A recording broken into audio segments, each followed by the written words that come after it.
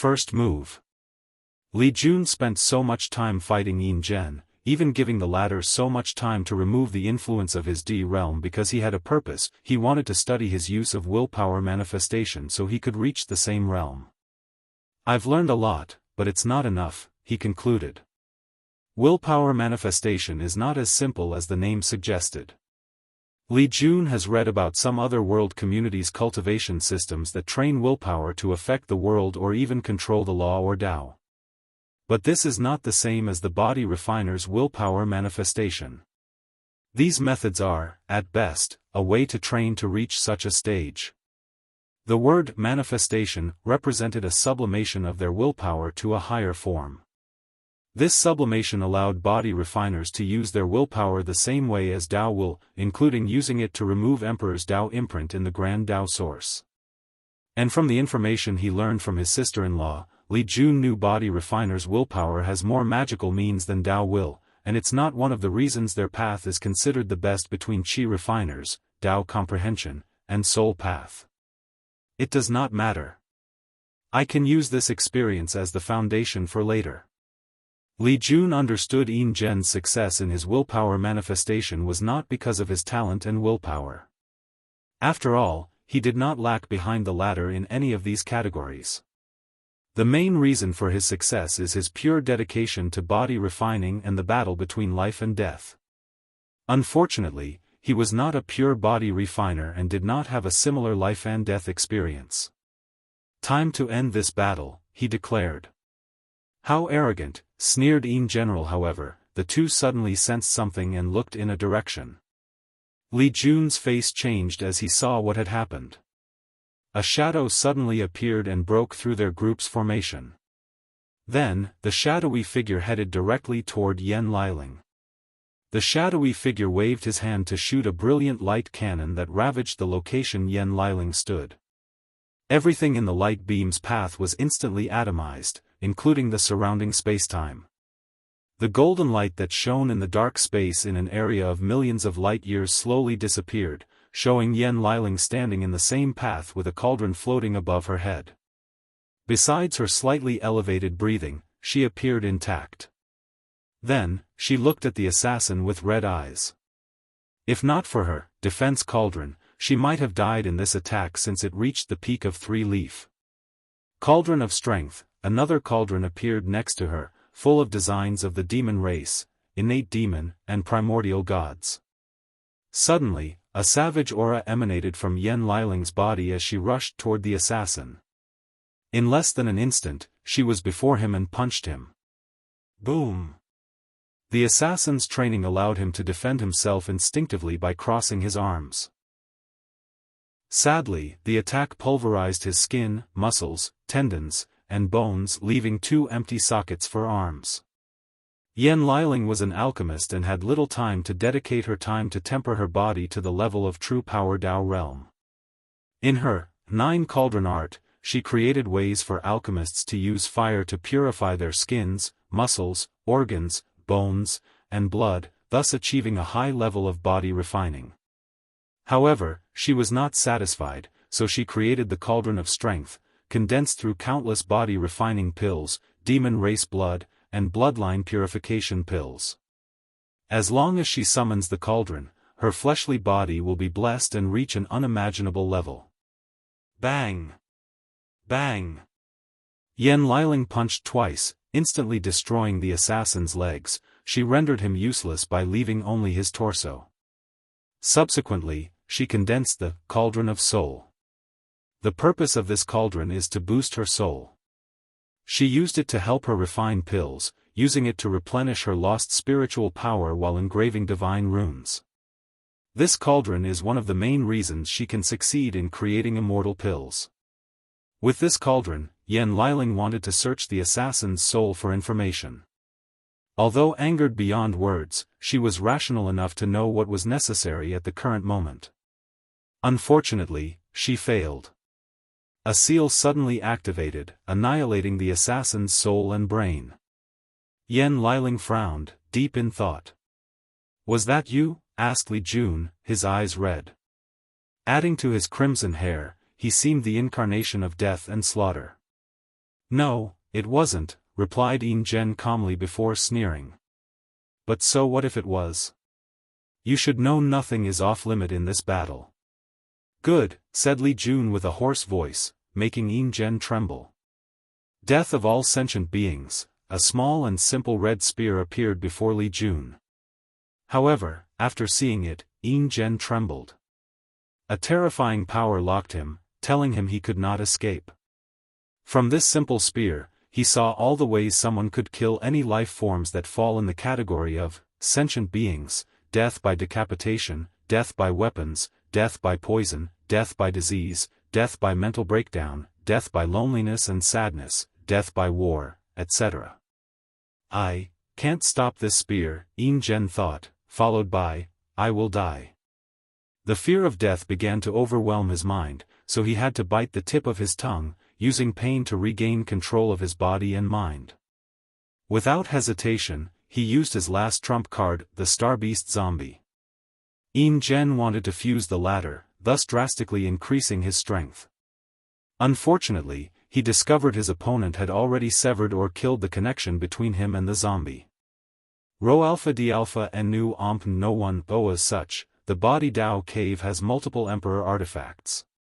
With the artifact, the spear barely slowed down. You're a talented individual, Yin Zhen, said Li Jun, his voice terribly calm. Unfortunately, your luck and destiny are subpar. You were born in the wrong era and lost to our sect's ancestors. And now, you also woke up in the wrong era and will lose to his descendants. Li Jun waved his hand to manifest an Emperor artifact that looked like a turtle shell, suppressing Yin Zhen's artifact. Then, the spear continued his journey, bringing him closer to death. Yin Zhen still remained calm as he analyzed the situation. He knew he could not use another Emperor artifact in his current state, especially since the enemy could do the same. He knew it would be best to bring out more power from the glove artifact he was using instead of bringing out more of them. So, he continued pondering. My only chance is to use my willpower to boost my defense. Yin Zhen entered a deep focus state, trying to mobilize the new power he awakened. Unfortunately, his luck or foundation had run out. In such a short time, he could not successfully comprehend a decent defensive method using his willpower. So, the spear continued its journey of destruction, death, and annihilation. When it was less than a meter away from him, Yin Zhen found his lower body rapidly disintegrated into infinitely small particles. So, he watched his life pass him as the spear slowly approached. Luckily for him, fate was on his side. After the spear reached less than 50 centimeters from him, its power fluctuated violently as if it had lost control.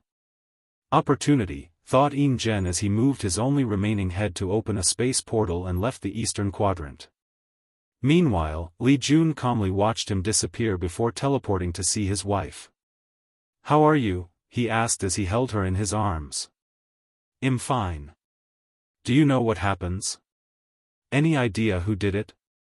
Tong Ruobing, declared Yen Liling. Her? What makes you say that? The assassin used an array-breaking talisman, and it was Immortal tier. Then, it also used an Immortal tier light erasure talisman, only she has such capability. You might be right, nodded Li Jun. However, we should also consider the possibility that the traitors and Mo Xingyun are trying to frame her, plotting against us using her. Yen Liling agreed with this analysis. However, her intuition told her this was Tong Ruobing's doing. What do you want to do with it? She asked, looking at the Star Beast zombie Tai gang defeated and captured. Do you want to use it as material to increase the puppet legion? Li Jun shook his head. High-tier power is more important than the low-tier legions. This thing already has Immortal tier strength. With a few changes, Kai Song can turn it into a powerful puppet. That's good. Central quadrant, in an isolated array, Yin Zhen's head appeared, and he breathed in relief. This Li Jun is not only strength, but his battle IQ is even more insane, he muttered before beginning his healing journey. He saved a lot of his Yin Qi as a last resort. And now, he would use it to heal himself. So, using the Yin Qi, numerous pills, and resources in his space ring, Yin Zhen swiftly returned to his peak state. This defeat meant nothing, he muttered. Plus, I still have a chance. He looked in a direction, his eyes twinkling. Yin Zhen's fate. Yin Zhen looked into the western quadrant, deep in thought. He pondered for a few minutes before a ruthless light flashed in his eyes. Blood energy, he muttered to himself. His zombie art was technically an evil technique. After all, zombies were abominations, creatures whose existence is rejected by heaven and earth since they defy the order of samsara. As such, there is one way Yin Zhen could use to increase the speed of cultivating his art, absorbing blood energy. By absorbing the yang energy from flesh and blood of creatures, he can balance the Yin Qi in the zombies' bodies, thus accelerating the cultivation of the technique and ensuring users can reach the golden zombie stage and revert to a living creature. Additionally, absorbing souls can also accelerate this technique since they are Yin nature. However, he has never done such a thing throughout his entire cultivation journey. He even warned future descendants of the Body Dao cave never to use this method. Yin Zhen had many reasons. Firstly, doing so would garner heavenly tribulations, making cultivating his technique even more difficult. He knew heavenly Dao would never allow any shortcut for such a powerful technique. The second reason was karmic sins. If someone used the crooked method to cultivate his technique, Buddhist technique, and yang power would still remain the nemesis of this art even after reverting to a living creature. Yin Zhen desired to create the best technique, so he would not allow such an apparent weakness. Finally, absorbing other people's flesh and blood energy would make the fleshly body less pure, making it difficult to continue cultivating in the future. But now, I have no choice, thought Yin General. He would deal with the side effects later by purifying his body. And since he won't kill many people, he won't have to worry about karmic sins. I need to be swift, he planned. Rush straight for D Tian, kill him, and absorb his flesh and blood. His generals will be a pain, but as long as I use my most powerful state and attack, I can quickly get rid of them. Yin Zhen took a moment to review his plan and perfect it. He decided to imprison these generals before going straight for D Tian. He is the king and my goal. I will have a chance to prove the Tao in this generation as long as I get his blood energy. After making a plan, he no longer hesitated. He summoned his emperor artifact and put the gloves on. Bang! A colossal cosmic being appeared in the western quadrant, right in front of D Tian's group. The being did not have skins, eyes, mouths, and noses like creatures of flesh and blood. Instead, it had a body made of mountains, rivers, forests, volcanoes, and his two eyes were the moon and the sun. As soon as the cosmic being appeared, it attacked Di Jiaying, making the latter's face contort. This attack has broken the limit of 7 leaf and is approaching the peak of 8 leaf. Di Jiaying instantly knew she could not block this attack with her current strength. However, she did not despair. Gao Buqin, she roared through divine sense. Then, a golden armor suddenly manifested out of nowhere, and she equipped it. Devil, she roared, and gluttony immediately lent her his power. A country's sacrifice, a tyrant can sacrifice millions of people for its benefit, and they can even sacrifice the very people they should be protecting and governing. A tyrant's will and desires are above everything, including the lives of all sentient beings. Di Jiaying raised her to create a black, red shield that contained countless grievances, hatred, and curses. The essence of this shield was the lives and souls of countless people sacrificed by their king or monarch. The sad part is even if these people are unwilling, they have no choice but to protect this tyrant, because his will is absolute. Boom! Yin Zhen's fist hit the protective shield. The shockwave of their clash did terrible damage to the surrounding million galaxies. Additionally, a wail full of sadness traveled throughout most of the western quadrant, and its origin was the shield. Di Jiaying's shield cracked, but it withstood the attack, at least temporarily. Her body trembled as she mobilized power beyond her limit. With her tyrant Dao, she gathered more grievances to reinforce the seal. It was as if she was sacrificing trillions of lives every passing second, but these souls did not seem real. However, that was the brilliance of her technique, it ignored the concept of reality and illusion, or real and falseness. As soon as Yin Zhen appeared, someone noticed him, Di Tian. He opened his eyes and looked at the cosmic being attacking his camp. Is that the body ancestors, heaven and earth body? Rho Alpha D Alpha Nu Ambast on his judgment, there were two brilliant body refining techniques from this era where Qi refining dominated, the ancient desolate body refining scripture, and the heaven and earth body. And if he had to choose the better of the two, he would choose the former. The heaven and earth body was a brilliant body refining technique, but the downside was it took too many resources to cultivate. This is why it was not as popular as the ancient desolate body refining scripture. P alpha and D alpha no one though however, the resources required were scary. To temper the skin, a cultivator must absorb the protective shield that protects a world. Whether it is lower, middle, greater, or heaven will world, there is a protective shield around it as they float in the endless void. And the first step of this technique is to absorb that protective shield into the skin. For the muscles, the cultivator must absorb the spirit veins of the world. Afterward, the muscle will have endless spiritual qi to nourish them. The bones require world source for the tempering process. The organs will require the 5 elements for the different zhang organs. Mountains for the earth element, forests for the wood element, oceans for the water elements, earth cores for the fire element, and/or veins for the metal element. Finally, the eyes will absorb stars and moons. Di Tian even knows some people in the body Dao cave suggested tempering the brain by absorbing heavenly Dao. This technique was genuinely brilliant, and the body ancestor was an unparalleled genius.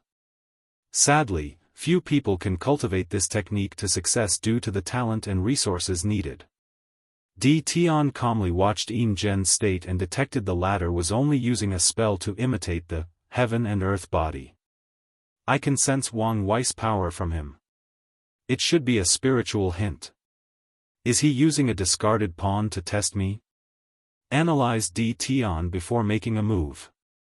A towering black and white hand appeared, even larger than Yin Zhen's current body. As he gazed at that hand, the body refiner felt death approaching him, and he realized he was powerless. At that moment, between life and death, his eyes became bright and pure, untainted by any haze. This is the end of my road, he thought. Bang! The void fluctuated. Escape? Why did he save him? Frowned Di Tian, who thought Yin Zhen was a sacrificial pawn. He knew Wang Wei never did anything without reason, so he analyzed the latter's purpose. Could he be acquiring another general? He felt this conclusion was wrong. However, after thinking about it for a few seconds, he could not deduce a reason he was satisfied with. So, he gave up and prepared to close his eyes. Huh, he muttered with a frown. He noticed something else that also required his attention. Central quadrant, Yin Zhen appeared in his regular form. However, he was in terrible shape. He was skinnier than bones, his face was full of wrinkles and age spots, and his hair was all white, his body had entered its twilight moment. Ha ha ha, a discarded pawn, he muttered wryly, his body exuding an incomprehensible sadness. No, I guess I'm still a valuable pawn. Yin Zhen could not help but remember Li Jun's words, he was born in the wrong era. I lost to Wang Chang, but now, even after abandoning my values, I lost to his descendant and even became a pawn. He sighed heavily, this battle was a great blow to him. Well, it doesn't matter. Since I am alive, there is hope. The word given up was not part of Yin Zhen's vocabulary. When he was immortal, he knelt for 5 years before being accepted by the body Dao cave. In those 5 years, he did not eat or drink, and his body was on the verge of falling after only 3 months. But he resisted and used his willpower to sustain himself. Back then, he was prepared to spend his mortal lifespan, roughly 80 to 90 years, kneeling before someone accepted him. And after his failure against Wang Chong, he sealed himself and spent at least a dozen times longer than usual to wash away his karma, using the experience to temper himself and improve. I only need to sleep for a few more million years. Yin Zhen exhaled deeply before uttering, I give up this battle. A white light flashed on his body, and Yin Zhen knew he was officially eliminated from this battle. Walking a thin line. Eastern Quadrant, Wang Wei calmly watched Yin Zhen's confrontation with Di Jiaying. After seeing his form, he also thought of the body ancestors, heaven and earth body. His fate shadow guard got their hands on that technique, and he had to agree it was superior to his ancient desolate body refining scripture. Simultaneously, he also thanked the heavens that the body ancestor was a good-hearted individual after studying that technique. According to his analysis, the body ancestor's strength reached one root Dao ancestor before getting his hands on the heaven will, and that's a minimum prediction. And after proving the Dao, his strength was on par with eternal supremes, meaning above 25% grand Dao source. If the latter wanted to absorb the myriad emperor world to cultivate his technique, no one at that age could stop him. No, this man had the potential to be a catastrophe to the entire lower dimension. If he had the ambition to open the gate of power before ascending, he would have to destroy countless heaven-will worlds in his cultivation process. Wang Wei theorized the latter used thousands of great thousand worlds to temper his fleshly body, destroying these worlds in the process. Or he found many destroyed worlds from the innate acquired war and used them for his cultivation. It's a shame this technique takes too much time and requires too many resources. Not to mention the karma debts from destroying these worlds, he pondered. He often sighed and praised the body ancestors' genius and madness for creating such a technique. After all, no sane person would create such a thing. However, after many analyses and discussions with Wu Hong, he realized the appearance of this technique was inevitable. The cultivators in the ancient emperor era studied heaven and earth to perfect the cultivation civilization. Array masters studied innate formations, alchemists, talisman makers, and weapon refiners studied divine runes found in nature. So, it's not out of the ordinary for someone to use nature as the foundation for a body refining technique. However, the body ancestor took things to the extreme. He used the idea that the human body contains a universe and slowly turned it into one. Of course, Wang Wei also understood why the body ancestors' dream of creating a supplementary body refining technique for the origin system did not work. If he made his heaven and earth body, the cultivators of the myriad emperor world would definitely be the best in the lower dimension. However, they would also become a scourge civilization, invading countless world communities and destroying millions of worlds. And the final fate of such a civilization would be worse than the devil race. It would prosper for a short period before becoming extinct. Wang Wei calmly watched the battle. And when Di Tian took action, he sent Yin Zhen away. Di Jiaying sighed in relief. The armor on her body turned into numerous motes of lights, disappearing into the unknown. She was not surprised by this fact. Gao Buchan's talent was very high, but he did not quite reach Yen Liling and Tong Rubing's level. This also meant he could not create immortal tier artifacts. However, he could create temporary ones who would disappear after a short use, similar to talismans. Rho Alpha D Alpha Na the entire process was so fast that she could not even react. For a moment, she felt the shadow of death looming over her head. Clink! A hooded figure appeared and blocked the attack for Di Jiaying. Unfortunately, the latter was also slightly too late. The assassin's dagger spewed a black light that grazed Di Jiaying's sides.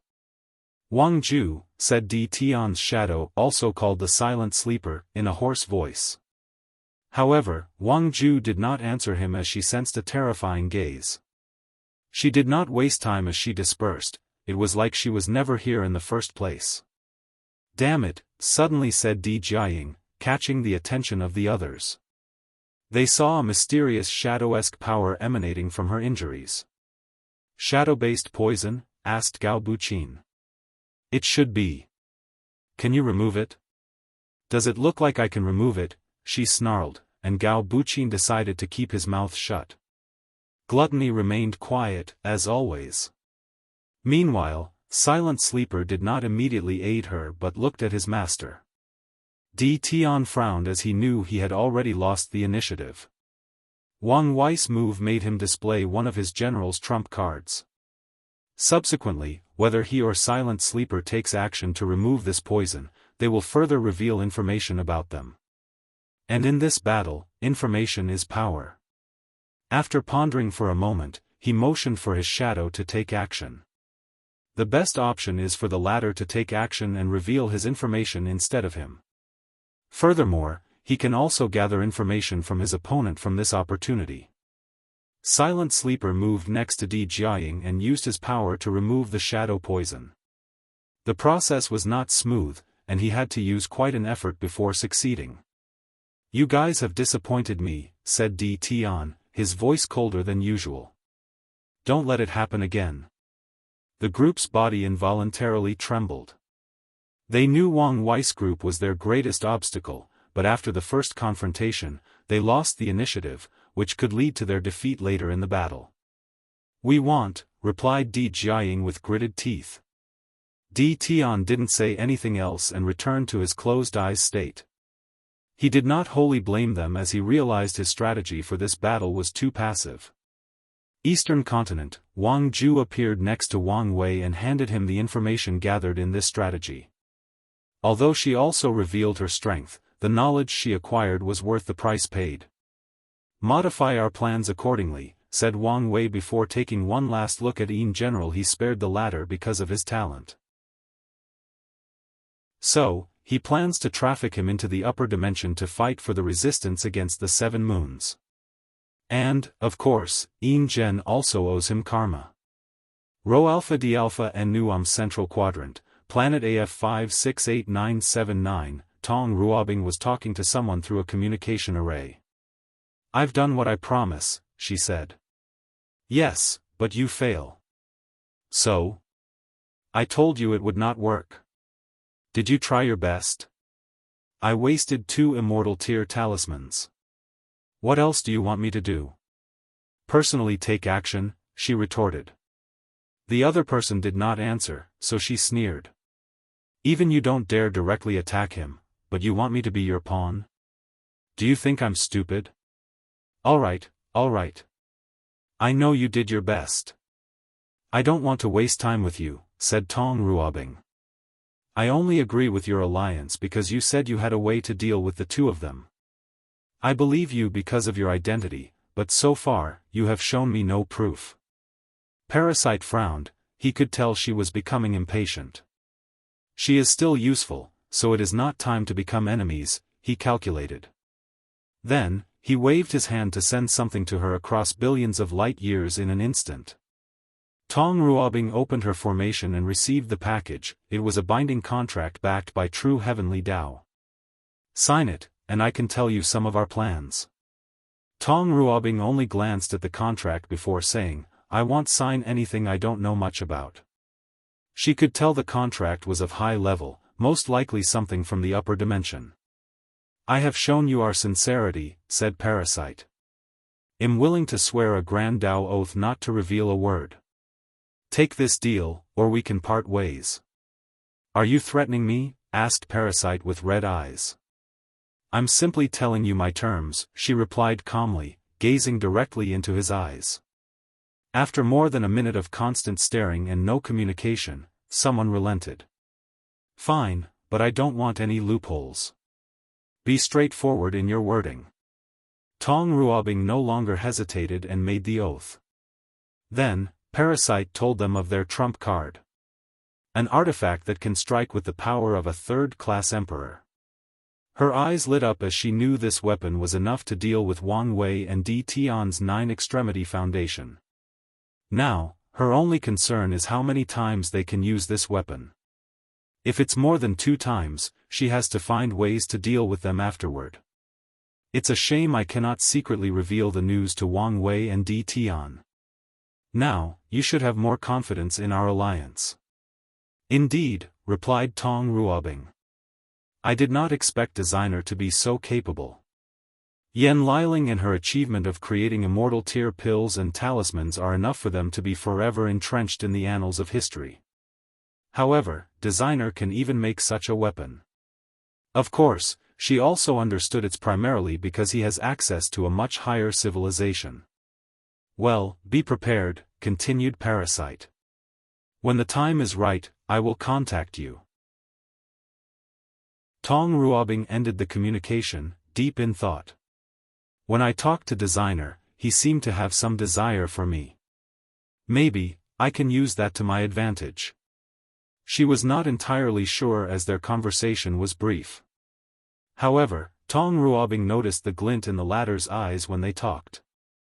Furthermore, he attempted to communicate with her twice again, but Parasite seemed to have intervened. Huh? Tong Ruobing noticed someone approaching her location. It's her, she muttered, looking at Jianghu Hua. Tong Ruobing vs. Jianghu Hua, I. Tong Ruobing remembered seeing Jianghu Hua during Gu Xian's deception trial. Her battle against the immortal child caught her attention because she felt Jianghu Hua did not use all her strength despite losing. And given the strength displayed by the latter, Tong Ruobing took notice of her and actively searched for information to know her details. She learned she was a heaven chosen from a past era, and she most likely failed the heaven will battle once. Tong Ruobing walked out of the formation, glancing at her opponent. What do you want? Isn't it obvious? Replied Jianghu Hua with a frown. The battle has just begun. There is no need for people of our level to fight. Tong Ruobing did not want to fight, at least not now. She did not want to reveal her powers, abilities, and trump cards. People like you become more dangerous as time passes, so it's a good strategy to eliminate them early, calmly replied Jianghu Hua.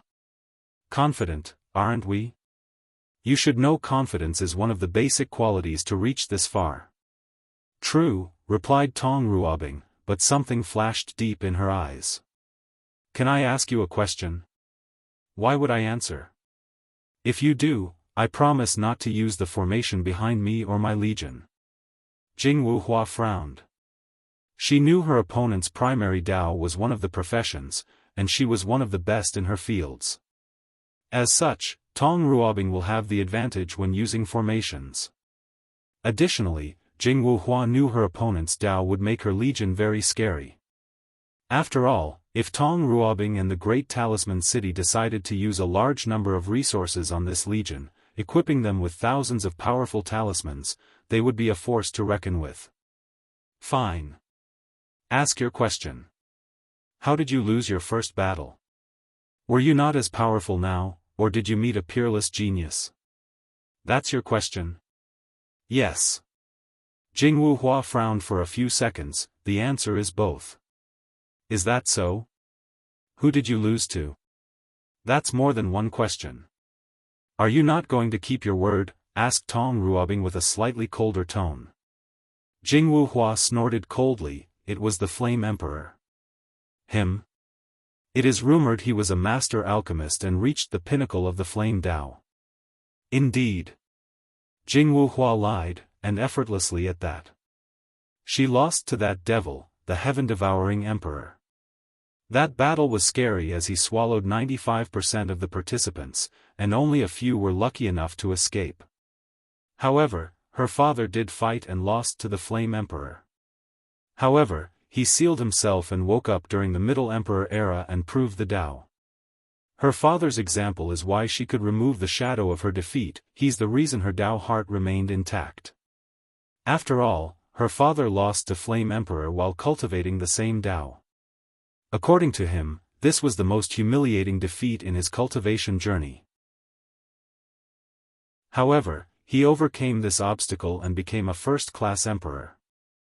If I remember correctly, the Flame Emperor proved the Dao in the period between the collapse of the Incense era and the beginning of the Devil era.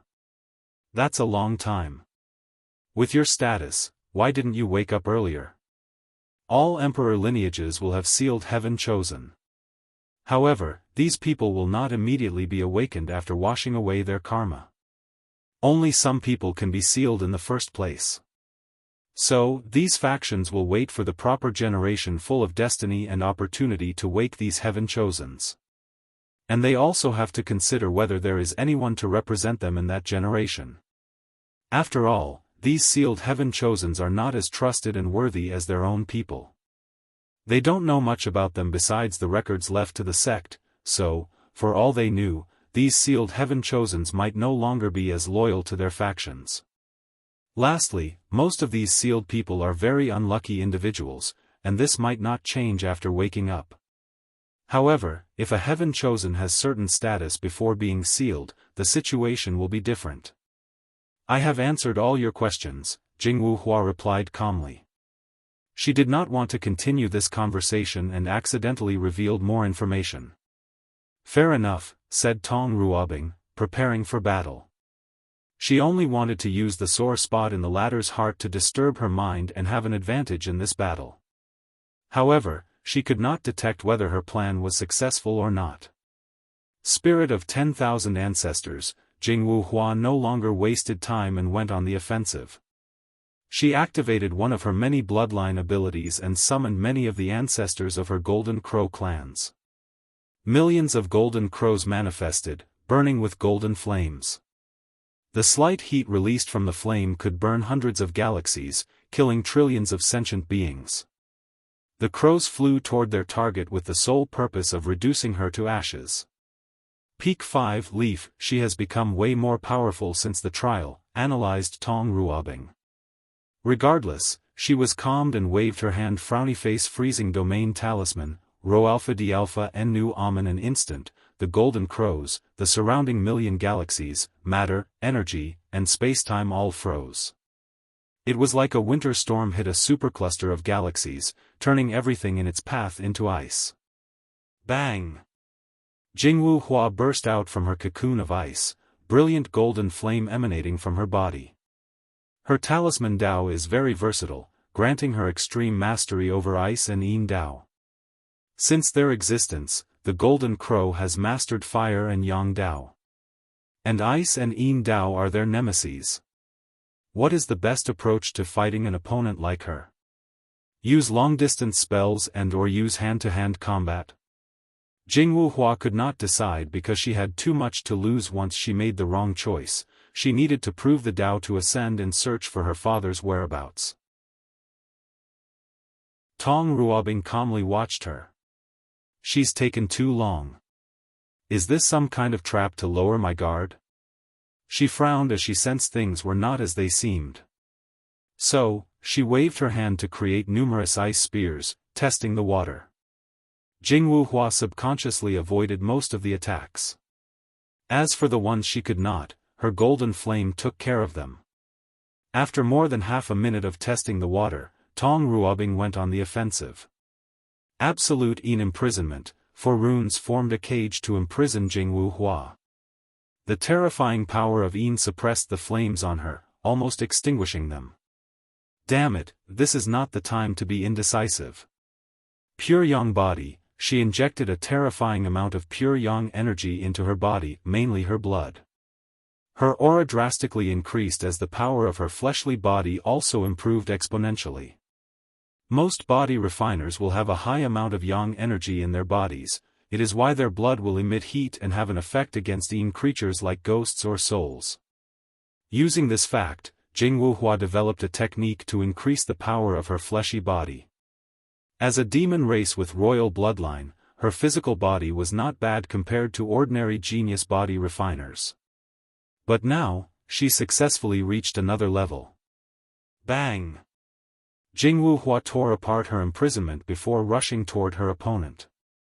Tong Ruobing immediately displayed her high combat IQ and used numerous talismans targeting body refiners.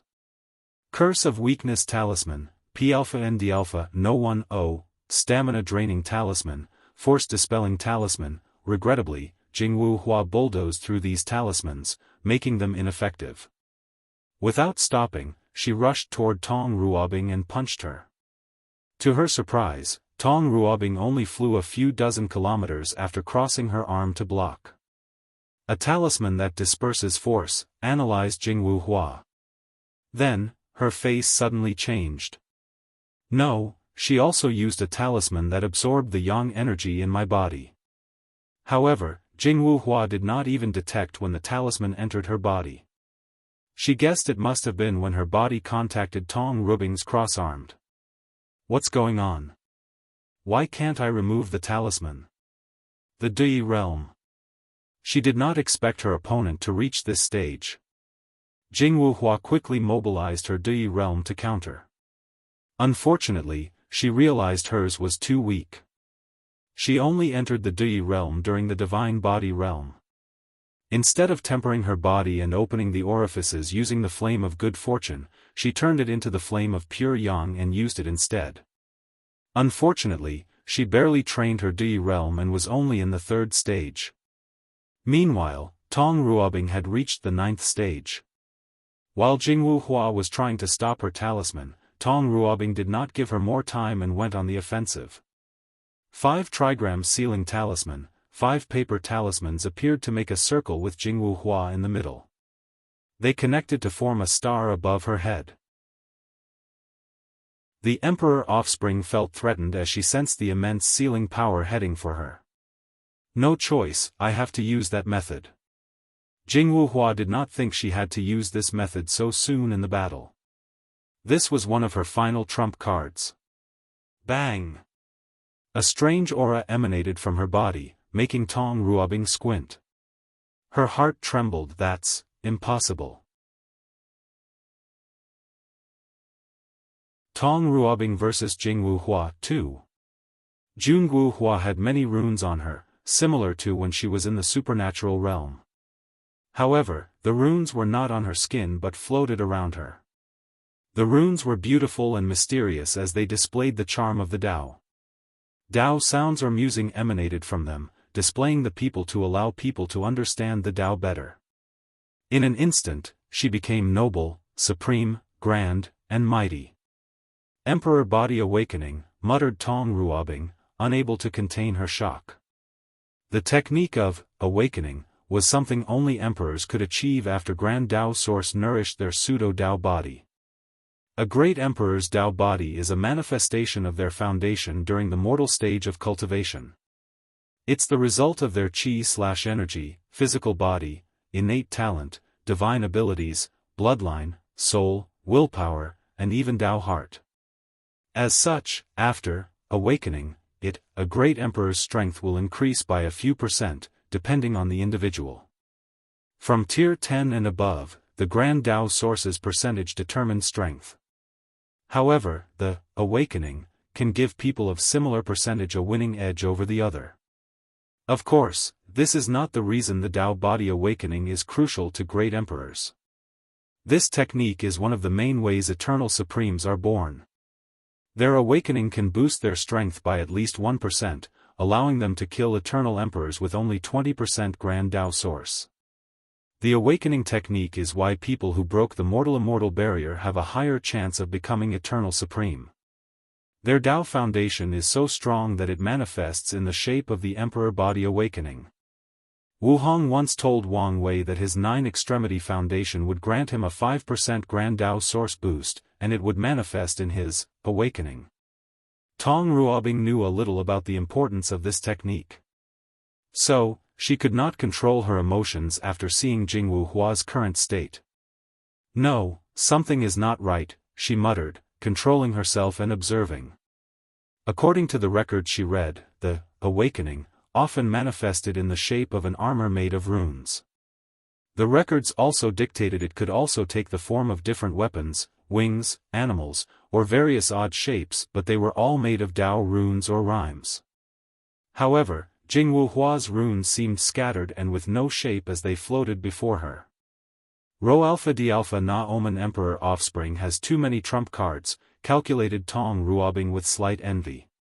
She could imagine how many trump cards Jianghu Hua's parents left for her. And these trump cards would be things allowed within the rules and regulations. I need to finish this battle as quickly as possible before something unexpected occurs. Tong Ruobing waved her hand, and a talisman appeared before her. Frowny face atomized beam talisman.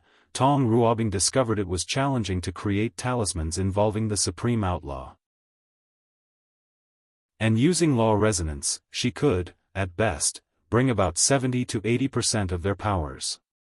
She then experimented with refining a physical talisman and discovered how difficult the process was. Furthermore, she has to survive a terrifying thunder tribulation afterward. However, she lusted after their tremendous power and sought a way to use their full power. Her solution was to use one of their sub-Dao and elevate it to a higher level. The atomized beam talisman used the atomization from destruction Dao and elevated it to a level on par with its superior.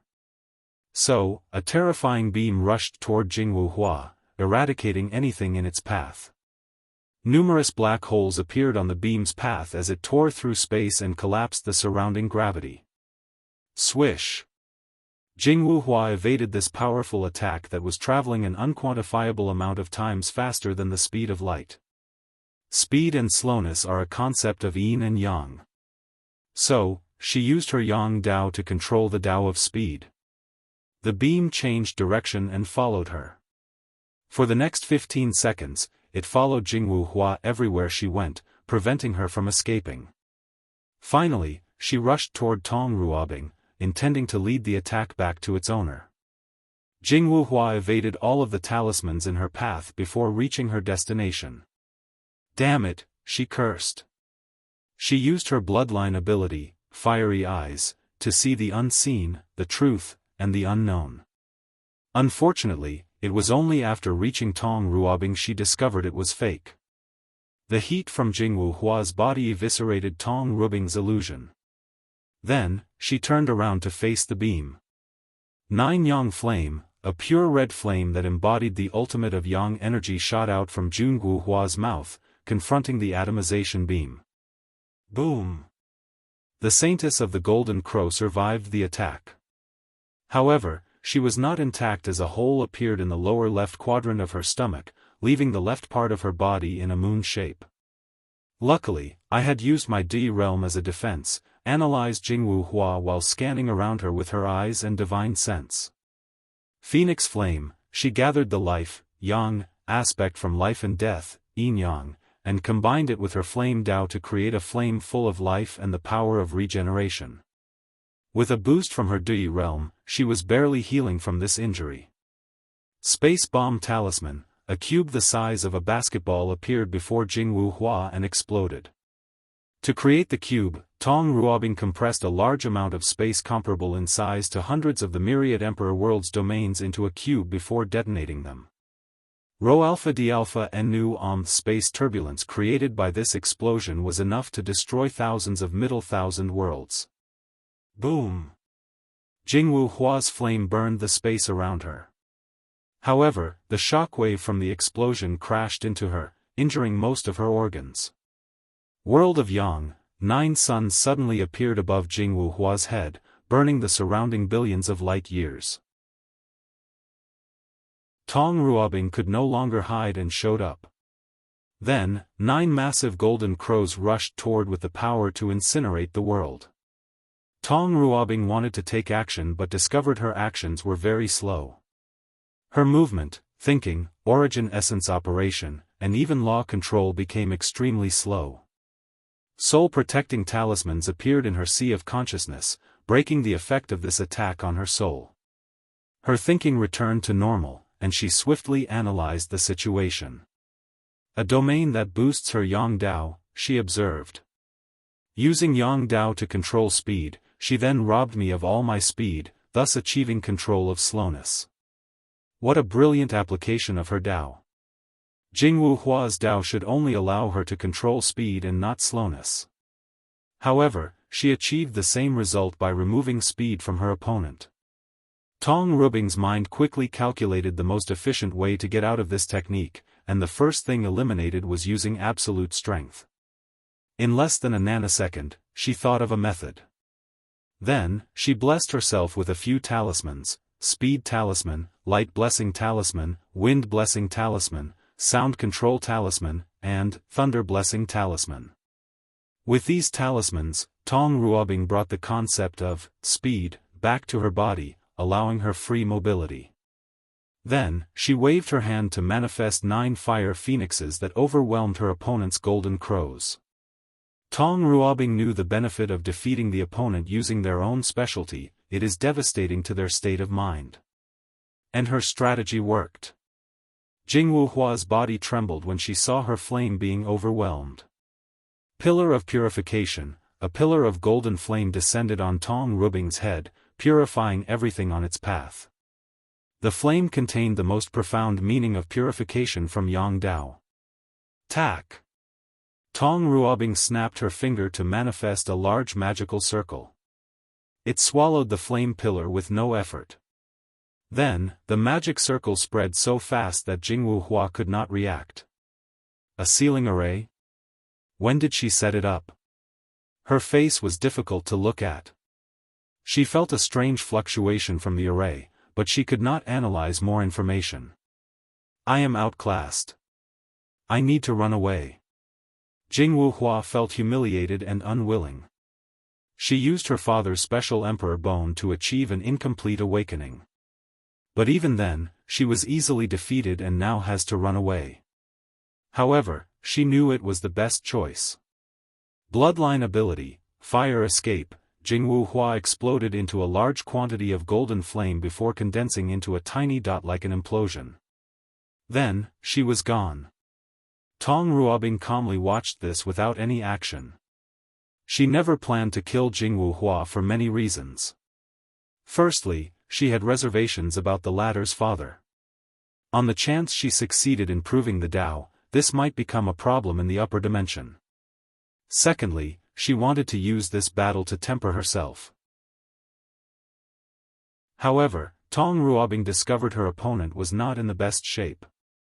Jianghu Hua was distracted during the entire fight, making many mistakes, including not transforming into her demon form. It was as if something was preoccupying her mind. Finally, Tong Ruobing wanted plausible deniability. Her current status was on the side of these traitors. However, she only did so out of desperation to have a chance to win this battle. So, after she betrays these people, she can use the excuse she never killed any of the Heaven Chosens to show her innocence, to show this was all her plan from the beginning. Of course, Tong Ruobing also knows her plan was obvious to some people. However, as long as they do not have direct evidence, she can argue her innocence that she wanted to infiltrate these people and destroy them from the inside. The cultivation world has certain rules that it must follow as a society. And because of these rules, Wang Wei can secretly help the devil race but would never openly admit it. So, even if someone knows the truth, they can't do anything unless there is obvious evidence. Tong Ruobing was using the same logic. Northern Quadrant, Jianghu Hua appeared with even more significant injuries. She hurriedly found a place to set up formations and hide. Unfortunately, someone found her before she could swallow a few healing pills. Damn it, she cursed after seeing who it was. Bloodline Supremacy Battle, I. And, this chapter is not edited. Huafeng Huang waved her hand to summon an all-white sword with a design of a white tiger roaring at the heavens on the edge. A terrifying killing intent emanated from the sword and her body. She moved and instantly appeared before Ao Shen, swinging down her sword with the intention of cleaving him into 2 parts. Dragon scales appeared on Ao Shen's arms, allowing him to block the attack. However, the force behind this swing pushed him a few kilometers away. Huafeng Huang was not surprised by Ao Shen's identity as an innate dragon.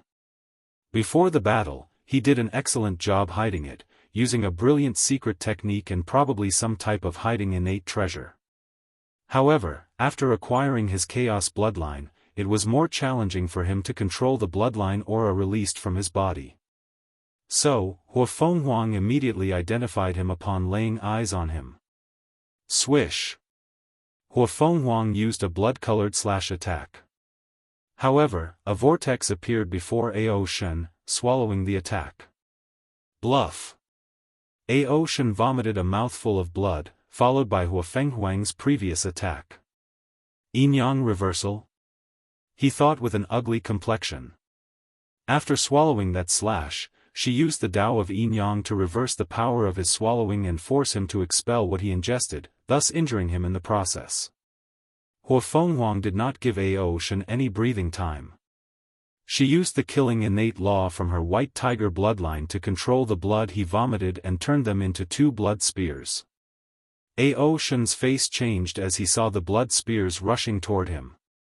He felt they locked his position and would follow him anywhere he went. Regardless, his intuition told him he should not directly defend against this attack. So, a pair of cicada wings appeared behind his back, and he rushed away, evading the attack. He thought his evasive actions would buy him more time. Unfortunately, he was wrong. After the blood spears missed their target, they suddenly disappeared. And before Aoshan could react, the spears appeared in his body, piercing his heart and internal organs. The blood returned to its owner, he thought while groaning. Luckily, her Di realm is weaker compared to mine. Hua Fenghuang's Di was subpar for one reason: pride. As a heaven chosen from the ancient clans, she has knowledge about the Di realm. However, the ancient clan usually achieves Di realm by combining the ancient cultivation system with Qiyuan's origin system. However, most clan members despise or have a deep hatred for Qiyuan. So, the majority refused to use this method, including Hua Fenghuang. After experiencing the deception trial, she knew she needed to master the power of the Di realm. So, she found a way without relying on herself, but after so many years, she only reached the 5th stage even through training. After all, she does not have someone like Wang Wei to ask for guidance from Li Jun. Meanwhile, Aoshan's Di realm reached the 9th stage by combining the martial hegemony martial art system, the origin system, and the demon race's bloodline system. Sadly, he has no knowledge or experience on how to correctly use his Di realm. What? Grunted Aoshan as she discovered an anomaly. Hua Fenghuang's Di realm was mixed with something else. Phoenix's immortal will. Noticed? Asked Hua Fenghuang with a sneer. She knew her weakness was her Di realm.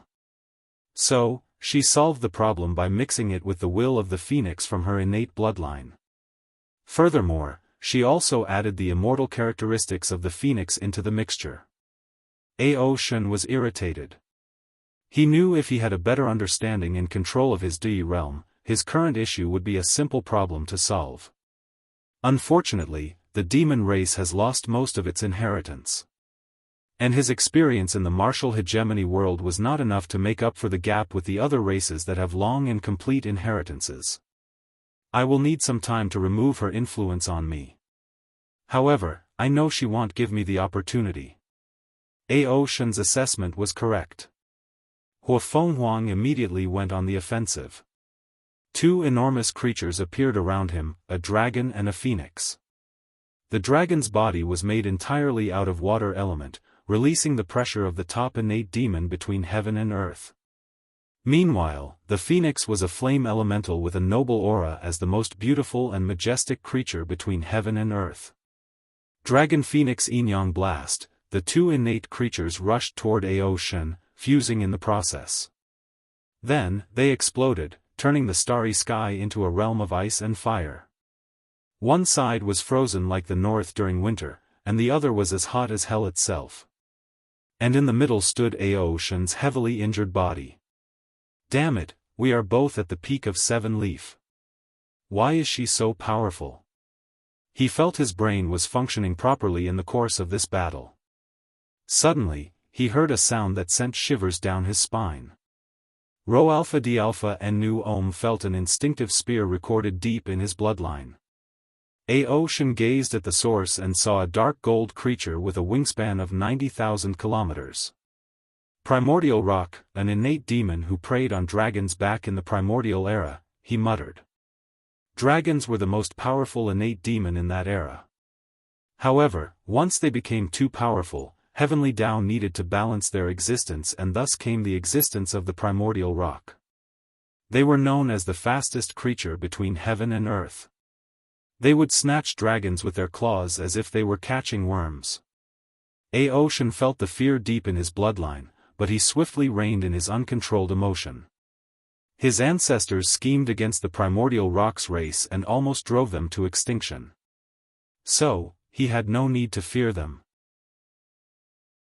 What he cared about was how Huafenghuang could create such a technique that targeted the weakness of his bloodline. He did not sense any of Rock's bloodline from her, so he was momentarily confused. Then, his eyes lit up.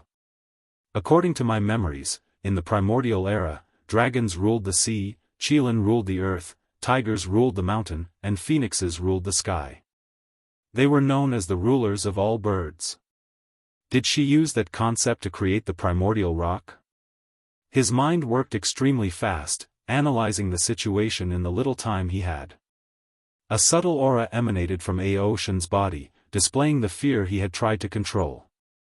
The primordial rock seemed very spiritual and took this opportunity to rush toward him with unmatched speed. Before Aoshan could blink his eyes, the creature was already above him, ready to tear him apart. Unfortunately, only a smirk greeted the noble creature.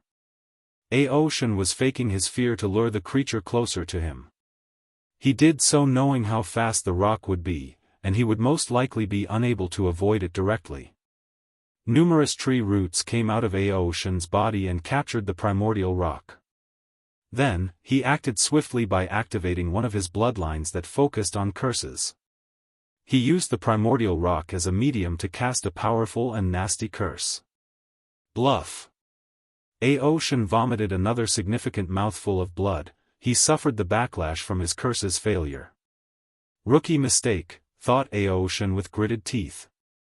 He forgot the 5 sacred beasts were one of the noblest creatures. As such, heavens blessed them so they would not be evaded by evil, and curses were considered one of the evils of heaven and earth. Swish!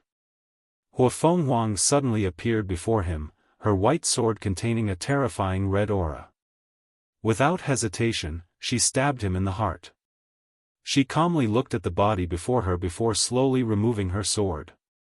Eggless novel COM the shell escape technique from the white cicada bloodline, thought Huafenghuang, who was similar to this technique as this demon tribe was famous for their escape technique. When in danger, they can shed their skin and escape. Aoshan watched her as fear flashed in his eyes. He knew how scary that last attack was because she wanted to use her killing innate law to kill his chaos bloodline. Something is wrong, thought Aoshan. Unfortunately, Huafenghuang did not want to give him time to figure it out. She rushed toward him, not hiding her desire to kill him as soon as possible. Aoshan decided to use a stalling tactic. He used another divine ability to create countless clones of himself. Then, he used his extreme innate treasure he used to hide his identity to turn invisible. Huafenghuang acted swiftly and burned all the clones in her path. However, they were not afraid of death and exploded themselves before death. Many rushed at her with the intention of dying. Then, before Huafenghuang could find a countermeasure, she heard a cracking sound, making her sigh deeply. "Did you find it?" she asked with a smile. "A probability field created by your luck Dao that increased your chances of winning," said Aoshan with a sneer, his voice echoing in the surrounding. "And the best way to guarantee victory is to affect my mind, forcing me to make horrible decisions and mistakes during battle." "Correct. And with your previous state of mind, this technique was more successful and easier than it should have been." Aoshan wanted to rip her heart out and force her to eat it. As soon as his mind was clear, he realized it was a mistake to fight an opponent like Huafenghuang using his Chaos Bloodline's various abilities. After all, he had just acquired these abilities. As such, he needed to use his Darkness Law which he has full mastery of. This is the only way to utilize all his power. Bloodline Supremacy Battle 2. Huafenghuang was not playing around. She used her Heavenly Eye technique to see through falseness. Unfortunately, Aoshin used an extreme-level innate treasure and could use a lot of its power with his immortal venerable strength, so she could not detect him. So, Huafenghuang used the background of her ancient clan. Although Qiyuan almost left them broke, after so many years, they recuperated to some degree. She waved her hand to summon an extreme-level innate treasure in the shape of an eye. Its name was Phoenix Eye. Find you, thought Huafenghuang before instantly appearing before Aoshin, using a brilliant application of Yin-Yang Dao.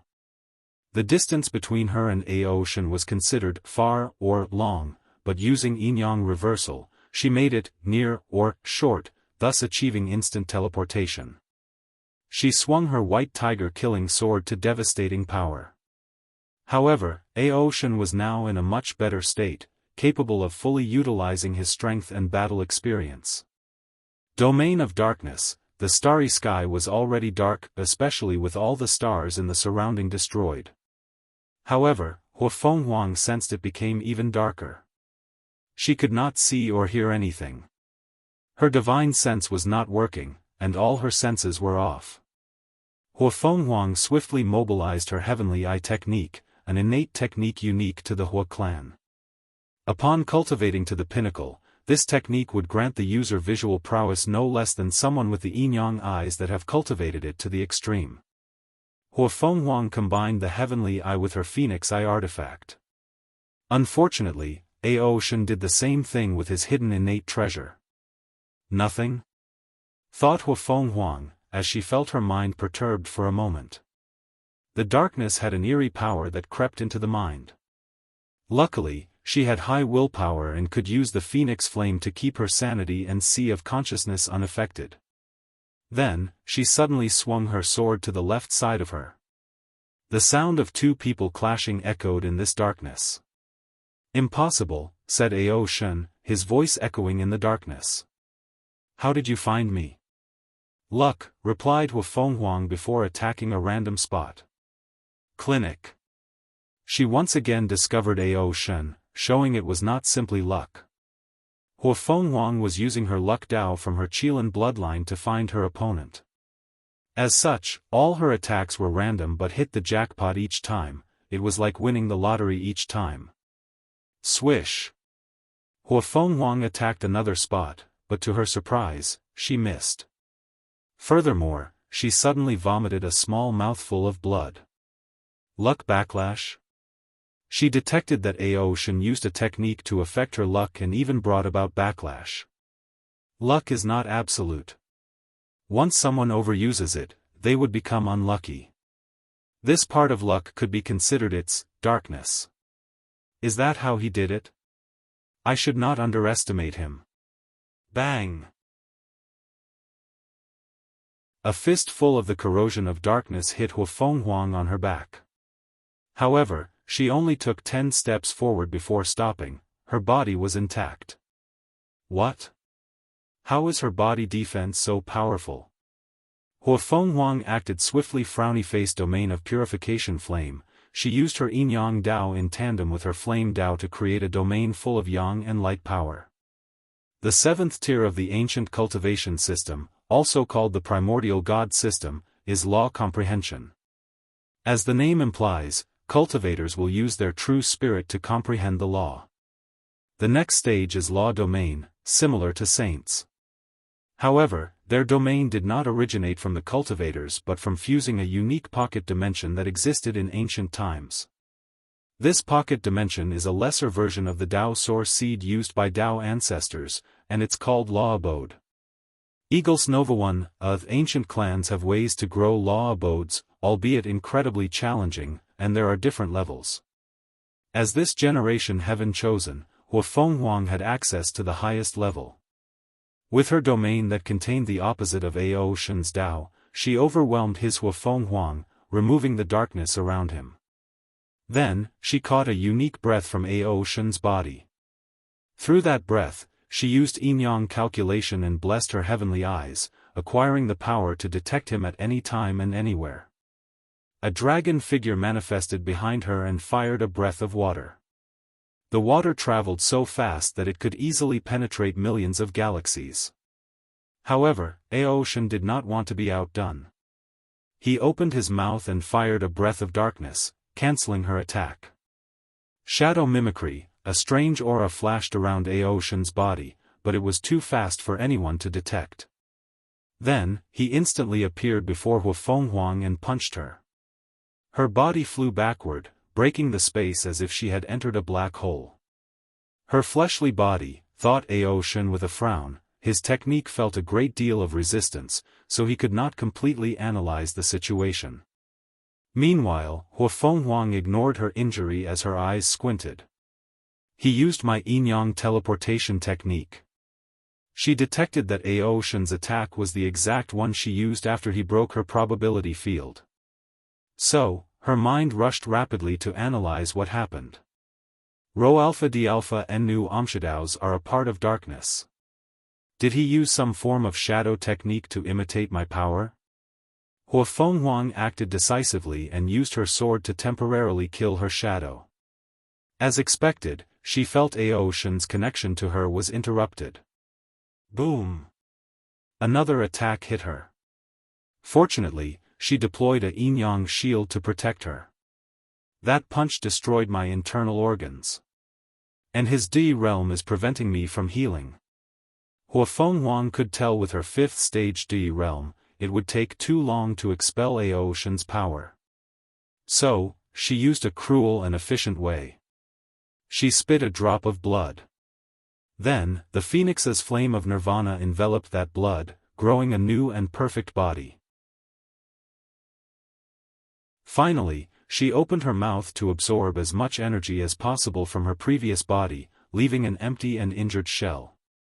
Time to end this battle, thought Hu Fenghuang, gazing directly at Aoshan, who instinctively knew things were about to get serious. I have 3 modes of battle, and 2 are useless, pondered Aoshan.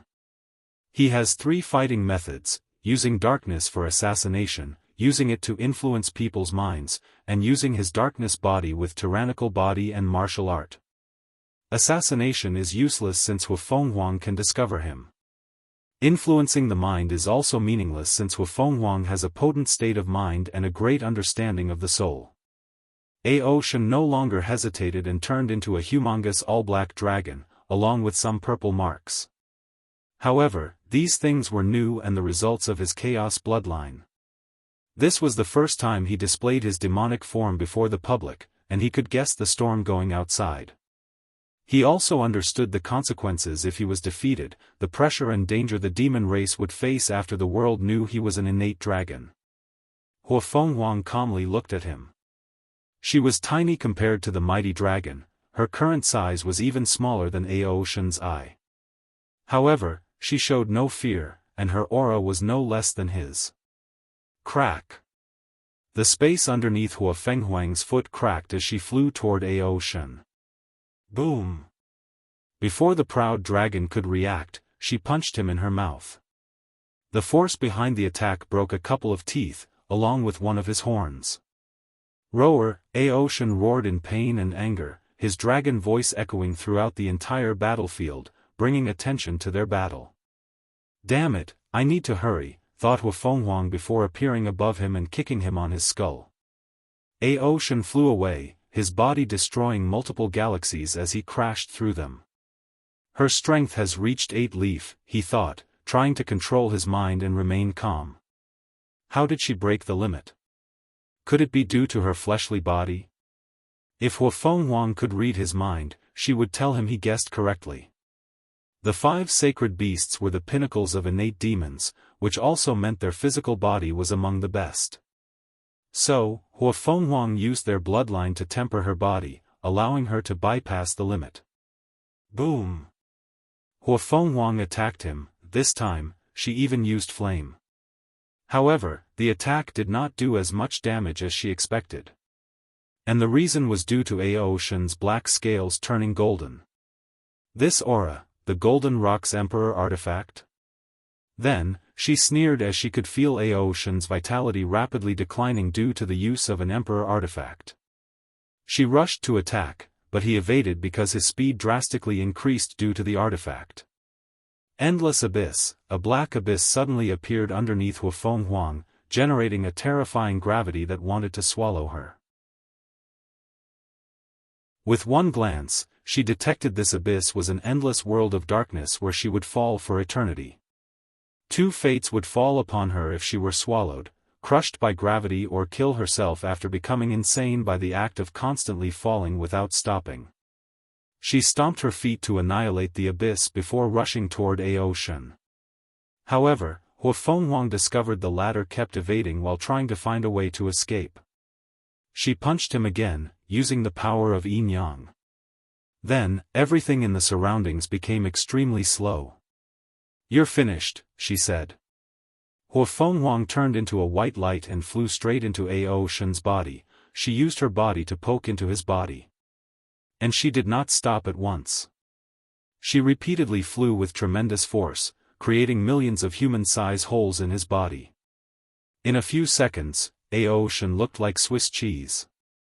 "Stop!" yelled Aoshan as he felt his life passing through him.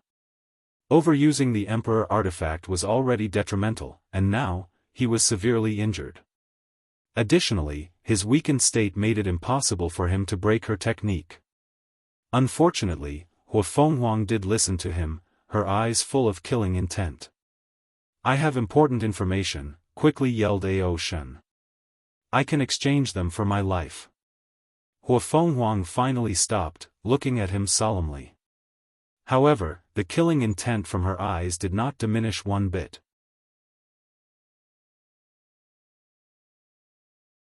Chapter 782.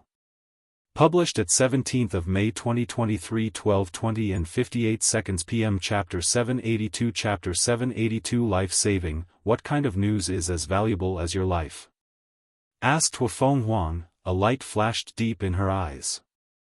"I can guarantee this news is crucial, especially to someone like you," replied Aoshan, who reverted to his human form.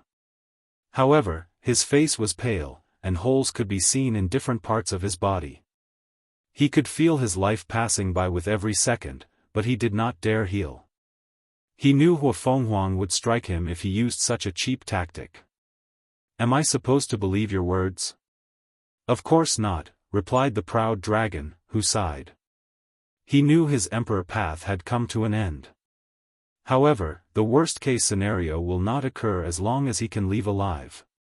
As for the trouble that would occur after his exit, his mind was thinking of ways to deal with it. "We will sign a contract guaranteed by Heavenly Tao. If the information I provide is valuable enough, you must let me live. And if it's not? You can kill me," replied Aoshan calmly. She squinted, thinking about the chances of killing him and searching his soul. "Don't even think about it," said Aoshan with a sneer.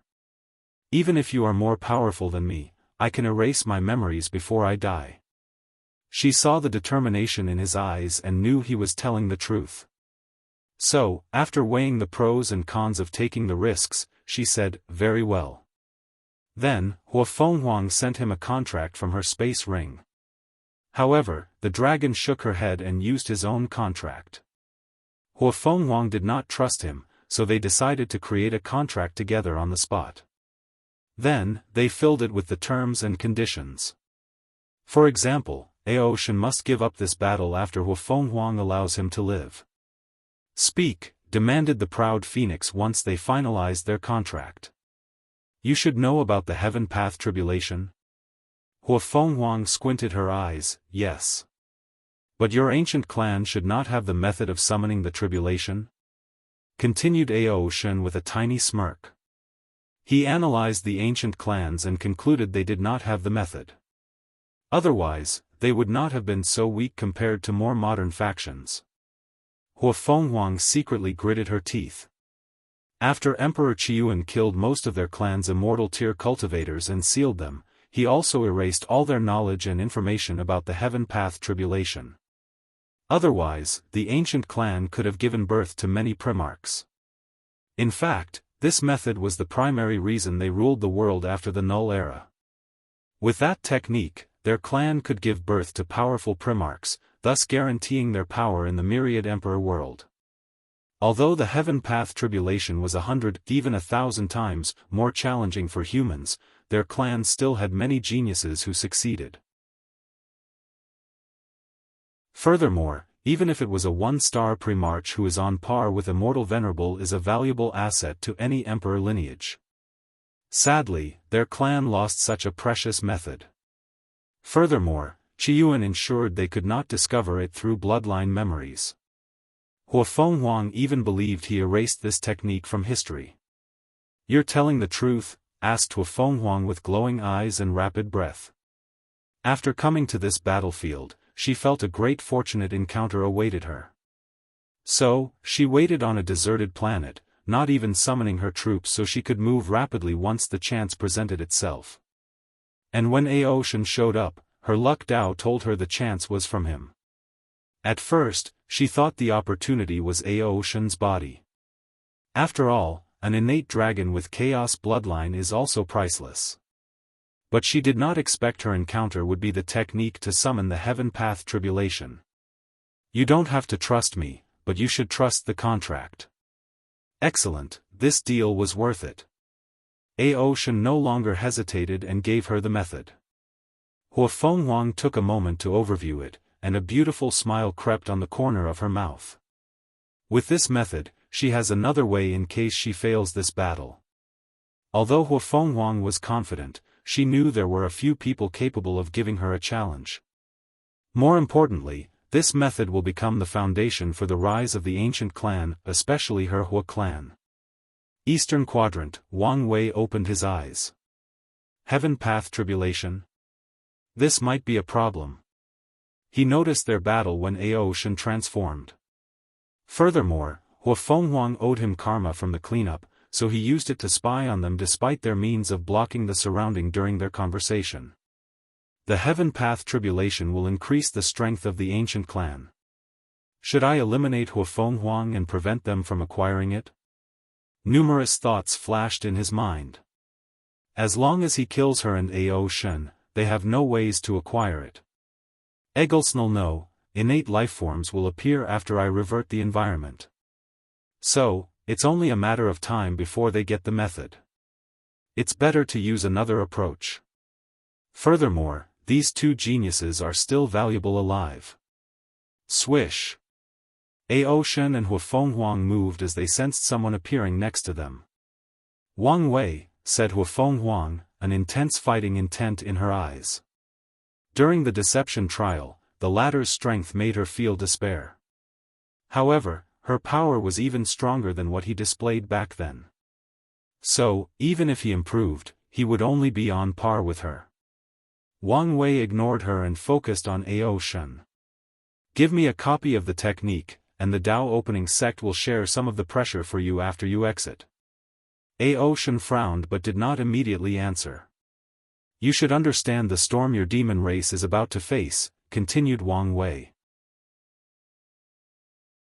"As an innate demon, many people will want to get their hands on your body, including Immortal Venerables and Dao ancestors. Give me the technique, and the sect will share most of the pressure for you until you finish the tribulation." Aoshan knew very well the situation the demon race would face because of him.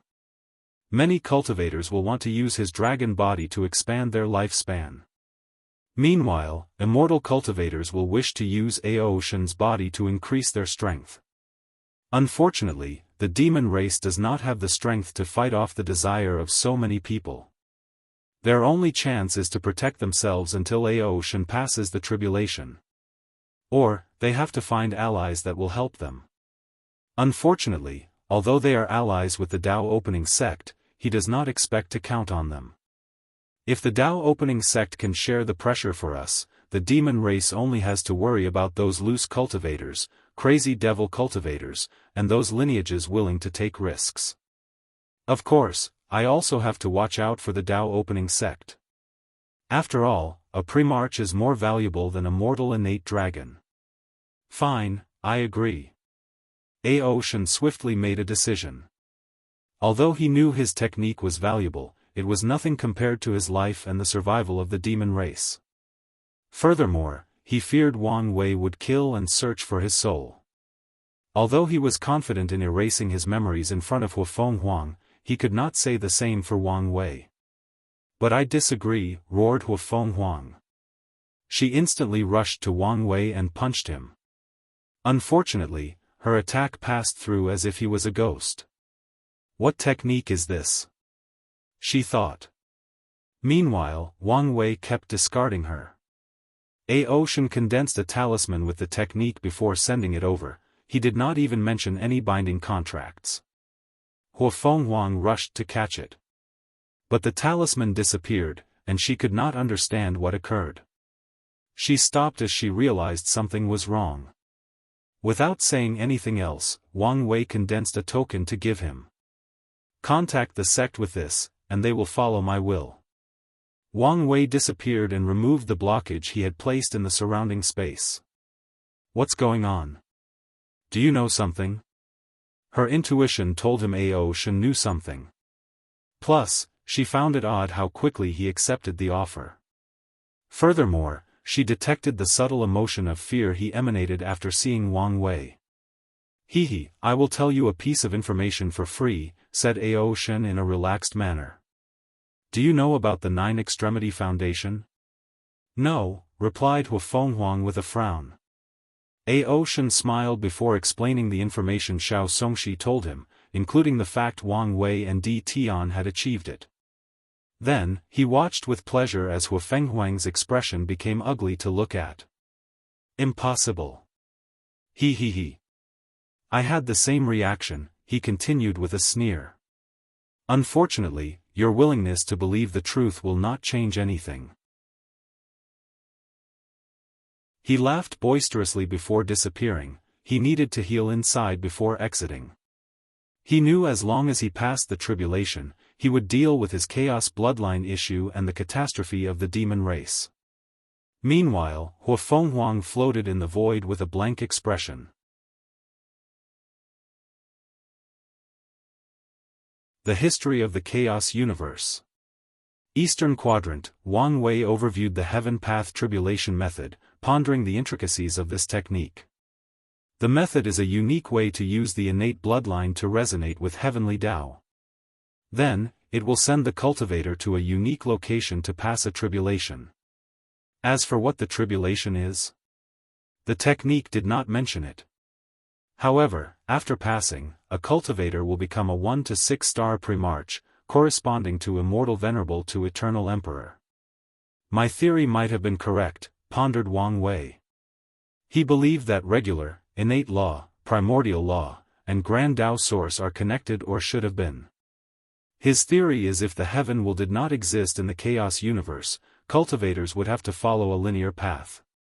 First, they would have to comprehend and wield regular laws, which are different from worlds in the lower dimension. Then, after reaching a particular cultivation stage, they would access innate laws, the core laws that have existed since the birth of heaven and earth. Innate laws should be the same for all worlds in the lower dimension. However, they are different from each chaos world. Innate law should take people as far as the peak of the Grand Emperor world. So, to become an Empyrean, a cultivator will have to cultivate primordial law that governs the chaos of the entire universe. As the name implies, primordial laws have existed since the beginning of time, since before the births of normal and source chaos worlds. By wielding it, cultivators will no longer be limited by their chaos worlds and can roam primordial chaos, contacting and iterating with primordial species like fiend gods. Finally, to become paragons, cultivators will have to understand the Grand Tao source, the origin or source of all laws in the chaos universe. By then, they would become beings standing at the peak of primordial chaos, beings capable of treating the river of time as nothing but an ordinary river, traversing up and down its stream. However, with the heaven will, cultivators can go from regular laws, even no law, to Grand Tao source. Furthermore, since even great emperors can wield the source of the Tao, the other laws have to be boosted to balance things out. Wang Wei pondered deeply, further fleshing out his theory. He believed maybe this was how Grand Tao first planned out the chaos universe. However, something occurred that made it change things and created the concept of the heaven will. Assuming my theory is correct, why did Grand Tao choose the path of heaven will instead? Continued Wang Wei. The development of the chaos universe, he answered. The previous method made it too difficult to become paragon. After all, they must comprehend regular laws, innate laws, primordials, and grand Tao source. The time needed for a person, even with talent, to become a paragon is simply too much. The time needed for the most gifted individual to become paragon is in the 100,000 yuan epochs. But in the old system, paragons would be people who comprehended 1% grand Tao source. So, the 100,000 yuan epoch would be on top of all the time required to cultivate regular, innate, and primordial law. Then, there is the difference between regular paragons and peak paragons. In the current system, paragons have control over 90% grand Tao source and peak paragons have 100% grand Tao source. However, in the old system, paragons would only have 1% grand Tao source. The difference between peak paragons is too great. Although they would have all the other laws to help them, it made little to no difference. However, I have to admit, the old system would be more powerful than the current one. After comprehending so many different laws, their understanding of the law and the Tao is not something people of the current system can match. The old system took too long to cultivate, reducing the number of peak powerhouses like paragons. So, Grand Tao introduced the heaven will to decrease the difficulty of becoming peak powerhouses, thus allowing for the further development of the entire chaos universe. Wang Wei's eyes lit up as he sensed he was coming closer to the truth. Grand Tao sacrificed the battle strength of the old system for this new one that took shorter. No, maybe, it did not sacrifice it but used another way to make up for it. It created fiend gods, boosting their primordial law and innate demon gods' innate laws. Then, secretly manipulate the confrontation between the three paths. Through constant battles, fiend gods, paragons, and heavenly primarchs can increase their battle strength while also retraining each other. Eggless novel COM under such a mindset, he discovered many things and further developed his theory. Something wrong may have gone with the side of heavenly primarchs. From the knowledge I learned from Hunger, the universe is a battle of supremacy between paragons and fiend gods. Meanwhile, heavenly primarchs have become irrelevant. Wang Wei thought for a moment before secretly shaking his head. The innate demons and primordial gods rely too much on their bloodline and are incapable of evolving. Rho Alpha D Alpha N knew ominously, Wang Wei feels the fiend gods are also heading in the same direction. From his analysis, they are also becoming irrelevant as paragons now rule primordial chaos. Especially with the appearance of half-step transcendence. If their race did not take the opportunity during the ultimate taboo, then their fate will be the same as the heavenly primarchs. Wang Wei took a breath to concentrate. He decided to fuse this theory with his others, creating a history timeline for the entire chaos universe. Let's divide the chaos universe into eras, just like the myriad emperor world. The universe was born or created, most likely from Hongmeng. This era should be the primordial chaos era, with little to no living things. Wu Hong told me about the 3,800 special source chaos worlds, and they should be the first worlds created in that era. After that, there are too many possibilities. Wang Wei thought about how old the universe was and how long since the primordial chaos era, and he could not fathom such a thing. After all, even the myriad emperor world, one of the many heaven-will worlds in the lower dimension of the eternal ascension world, is probably a few million yuan epoch. So, he focused on something else for his timeline. After that era, many races should have been born, and the cultivation era should have begun. I believe the first system discovered by acquired lives was the true power Tao realm, or body refining itself. So, let's call the next era the body refining era. Trillions upon trillions of lives from across infinite worlds tempered their bodies, opening their inner gate. Wang Wei's eyes became brilliant as he wanted to live in that era full of body refiners competing with their fists and bodies. He could imagine the resources available back then, it made him drool. Something must have happened to end that era. Hunger and I believe there should have been 3 gates in the true power Tao realm. So, I think something happened in that era that removed the first gate. Then, body refining became more difficult, leading to the rise of qi refiners. Many thoughts flashed in his mind. Wang Wei believed Grand Dao might have removed the first gate to impede the development of body refiners. And the reason is simple: body refining took too many resources. If it became the mainstream of the universe, the protagonist of all three systems, essence, qi, spirit, the resources of the entire universe would become a problem after a while. Of course, there is also the possibility that something else was the result of this change. There were too many possibilities, so Wang Wei was not too sure. The qi refining era should be the period in the universe where the old system was prevalent. Ancient qi refiners had to understand regular, innate, primordial, and grand Dao sources. This era was probably a fierce competition between body refiners and qi refiners. And I guess even after missing one gate, body refiners were dominant because of how long it took qi refiners to become paragons. So, Grand Dao introduced the Heaven-Will system, granting qi refiners supremacy over the universe. Wang Wei felt he was very close to the truth of the universe, thus sublimating his state of mind to an even higher level. Now, I wonder whether soul cultivators also had their eras.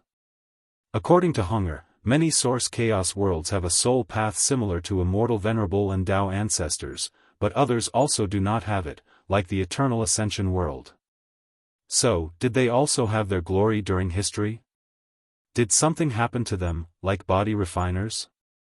Body refiners can become inextinguishable paragons, while qi refining leads to boundless paragons. So, logically speaking, the soul path, spirit, should also have a way to become paragon. However, from his knowledge, the soul path is a lesser Dao on par with Dao ancestors and immortal venerables. For people of the soul path to be on par with regular paragons, they must become insurgents. After pondering for a moment, Wang Wei shook his head. He had too little information. Primordial Chaos Era, Body Refining Era, Ancient Qi Refining Era, and Current Qi Refining Era, he thought. He knew the actual truth was even more complicated. His theory only caught a glimpse of the history of this chaos universe. Regardless, the glimpse was something even paragons might not be capable of finding or deducing.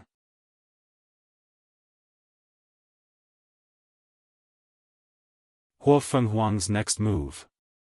Dao opening sect, Supreme Elders meeting. What do you guys think? Asked Origin 1. Since the sect master asked us to help, then we'll follow his order, replied Sword 1 without hesitation. Are you guys not tempted? I can make a bunch of immortal pills with his body, said Miscellaneous 1. With these pills, the sect's strength can increase by a large margin. You need to look at the bigger picture, said Origin 1, who agreed with Sword 1's decision. The demon race is our ally, and their survival is a necessity for the coming of this new age. Plus, after the environment returns to innate, there will be plenty of innate demons and primordial gods for you to refine, added Turtle 1.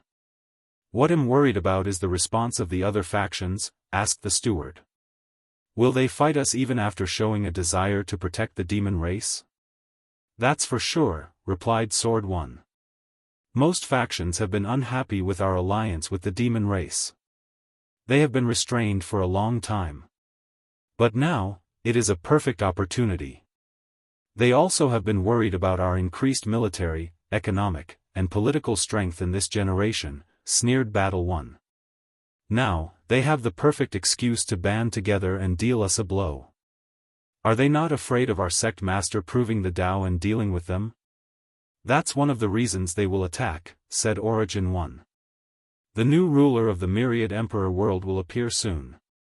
As soon as a great emperor appeared, they became the automatic ruler of the Myriad Emperor world during their stay in the lower dimension. No matter how weak an emperor is, other factions will treat them with certain respect because of how hard it is to kill them. After all, no factions want an emperor using their immortality and guerrilla tactics on their factions. That would be a nightmare. The time before the battle ends is the only time of freedom many of these factions will have for a while. So, some daring ones will want to take risks. But the risks are not worth it, especially in this generation. The key to this issue is this world has awe for eternal emperors, but they don't have any fears, said Sword One. They all think they can deal with any eternal emperor the same way they dealt with the Heaven Devourer Emperor. A sneer appeared on her face underneath the mask. However, they fail to understand that not every eternal is the same. The main issue I worry about is whether these hiding immortal sovereigns will show up, said Origin 1. Heavenly Tao is currently occupied with the battle, so it's a great time for them to get rid of their seals and cause trouble. There is no need to worry too much, replied Sword One. According to the sect master's instructions, we only need to buy time for the demon race. And if the situation turns into the worst-case scenario, I will control the human preservation array to protect the sect. Alright then, let's take action. Sword One nodded before her gaze penetrated countless distances to see the northern continent. She waved her hand to manifest an enormous sword that hung on top of the continent. Sword One, are you sure you want to get into this troubled water? Said an old voice. Is it worth it for the mere demon race? I don't want to waste my breath with you. All of you rats who are hiding and want to interfere, come together.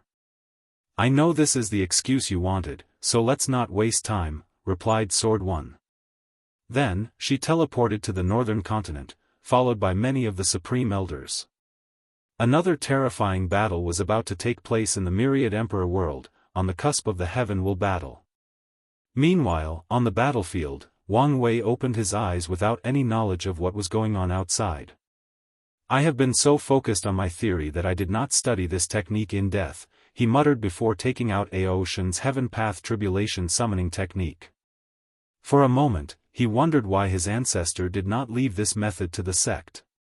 If the Dao Opening sect had a faction focusing on innate bloodline, they could create countless primarchs throughout the years.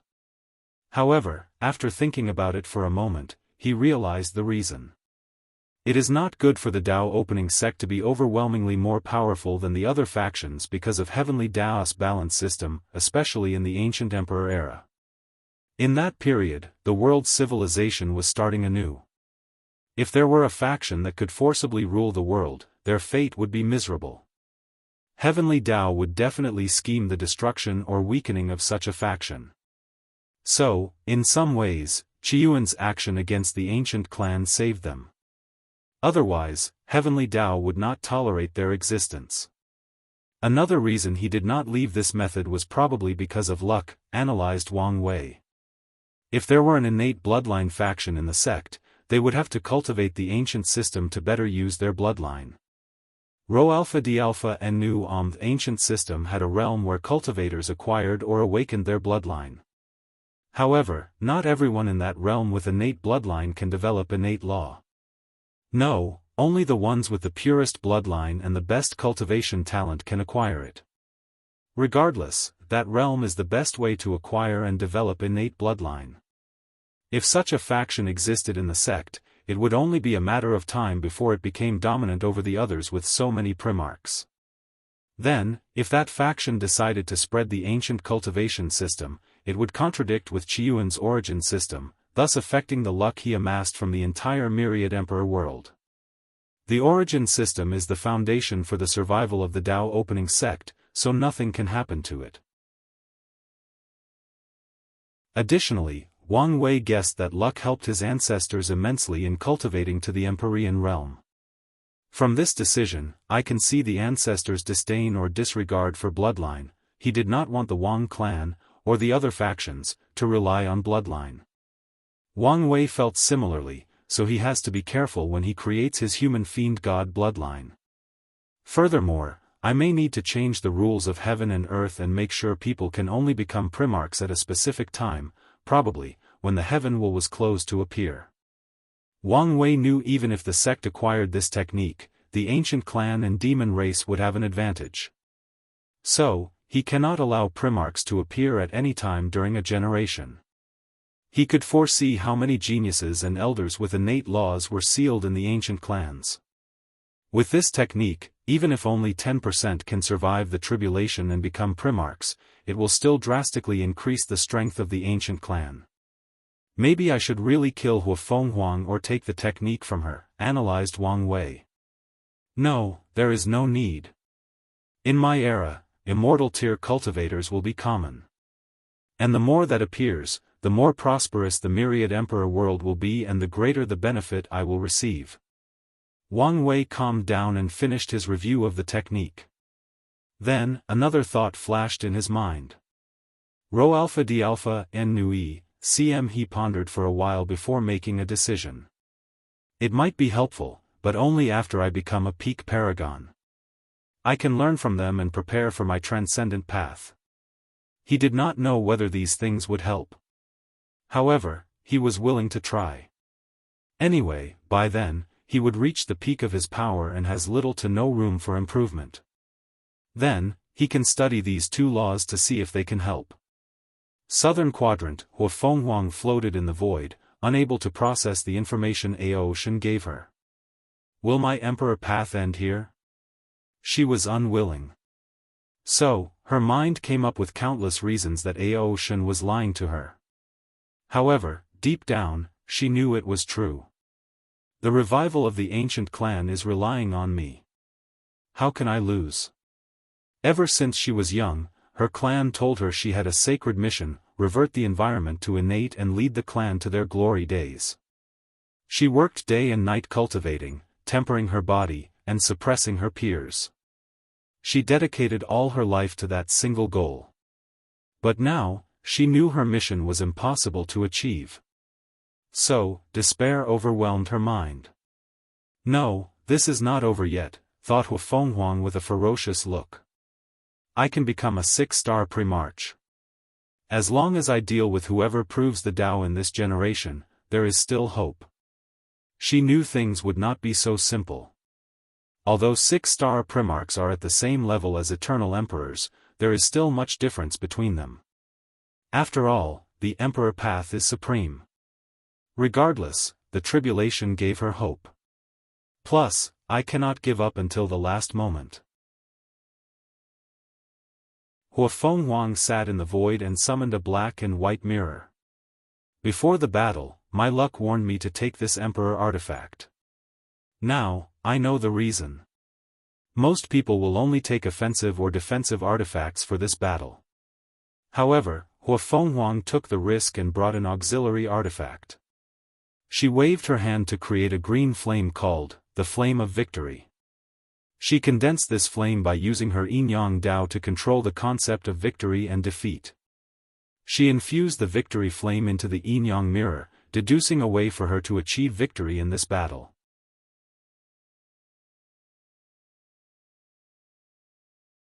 Path to victory. Hua Fenghuang focused on her divination since it was her last chance. Otherwise, she has to rely on the heaven path tribulation as a backup plan. After a few minutes, she finally succeeded. However, the result made her frown. There were 3 results, and not one truly satisfied her. The third result involved Aoshan, to be precise, Xiao Songxi, whom he captured. The mirror revealed that Xiao Songxi possessed knowledge of a unique formation that could bring out the full power of an emperor artifact. However, the formation required at least 7 people who broke the mortal-immortal limit, serving as power sources of the formation. Furthermore, these people must sacrifice most of their soul, energy, blood, and lifespan to activate the formation. The mirror revealed this method had the most negligible probability of success. However, after a while, this method became unavailable. Hua Fenghuang guessed it was because of Aoshan and Xiao Songxi's exit from the battle. Hua Fenghuang then checked the method with the highest probability of success.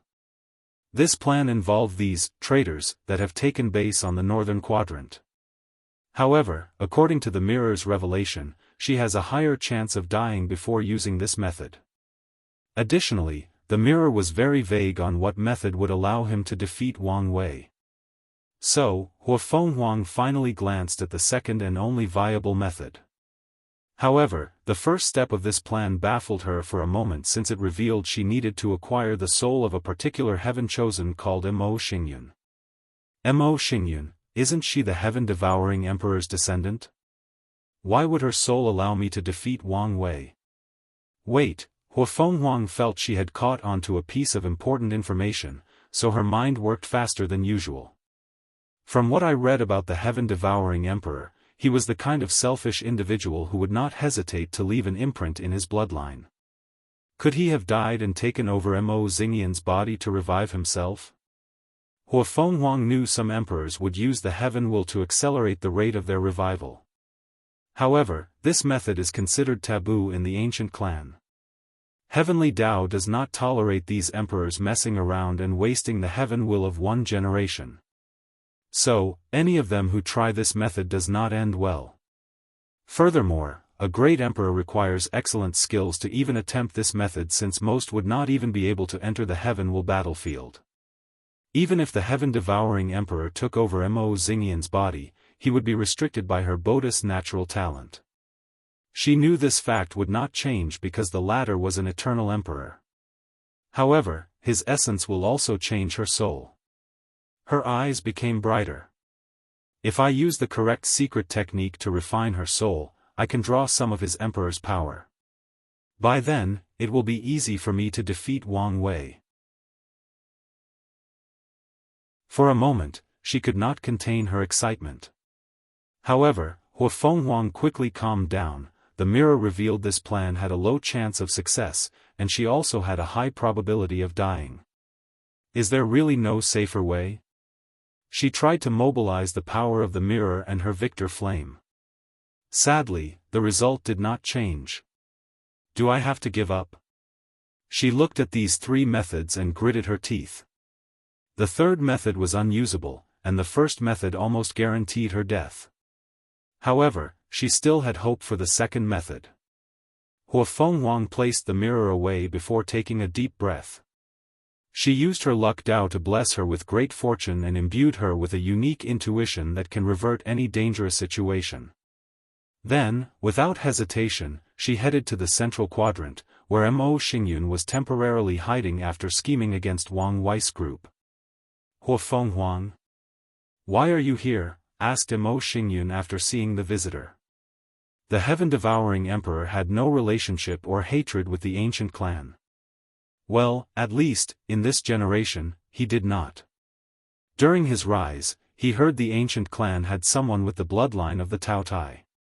So, he infiltrated their clan to get his hands on that bloodline and study it.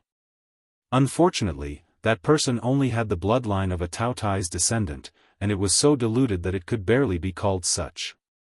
Although he was sad he could not acquire the lineage of such a chaos life form, he did learn plenty regarding bloodline from the ancient clans. It was a shame he was discovered and had to run away from the ancient clans, being chased everywhere. He planned to return there after proving the Tao, but he never got the chance. Do I need a reason to be here? You're my enemy, replied Hua Fenghuang. No, your eyes tell me you have a clear purpose in seeking me out, replied Mo Xingyun. Are you interested in an alliance? She did not mind acquiring another pawn. From Hua Fenghuang's aura, she could tell the latter was a top heaven chosen, thus should be very useful. Rho Alpha D Alpha and Nu don't think about it, I'm here with only one purpose, kill you. Mo Xingyun did not care about her killing intent. Instead, he took a moment to truly gaze at her, accessing her appropriately. The 5 sacred beast bloodlines? Thought the heaven-devouring emperor as greed flashed in his eyes.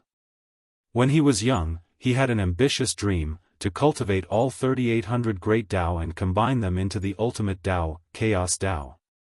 Only with such a Tao could he be invincible in the world and not have to worry about someone ever killing or humiliating him. Unfortunately, before he could pursue this dream, his teacher, Shi Fuyu, destroyed it. The old monk told him about the supreme outlaws and the terrible trial. After knowing the truth, the heaven-devourer emperor became conflicted. Some part of him was scared about this trial and did not want to take the risk. The other resented his teacher because knowledge of the trial would increase the difficulty. So, after thinking about it for a long time, he realized fate was in his favor. He practiced the devouring Tao because of his lack of talent. Although he had excellent comprehension, this thing would only be helpful in the latter stages. However, the Heaven-Devourer Emperor's Devour Dao was the solution to his dream. He wanted to cultivate it to the pinnacle before devouring people who cultivated the other 3,000 great Daos and 800 side-door Daos. Then, he would be able to control the power of chaos without worrying about the Supreme Outlaw trial. There is no way to know whether true heavenly Dao would allow me to use this method to bypass the trial. However, there is a reassured way with no trouble, chaos innate law. The heaven-devouring emperor knew innate demon gods were still favored and blessed by heaven and earth despite their current pitiful situation. As such, they had some privileges that guaranteed their noble status. Of course, these privileges also caused them tremendous trouble.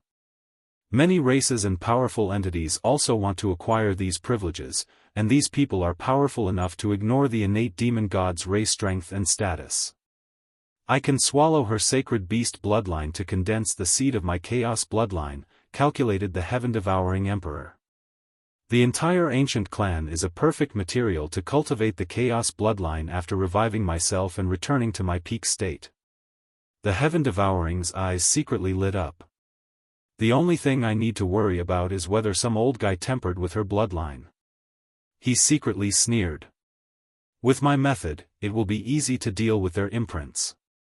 The real issue is whether one of her ancestors became Empyreans or Paragons, leaving some means in her bloodline as protection. After his death, the heaven-devouring emperor became calmer and more cautious, thinking deeper about his actions. He knew how scary the powerhouses of the upper dimension were. Although most would not care about their descendants or factions in the lower dimension once they reached a certain level or lived for long enough, others do and will actively help. Rho Alpha D Alpha N Nu E, CM, is there no room for negotiation? Asked Mo Xingyun as all these thoughts swiftly flashed in her mind. What do you think? Replied Hu Fenghuang with disgust. Her intuition told her this person was a smiling wolf. Furthermore, the latter did not even hide his desire to swallow her. So, without the desire to continue this conversation, she summoned her troops. Hu Fenghuang did not want to fight directly, she wanted to observe first to see if she could discover how her opponent could threaten her life. Based on aura alone, she already judged her strength was on par, if not greater, than Mo Xingyun. The Heaven-Devourer Emperor looked at this legion with a frown. Most of the soldiers wore red armor and had a flame mark on their foreheads. Are they all blessed with the Phoenix's immortality? He knew things would be complicated if that were true.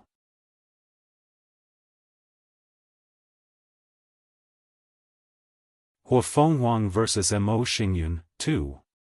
Hu Fenghuang knew the severity of the situation. If the heaven-devouring emperor discovered her true purpose, this would make her tasks 100 times more challenging. I was careless.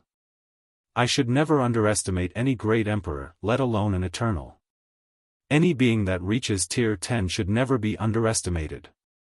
Their long lifespan meant they would become wise through experience, trial and error, mistakes, and time. Hu Fenghuang took a moment to calm down. Things have not reached the worst-case scenario, she analyzed. The crux of everything is whether I can defeat him in battle. Without wasting any more time, she rushed toward him and punched him with immense force. The heaven-devouring emperor evaded the attack with a sneer on his beautiful face. However, Hu Fenghuang did not care, as her objective was not only him but the troops behind him. Mo Xingyun's face changed when she detected what was happening. He knew there was no chance for her soldiers to block this attack. So, he intervened by creating a swallowing force to absorb the force behind the attack. However, Hu Fenghuang was relentless and launched punch after punch, targeting these weak soldiers. In the end, Mo Xingyun had to place them away in his space ring. Then, he suddenly raised his head in the sky and saw he was now inside a barrier created by Hu Fenghuang's troops.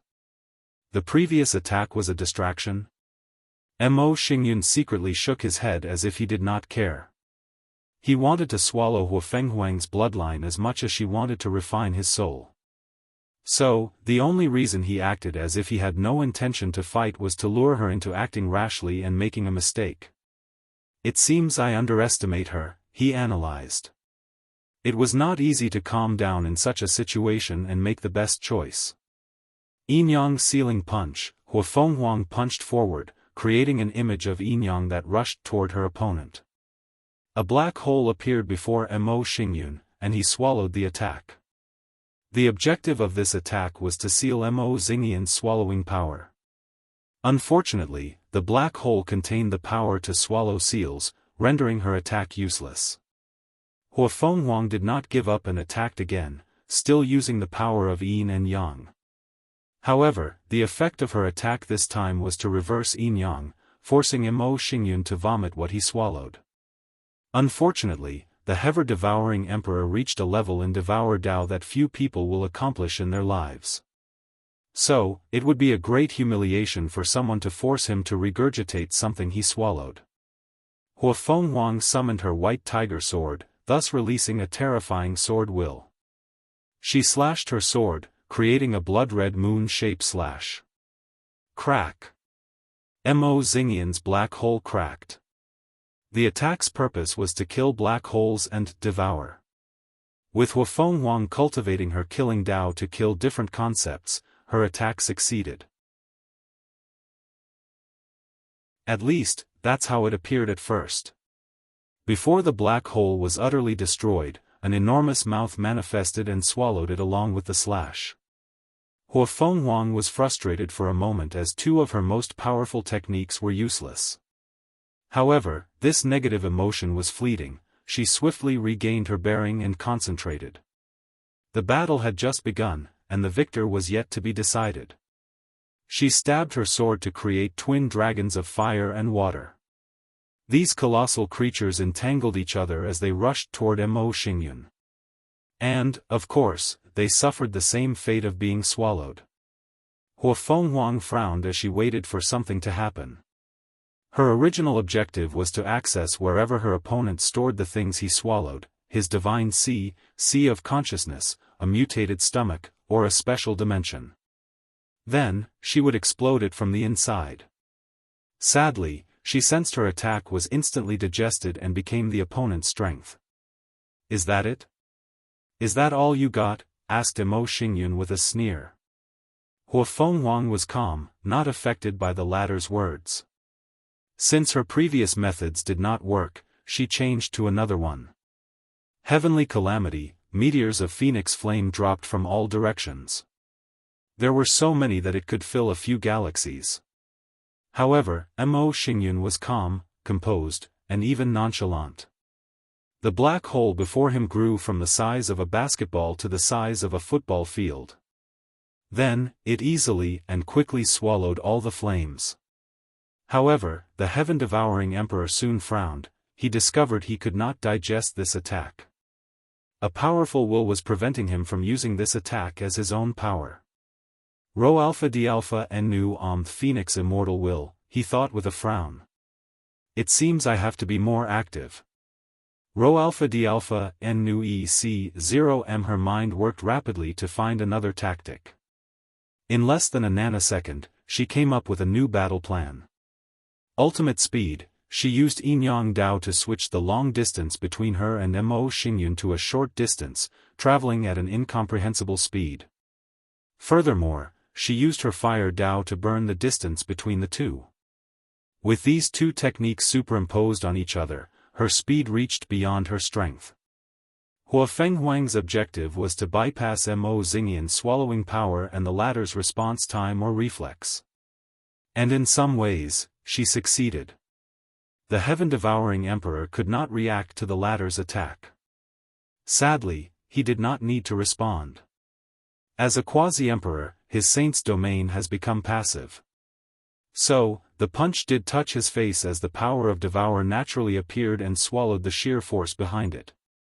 However, to the mighty emperor's surprise, Hua Fenghuang was not surprised by this outcome.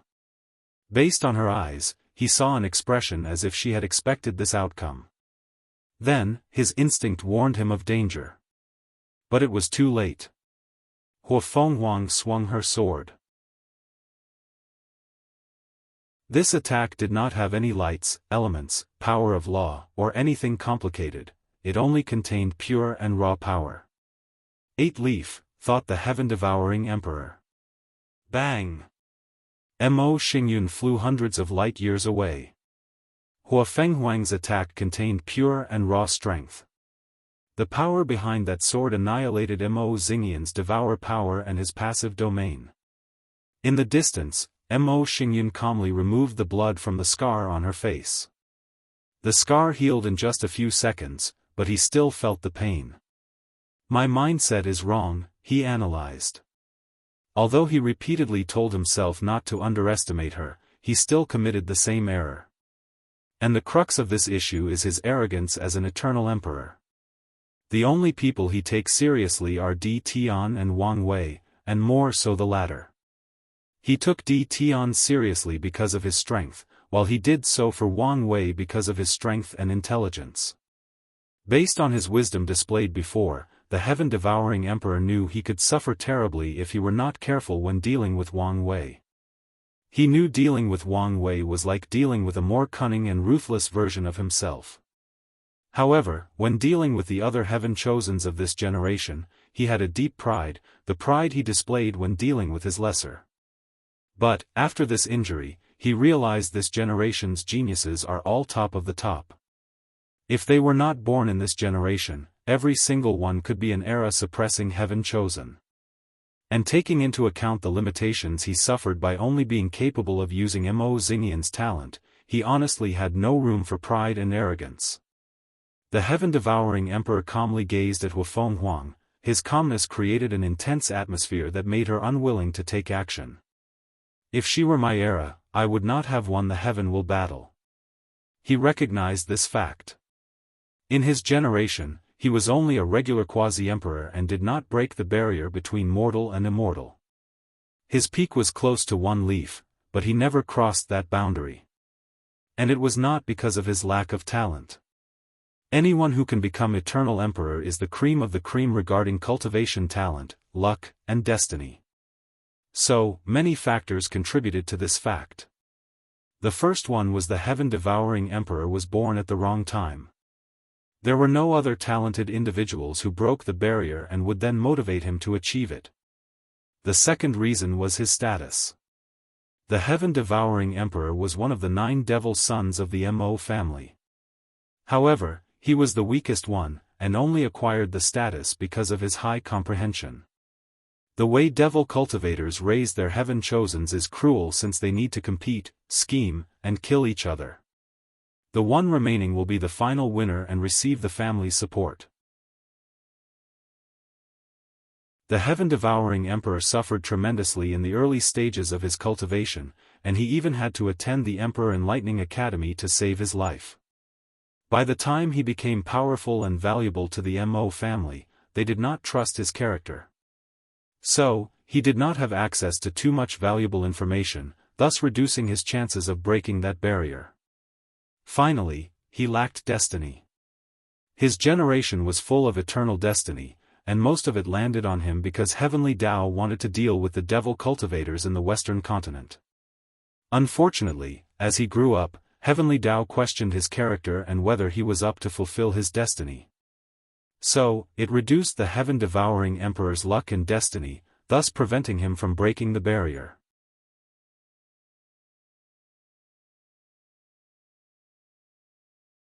Hua Fenghuang vs. Mo Xingyun, 3. Bang! Mo Xingyan's aura suddenly increased. Numerous tattoos appeared on his body, followed by a drastic increase in his blood energy. He clenched his hand, feeling the sheer power coursing through his veins. Barely 9 leaf, thought the heaven-devouring emperor, a little disappointed. He always wanted to create a secret technique to reach the strength of a Tao ancestor. Unfortunately, his foundation was not enough.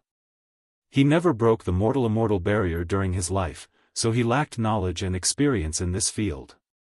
Then, after he became an eternal emperor, he did not live for long before being exiled to the upper dimension.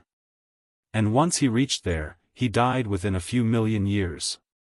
Furthermore, he spent most of this time running away from people hunting him down. Because of this experience, he lacked the foundation of an emperor since he only had a little time to learn the secrets of heaven and earth, learn secret techniques, or even have a high cultivation level. When he died, his Grand Tao source's comprehension was only 23%, and that's only because he absorbed a lot of the myriad emperor world source. So, when he took over Mo Xingyan's body and had to cultivate her to be a viable heaven chosens in this generation, the heaven-devouring emperor felt he had many limitations. He felt he could not bring out his full potential. Well, I should be satisfied, he pondered. With his current Tao foundation, he can recast a better Tao body after reviving himself. The previous one was trash, in his opinion. After awakening, he did not even have a 1% Grand Tao source boost until he ascended to the upper dimension. And it even reached 1% because he killed a newly born emperor and absorbed her Tao body. Unfortunately, his act also revealed himself to the public. Then, countless former emperors from the myriad emperor world began to hunt him down. When it comes to his death, the heaven-devouring emperor is furious, and it's not because of all these people ganging on him to kill him. As a devil cultivator, he was always prepared to die or suffer some random calamity because of his karma sins. The reason for his anger was he suspected someone was scheming against him, and that person was none other than Emperor Kong. Not long after killing that emperor, the heaven-devouring emperor planned to absorb a few more Tao bodies to sublimate his own. However, Emperor Kong showed up and talked to him about being fellow Eternals from the same place and invited him to work together for a great cause. However, the heaven-devouring emperor was suspicious since the latter was very vague about his so-called great cause. Of course, with his intelligence, he guessed it was related to the rebels. As he had already decided to keep out of the battle between the parasites and the rebels and even using the chaos to his advantage, the heaven-devouring emperor refused his invitation. Unfortunately, not long after that, he suddenly became the public enemy of many great emperors from the myriad emperor world.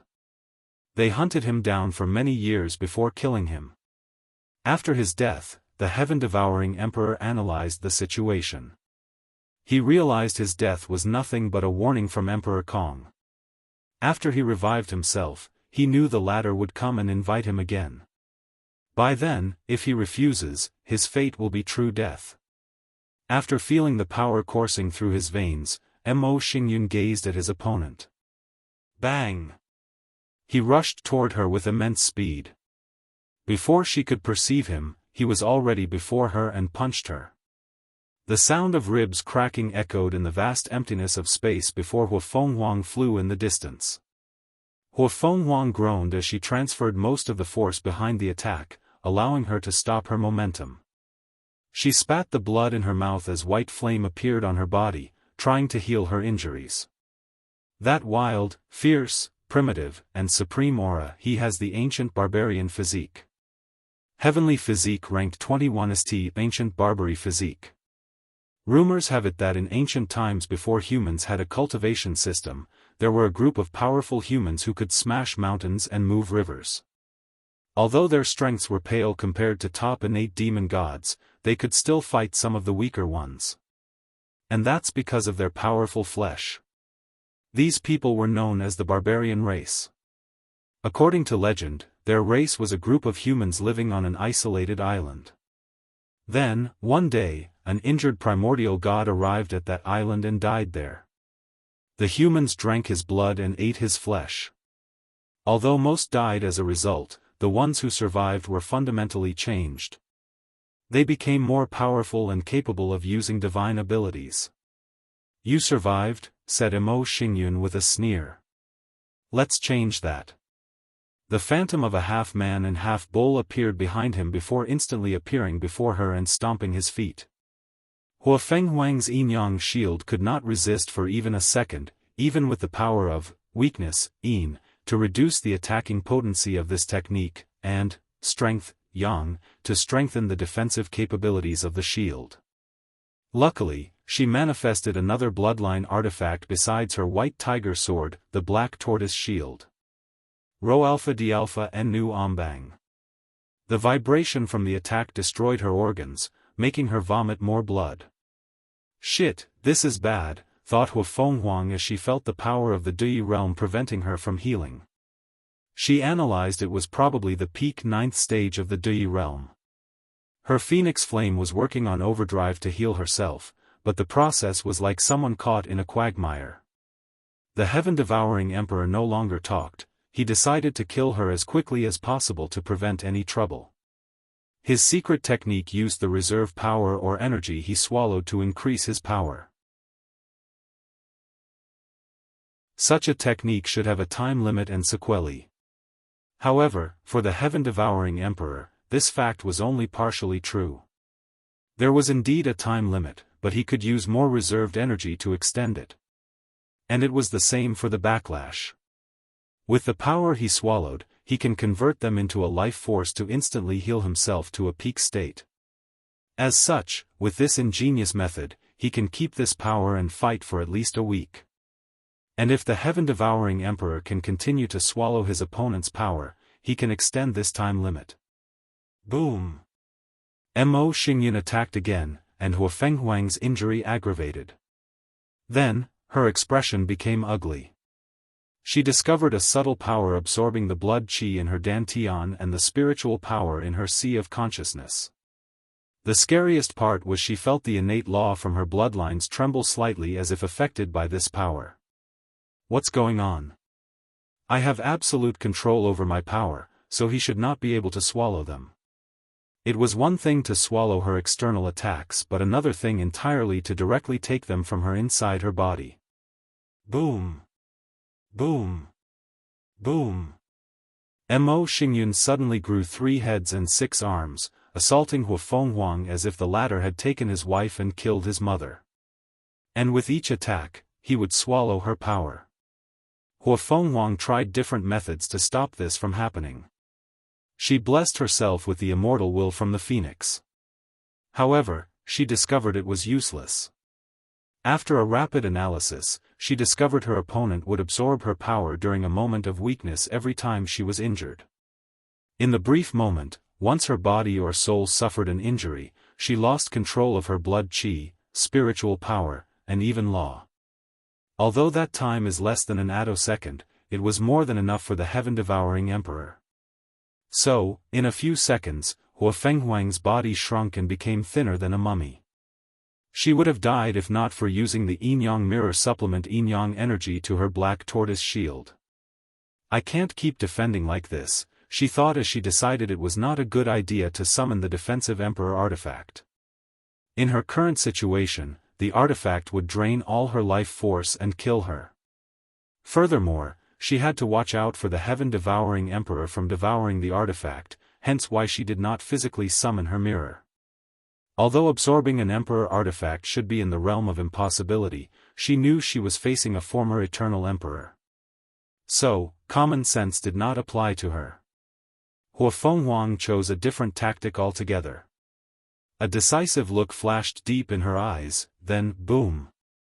She exploded her flesh body and part of her soul, creating a powerful shockwave that pushed Mo Xingyan away.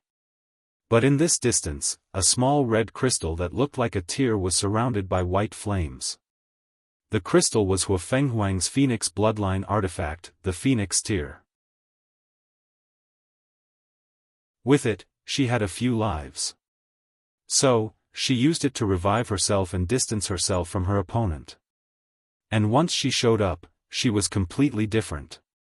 Rho Alpha D Alpha N Nui, CM she had blue armor made of scale. No, it was not armor, her skin had turned into dragon scale. Her eyes were blood red and that of a tiger. 2 pairs of flaming wings floated behind her, followed by a scale snake for a tail. 2 deer horns grew from her head. However, they were not dragon horns but qilin, apparent by their short length. 5 sacred beast bloodline, thought the heaven-devouring emperor, more serious than before. His eyes could see tiny black tortoise tattoos on each of Hu Fenghuang's scales, indicating the terrifying defense of the latter. Furthermore, his opponent's aura was not inferior to his, if not more powerful.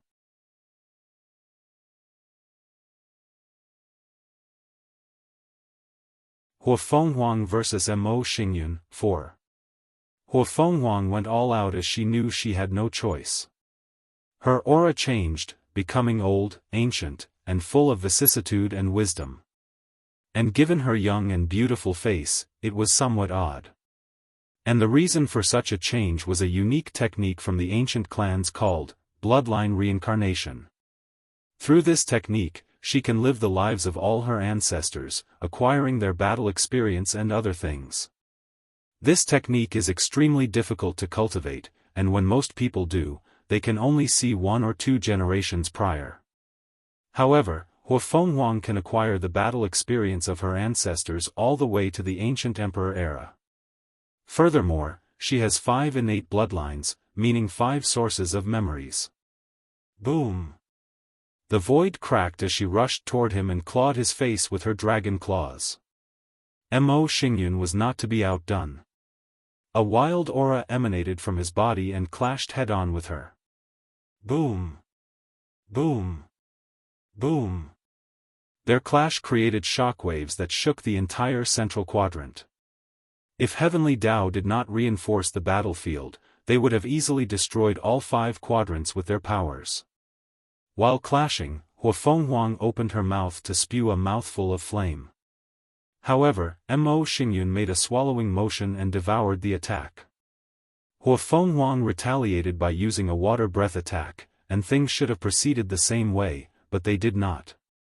Her attack mimicked pressurized water or water jet, capable of cutting metals. And with her power, the water jet instantly cut off Mo Xingyun's devouring power and tried to cut off his body in half. Luckily, the heaven-devouring emperor was also a person full of battle experience. His body evaded to the side to dodge. Then, he used a brilliant method to save his limb. His reaction was fast but not fast enough. As such, the water jet should have cut off his right hand and leg. However, once the attack reached these locations, he separated his limbs, allowing the water jet to bypass him without causing any harm. Burning perception, Hua Fenghuang did not miss the opportunity and advantage she had. While Mo Xingyun was reconnecting his limbs, she went on the offensive. She used her flame Dao to burn the latter's perception, ruining things like his senses, intuitions, reflexes, and divine sense. Slaughtering Devil Fist, a red aura appeared in Hua Fenghuang's hand, and she punched forward. Her fist contained a power designed specially to kill devils. It targeted their fundamental natures consisting of all negative emotions, karmic sins, their bloodline, and their position as the embodiment of karmic sins between heaven and earth. Boom! Mo Xingyun's body exploded into a blood mist, not leaving a single atom or drop of her soul. The power behind that punch was so overwhelming that devouring power, capable of swallowing everything between heaven and earth, including living and non-living things, existing and non-existing concepts, was utterly useless. Even his passive domain was forcefully destroyed. The punch targeted his core existence as a devil and wiped him out from the source. Dead? Thought Hua Fenghuang. No, not quite. Her intuition told her things were not over, otherwise, it would be too simple. And she was correct. Not far from her, a new Mo Xingyun appeared, albeit with a pale complexion. However, he soon returned to normal after a few seconds. He regrew himself from that drop of blood I cut off from his face earlier, she analyzed. Eternal flame, a massive tornado of black flame manifested from Hua Fenghuang. The flame looked odd as it looked spiky as if made of thorns. The flame rushed toward its target, annihilating everything in its path. Meanwhile, the heaven-devouring emperor frowned. He did not dare to easily swallow any of her attacks. It's always a pain to fight opponents like this, he analyzed. One of the advantages of the Devour Dao is the ability to use the opponent's power or techniques against them. Unfortunately, this method does not work for top geniuses like Hua Fenghuang, who has absolute control and knowledge of their techniques. So, even if he could take control of one of her attacks, he knew she had ways to counterattack it. Wind of Destruction, he waved his hand to create a dark purple wind that confronted the dark flames. In most worlds, there are unique flames created or bred by heaven and earth. They are called heavenly flames. However, flames are not the only element specially bred. As such, there are things like heavenly water, heavenly earth, heavenly metal, and so on. Unfortunately, flames seemed the most common and widespread among them. And the heaven-devouring emperor's attack was from a heavenly wind Mo Xingyun absorbed in one of her fortune encounters. Boom! The clash of these two heavenly elements cancelled each other out.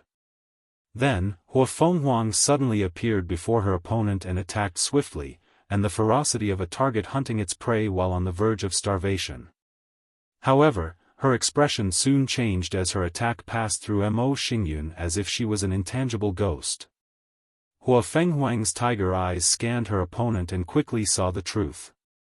The person before her was nothing but a projection. The real Mo Xingyun entered a secret dimension, similar to a mirror of the current battlefield.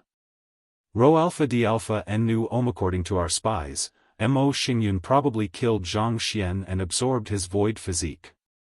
In a short moment, she thought of many ways to deal with the situation, like using her Yin-Yang Dao to enter this mirror space. However, she decided to use the most direct and efficient manner, break it with one punch. She clenched her fist, boom. Hua Fenghuang did not have the time to attack. Instead, Mo Xingyun detonated the mirror space and used it as a bomb against her opponent. And the explosion generated by this attack could only be described as world-destroying, the embodiment of nature's wrath. He heard the sound of coughing, and his eyes squinted. Damn it, how powerful is her defense, he secretly cursed as he saw Hua Fenghuang with a few broken scales and a few patches of blood on her body. The mirror space he created was larger than this entire battlefield. Yet, she survived a head-on explosion. Burning perception, Hua Fenghuang used the same tactic. However, the heaven-devouring emperor would never fail for the same plan twice, especially one capable of instantly killing him. So, he quickly swallowed the flame targeting his perception. Sadly for him, Hua Fenghuang's battle experience was on par with his. So, she saw a few steps ahead and predicted she would fail. Her attack was only a distraction in the first place. Suddenly, two Hua Fenghuang appeared on the left and right sides of Mo Xingyun. A yin-yang diagram appeared underneath him while a sun appeared on his left. The sun moved from his left to his right, and the heaven-devouring emperor's face changed. He discovered he was slowly losing his power, weakening at an alarming rate. Time, she's reverting me to a younger state. But she does not have time law, so how did she do it? If he did not understand this weird technique, he would suffer tremendously. His cultivation realm decreases as he gets younger, and he might even reach the point before he took over Mo Xingyun's body. Is this her objective? He analyzed as he pushed his devouring power beyond its limits. Unfortunately, the power of his technique was also drastically weakened as soon as it appeared. As such, although he made the sun stop moving from left to right for a moment, it was far from enough. The space is completely blocked. No, I'm basically sealed inside the space created by this technique, thought the heaven-devouring emperor as he observed his surroundings. He entered a calm state, not minding his weakening strength and focusing on analyzing this technique. Rho Alpha D Alpha N Nu E, CM. The sun rises from the east and sets in the east. The movement of the sun is a symbol of the passing of time. When the sun completes its cycle, it represents that one day has passed. Using this idea, she can use her bloodline to control time Dao. And by making the sun rise from the west and set in the east using Yin-Yang Dao, she can revert time. The heaven-devouring emperor could not help but marvel at such a brilliant display of bloodline and law. He calmly gazed at Hua Fenghuang and saw 4 items floating above her head: the white tiger sword, the black tortoise shield, the phoenix tear, the azure dragon cloud, and the Qilance luck seal. He could tell she used all her bloodline artifacts to their ultimate level for this technique. Numerous thoughts flashed inside the heaven-devouring emperor's mind, calculating the best way to stop this technique. Unfortunately, his devour Tao, all his heavenly physiques, innate talents, and secret techniques were useless. There is only one way, he thought, not hiding the unhappiness in his facial expression. The only solution to this situation is to use his trump card. However, his pride was wounded after concluding this fact. He was forced to such an extent by someone other than Wang Wei. Furthermore, he had to consider the consequences of revealing his trump card so early on. What a terrifying generation, he thought, releasing a terrifying killing intent. He decided after reviving himself, he would kill or enslave all these geniuses. That way, they can't threaten him in the future. He knew he would finish what he started long ago after his revival. And if these geniuses survived this battle and sealed themselves, they could easily prove the Tao and become eternal emperors. Then, problems will arise if one of them decides to take revenge. Of course, an alternative approach is to enslave and take them to the upper dimension. The heaven-devouring emperor knew the reason for his downfall was that he did not have a faction supporting or under his control. But if he could have these geniuses as his subordinate, he could do many things after helping them prove the Tao. So, he immediately decided to do this after seeing Hua Fenghuang's talent. Then, a mighty and supreme aura emanated from his body. Meanwhile, Hua Fenghuang's eyes lit up despite the horrific danger she sensed. Is this his trump card? She took all her willpower not to show her excited emotions. Finally, victory is in sight.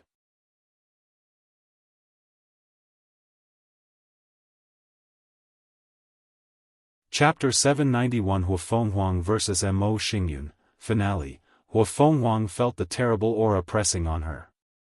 Based on her knowledge and experience, she knew this power was that of a Tao ancestor, and it was not a simple one-root. With her current strength, she could barely fight for a one-root Tao ancestor for a short time if she used more detrimental secret techniques. However, despite the impending danger, she was excited beyond words. Her divination revealed she had a high chance of dying, and now she finally knew why. Finally, Hua Fenghuang thought. She pretended to be scared and mobilized more power of her yin-yang time reversal technique, trying to stop whatever her opponent wanted to do. However, the heaven-devouring emperor sneered. A sword appeared above his head, and with a little thought, he forcefully destroyed the sealed space of her technique. "You should be proud you pushed me to such an extent," said the proud and mighty emperor. Then, he no longer wasted any more time. The sword rushed toward Hua Fenghuang, intending to annihilate her utterly. However, before the sword could accomplish its tasks, something changed. Hua Fenghuang's troops suddenly appeared in the surroundings, divided into 5 groups.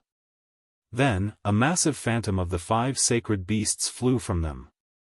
So, an azure dragon appeared on the east side, a white tiger in the west, a black tortoise in the north, a red phoenix in the south, and a yellow qilin in the center. Then, these 5 creatures released 5 colors corresponding to the 5 elements, turning into 5 element charts that showed how these elements promoted and cancelled each other out. The 5 element chart appeared above Mo Xingyun and the sword, followed by a yin-yang diagram below them. 5 sacred beast seal, the chart and diagram turned into a robust seal that locked on the sword. Then, this Tao artifact turned into an ordinary sword. The mighty aura capable of destroying heaven and earth was gone. Now, it looked like a regular sword created by a mortal blacksmith. Done, thought Hua Fenghuang. Now, she only needs to defeat her opponent and take the heaven-devouring emperor's soul. Subsequently, she will finally have a chance at winning against Wang Wei and Di Tian.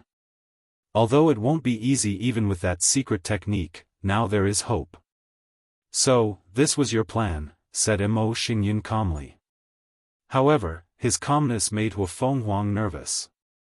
Regardless, she remained composed. She immediately decided not to waste time with him in case the situation changed. Boom! Her aura increased by a few %, followed by the entire central quadrant turning red. Killing mark, a weird tattoo or rune appeared on Huafenghuang's face. Through them, she could use the slaughter chi on the battlefield to boost her strength. Then, she used her most powerful attack, Frowny Face Sentient Killing Fist. Her former slaughtering devil fist only targeted devils and everything that made them unique. And this fist was even fiercer as it targeted all sentient beings. So, whether it was devils, demons, gods, immortals, Buddhas, great emperors, or any of the almighty existing standing at the peak of the pyramid, it targeted them all together. The existence of this fist had only one purpose for its existence: to kill anything that it wished to. Boom! Huafenghuang flew backward, the bottom half of her body missing. Upon closer observation, it was easy to detect a sharp object sliced through her ultimate scale. And by the smoothness of the cut, the process was as easy as a sharp knife cutting through soft butter. "How is that possible?" muttered the proud phoenix as she looked at the second sword that appeared before Mo Xingyun. "There is nothing to be surprised about," said the heaven-devouring emperor. "The moment you arrived, I was suspicious of your motive. So, to be cautious, I only summoned a projection of my Dao artifact." The heaven-devouring emperor sneered. He was a Dao lord, and not a regular one. He was the only Dao lord of the devouring Dao. Before him, the devouring Dao was not an outlaw Dao. No, to be precise, the other people who practiced it, including the Baishi clan, could only use a limited version of it. And it is the same for his descendant Mo Xingyun and her physique. However, he cultivated the devouring Dao to the pinnacle and activated its status as an outlaw Dao. Furthermore, because of his teacher, he knew in advance about the trial, thus increasing its difficulty by a few %. And even then, he still succeeded in passing. "I have wasted enough time on you," he commented before mobilizing the power of the true sword. Boom! The sword's power created a terrifying explosion, thus surrounding Huafenghuang in a cloud of space dust. Then, a few seconds later, the dust blew away, revealing her state. Huafenghuang was surrounded by 3 artifacts in the font, 9 in the middle and 5 in the back. 3 Eternal Emperor artifacts, 9 Extreme Innate artifacts, and 5 Bloodline artifacts analyzed the heaven-devouring emperor. He also marveled at the richness and background of the ancient clans, despite their current weakening stage. In this world, most people believed the Dao opening sect had the most Eternal Emperor artifacts. But it was not so. This honor went to the ancient clan. Given their glorious history, it makes sense, analyzed the heaven-devouring emperor. The ancient clans lead the world to win the Acquire Innate War. Although they did not do it alone, their contributions, especially the heaven-beginning emperor, were amongst the best throughout the entire lower dimension. With such an accomplishment, their ancient clan should have prospered for eternity due to the large amount of merit, luck, and destiny they amassed during the war. Unfortunately, they became too greedy and wanted to turn the myriad emperor into their heaven-will farming place. They wanted every generation of emperors to come from their clans. Their actions touched heavenly Daoist's bottom line and ruined their relationship with the others. So, they lost the spirit of epic and most of their merit and destiny. The truth of the matter is Qiyuan was the last chance for the ancient clan to correct their ideologies and mentalities. As long as they listened to Qiyuan and considered heavenly Daoist balance, they would be fine. Better yet, as long as they did not drive him out of the clan and allowed him to grow up and prove the Dao, he would have led their clan to a greater height. Qiyuan's existence was the final manifestation of the ancient clan's destiny. Unfortunately, they failed miserably. So, after growing up, Qiyuan became the manifestation of their clan's tribulation. He utterly destroyed all their destiny and the merit they gathered during the war. And when he created the Dao opening sect, most of that merit transferred to them and the Wang, Li, and Yan clan. That's why there has been so much unparalleled genius in these 3 clans and the sect for so many eras. Regardless of how much the ancient clan was weakened in the past, their foundation was still solid. Throughout history, they have had the most eternal emperors. And although most died or were forced to leave the lower dimension, the ancient clan still has some artifacts left from them. The heaven-devouring emperor frowned after seeing the situation. She is sacrificing these innate treasures to power up the emperor artifacts. So, her defense could last for a long time. He knew the longer he wasted, the more variables that could arise. So, he decided to act swiftly as he saw a white flame enveloping Huang. He used his Di realm to resist her healing while also summoning 3 emperor artifacts. He controlled them to suppress Huang's artifact. Mo Xingyin only had 1 eternal artifact, so he had to make up the number with his better understanding of emperor artifacts and the massive amount of reserve energy he had swallowed. Moreover, one of the artifacts contained sealing abilities. The heaven-devouring emperor brought many emperor artifacts, most of which he borrowed from other devil factions in the western continent, using the power of the Mo clan or making enticing deals with them. Although the rules stated only 3 artifacts could be used, there are ways for people with a great background to take advantage of this rule. For example, the rules did not place limits on innate or chaos artifacts. Secondly, the rules only stated a person could use up to 3 artifacts at the same time, but it never stated someone could not bring more and leave them in their space ring. And with more artifacts, a cultivator will have more variety of options. After all, emperor artifacts have specific Daoists and are helpful for different occasions. This flaw in the rules greatly benefits wealthy individuals like Di Tian and Wang Wei. Crack. In a few seconds, cracks appeared on Huang's shield, making her expression ugly. She tried to mobilize all the power of the innate artifacts, sacrificing them like pawns. Simultaneously, she was also healing.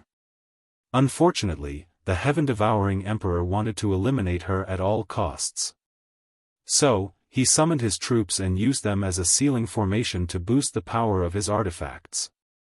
So, in less than a minute, Huang's shield broke, leaving her vulnerable. Then, Mo Xingwen's sword rushed in for the kill. Boom! A terrifying shockwave echoed through the entire central continent. However, Huang was intact as someone had appeared before her.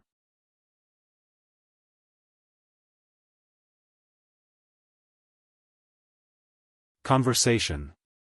Li Jun and Huang used their divine sense to exchange Dao comprehension at an alarming rate. And in the process, both benefited tremendously. Huang learned to expand the variety of her killing method. In contrast, Li Jun learned how to focus his killing method to have more destructive capabilities in one-on-one battles.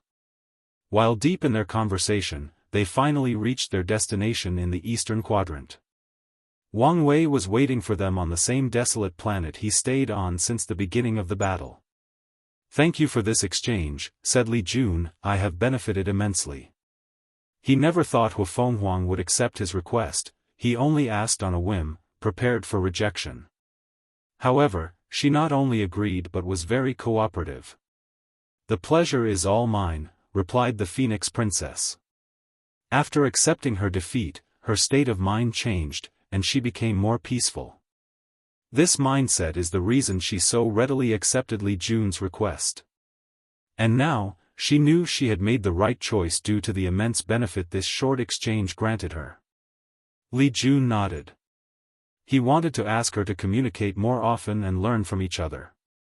However, he decided otherwise after thinking for a moment. Huang should become a primarch after leaving the battlefield. As such, she should have nothing to discuss with a mortal like him. And since he cannot reveal he will also be a great emperor, he chooses not to ask and gets rejected. Wang Wei waited for them to finish talking before taking action. He waved his hand, and a green cube enveloped Li Jun before sending him into the distance. "I sense the power of time," thought Huang. Did he put him in a time bubble so he could swiftly digest our previous exchange and increase his strength? Huang secretly sighed as she felt jealous of their relationship. In the ancient clan, she could not even trust the members of her Hua clan. So, it was impossible to train a mighty general, let alone one on par with the top heaven-chosens of this glorious age. Hua Fenghuang finally focused on Wang Wei. She saw the latter had created a small table and invited her to sit down. So, with a calm demeanor, she sat opposite him. Tea or wine? Hua Fenghuang thought for a moment. She had just lost a battle that ended her emperor path, so she was in the mood to drink, preferably something very strong. However, she also felt this meeting was important and should be more formal. So, she replied, tea. Wang Wei calmly summoned a pot of tea before brewing it in front of her while also performing the perfect tea etiquette. Longjue tea, it's my favorite, he explained. I grew them personally using the power of good fortune. He calmly served her before serving him. Before we begin, I would like to remind you that the outside world is watching our conversation. Hua Fenghuang frowned as she understood the meaning behind his warnings. I understand. Wang Wei nodded.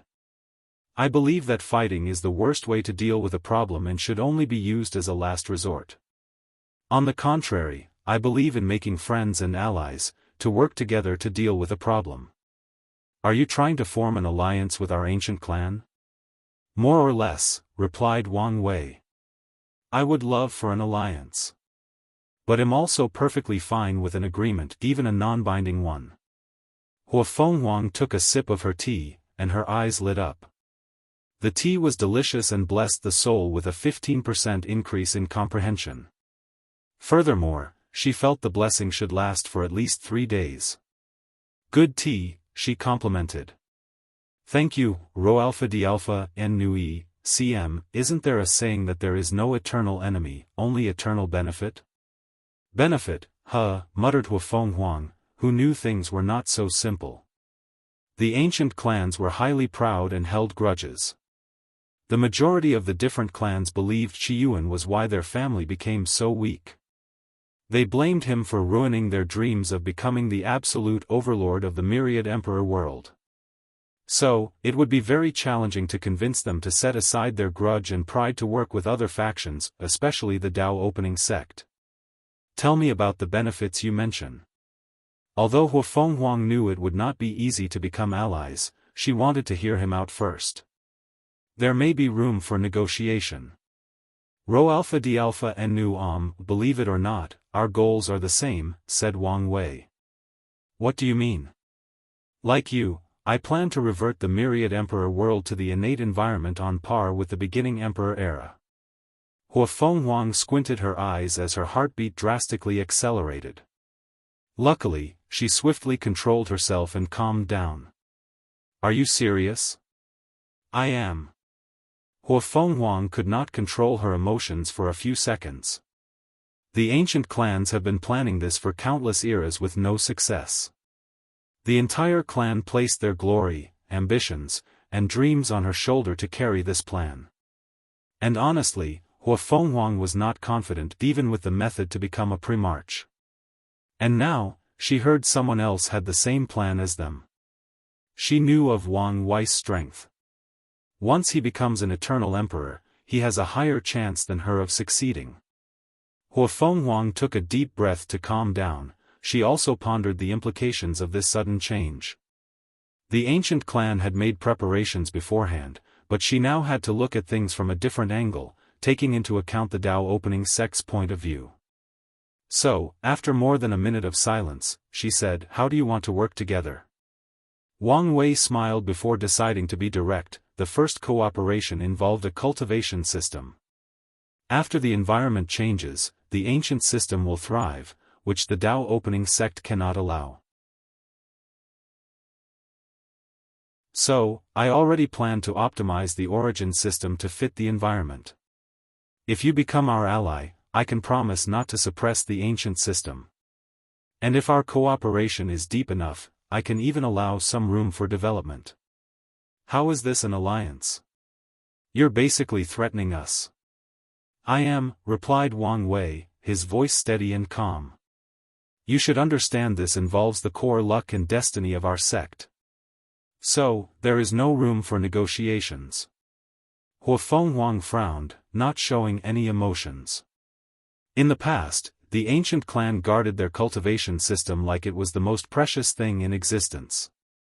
However, after so many years, they understood the benefit of gathering the luck of the entire system.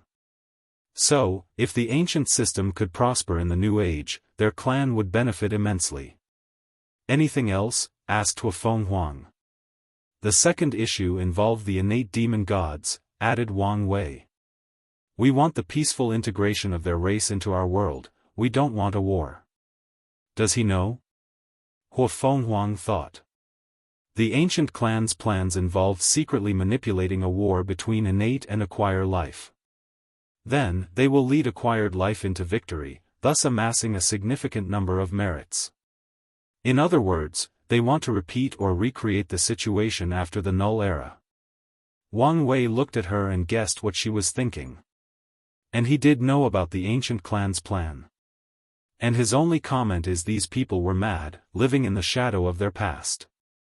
According to his predictions, if the ancient clan's plan succeeded in the Myriad Emperor world, their ambitions would expand, and they would want to recreate the innate acquire war that spawned all the lower dimensions. And in the worst-case scenario, the ancient clan might want to turn the lower dimension into their heaven will farm. They will use the innate acquired war to destroy the civilization of all heaven will world while preserving their strength. Then, they will open branches in all these heaven will worlds, using their foundation to win heaven wills after heaven wills, thus dominating the lower dimension as the devil race did. Of course, their clan has not reached such a level of madness. Currently, they are only focused on the Myriad Emperor world. However, if they succeeded, Wang Wei could predict their next step. And if they reach such a stage, their fate will only be annihilation. Time has changed, and the appearance of the innate lives is not much of a big deal. Wang Wei previously planned to change the laws of heaven and earth to affect their birth. However, after thinking about it for a while, he realized the impact of their appearance was similar to a powerful emperor lineage suddenly appearing in the Myriad Emperor world. In the current stage of the world full of immortal venerables, Dao ancestors, and insurgents, the innate demons or primordial gods have no discerning advantage that would allow them to rule the world as they did. Humans are no longer the weak species from the beginning Emperor era that needed to secretly study their bodies to become powerful and survive. Humans were now the protagonist of the world. So, if these new generations of innate demon gods tried to rule their world, their fate would only be another extinction.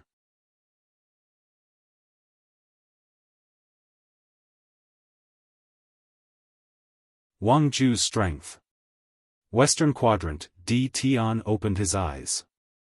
In a moment, his eyes saw every corner of the battlefield. With his power, only a few individuals could hide from him, and only 2 people or groups could do it if he went all out. Wang Wei has been making a lot of moves, he thought. He was not surprised by this fact, it could be said he anticipated this outcome. Wang Wei's nature and Dao indicated he would manipulate people from the shadows for his benefit. So, Di Tian's fundamental tactic for this battle took this into account. He is a Dao overlord, so I won't be able to outwit him even with my experience, he analyzed. Since he knew and admitted this fact, Di Tian knew it would be pointless to act the same way as Wang Wei. The purpose of his manipulation is to give him small advantages that can give him a slight edge or reverse the situation at the last minute. If 2 people have similar strengths, the small advantages are enough to give one person the advantage. It's pointless to try to compete with him in the area of intelligence and cunningness, continued Di Tian. So, there are 2 ways to deal with the situation: always be on the lookout for his small advantages. With enough precautions, they will become useless. Second, closely observe his actions and intervene when necessary to prevent him from gaining too much advantage. His gaze focused on the central quadrant, the battlefield between Mo Xingyun and Wang Zhu. A terrifying power blocked his vision. He knew he could not see what was inside unless he mobilized all his power. And even then, it might not succeed. Mo Xingyun, the heaven-devouring emperor. Di Tian was not surprised by the latter's presence. All his failures during his 9-extremity foundation involved one eternal emperor or another. So, he was not surprised when the heaven-devouring emperor showed up in the form of body possession. In some ways, he has karmic connections to all the myriad emperor world's eternal emperors since the ancient emperor era. Di Tian did not dwell long on the subject before focusing on the eastern quadrant, where Wang Wei's group is located. And once again, he discovered the same power obstructed his vision. He wondered whether Wang Wei and Huofeng Huang would enter an alliance. Di Tian worried his enemy would acquire another supreme general. An alliance of this magnitude is enough to shift the balance of the war in Wang Wei's favor. What exactly are they discussing? Should I be more forceful and try every means to break the blockage? His mind worked faster than any quantum computer analyzing the situation. Di Tian did not know their conversation was not technically something he could not know. However, Wang Wei actively blocked him for a reason. He had already planted the seed in Di Tian's mind not to kill him since he would be useful as a subordinate to help him gather merit. His idea of reverting the environment to innate is a great idea to gather a large amount of merit. So, Wang Wei did not want to reveal such information and reduce his value.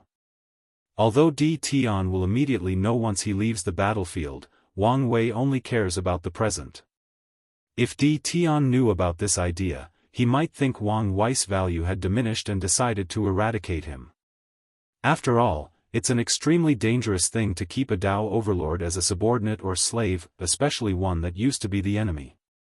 So, Wang Wei did not want Di Tian's mindset to change by the tiniest amount and affect his battle strategy for this battle. Di Tian continued his observation of the eastern quadrant. Although he did not know Wang Wei's objective, he knew the latter's actions had a deeper meaning behind them. So, he analyzed a few possibilities and prepared for them. Then, he focused on analyzing Wang Wei's power based on the blocking methods he used in these locations. How did he break the limit and reach 10 supremacy? Did he have another limit breaker? Did Empress Wu give him one? After seeing Wang Wei at the entrance of the battlefield, he knew the latter was the same as him and achieved 10 supremacy. To be precise, he confirmed his suspicions after hearing about the divine thunder punishment that appeared above the Dao opening sect a while ago. Regardless, he wondered how he did it. His aura is slightly different from mine, so he must have used another method. Di Tian secretly sighed. He was awed and jealous. He wished for anything else in the world to be a Dao overlord. He took a moment to remove all these distracting thoughts, ensuring his mind was at its peak. It doesn't matter whether he has achieved 10 supremacy since I have a major advantage over 9 pillars inheritance. The Empyrean 9 pillar was obsessed with the 10 supremacy foundation and spent countless Yuan epochs researching it. As such, although he never achieved it, he created many ideas and theories regarding that level. And Di Tian inherited all these things. Rho Alpha D Alpha and Nu Omi's mind became more peaceful after figuring this out. Furthermore, he was even more relieved after sensing Huofeng Huang's departure from the battle. If she joined Wang Wei, he would have to hunt down another general. Di Tian then closed his eyes and continued his meditation. Central Quadrant, Wang Ju looked directly at the heaven-devouring emperor, raising her aura to the pinnacle. She waved her hand to summon her proving Dao artifact, 2 all-black daggers. She disappeared before reappearing before the heaven-devouring emperor. Her speed was beyond the proud emperor's reaction speed. She sliced toward his neck, her dagger slashing through his passive domain like a hot knife passing through butter. Swish! Blood flew out of Mo Xianxia's beautiful white neck. Luckily, the heaven-devouring emperor acted swiftly, exercised his absolute control over his body, and closed the wound. His application of the Di was better and subtler than Wang Ju, so he healed almost instantly. Unfortunately, this was not the end. Wang Ju kept disappearing and reappearing, leaving after images of herself due to her immense speed. And each time she reappeared, she would leave knife wounds on her opponent. The heaven-devouring emperor felt overwhelmed, especially in the speed department, so he took action. He used a secret technique based on the swordsman's sword and human unification principle. Alpha D Alpha Eta Theta Nu Epsilon. Unfortunately, his actions only allowed him to block a few dagger strikes with his sword. Any attempt to use his devouring power became futile. Wang Ju's attack would either use pure physical force to destroy her power or use some mysterious method to bypass it. So, the heaven-devouring emperor ignored his multitude of injuries to analyze that power. Freedom Dao? He analyzed. She became free from me, free from devour. He immediately knew this was one of Wang Wei's Dao. Bang! A powerful repulsion emanated from his body, trying to push Wang Ju away. One of the markers of top heaven chosens is yin-yang balance. They will always study the opposite of their Dao to better understand it and prevent others from using their antithesis against them. Some heaven chosens will even cultivate their opposite Dao as secondary or sub-Daos, while others, like Wang Wei, will fuse their opposite Dao with their main Dao. So, the heaven-devouring emperor had a profound understanding of the antithesis of his devour Dao, expulsion and repulsion. The first wave of his attack was useless, failing to achieve his goal. However, his purpose was to gather information on his opponent and find a countermeasure. The heaven-devouring emperor knew the best method was to use the power of fate to counter Wang Ju's freedom Dao. Unfortunately, his fate abilities and techniques mostly involved divination. Even when he was alive, the heaven-devouring emperor never had the chance to swallow a potent fate Dao cultivator due to how rare this law was. So, with his experience, he realized the solution to this problem was the most versatile yet accessible Dao throughout all heaven myriad world Yin-Yang Dao. And, all heaven myriad world of all heaven myriad realm is a term used to refer to the many chaos worlds in primordial chaos. It's also another name for the chaos universe. With the power of yin and yang, the heaven-devouring emperor controlled the power of fate to counter Wang Ju's spell. Sadly, this attempt also failed after the initial success. Wang Ju used Wang Wei's yin-yang Dao to delay or cancel her opponent's yin-yang Dao before continuing her mission of killing him.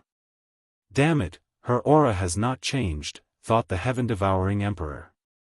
He believed Wang Ju's strength was a temporary boost using a secret technique that allowed her to borrow Wang Wei's strength. However, she discovered the latter's aura did not have the tiniest change of instability. This phenomenon indicated her current 5-root strength was her own. Could it be that she can use his powers as long as he is alive and is near her? This was the only way he could explain the current situation. Damn it, how frustrating. Do I have to use this method so soon in the battle?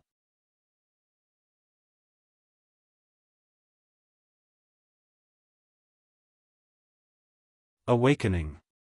The heaven-devouring emperor had an unwilling look as more injuries piled upon his body. So, he contacted someone. Chen Chen, where are you? What do you want? Asked a cold and emotionless voice. Let's team up to kill one of Wang Wei's most powerful pawns. I'm doing something important. You don't have to test DT on anymore. I'm doing something more important, replied Chen Chen. His tone was plain and never fluctuated. Immediately, the heaven-devouring emperor seemed to have figured out something. So, you've betrayed our alliance? Asked the proud emperor. Didn't you expect this outcome already? Yes, but I thought you could wait until the last moment. It is the last moment, replied Chen Chen. At least for you. Do you think I will die here?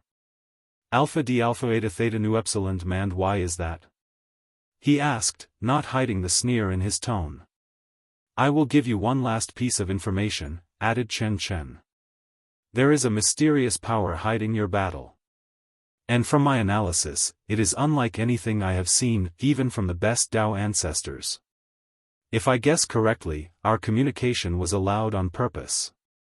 The heaven-devouring emperor's face changed. The trembling of his body opened his many wounds, thus increasing the blood all over his body. And during this conversation, Wang Ju never stopped talking. "Chen Chen, what about what I promised?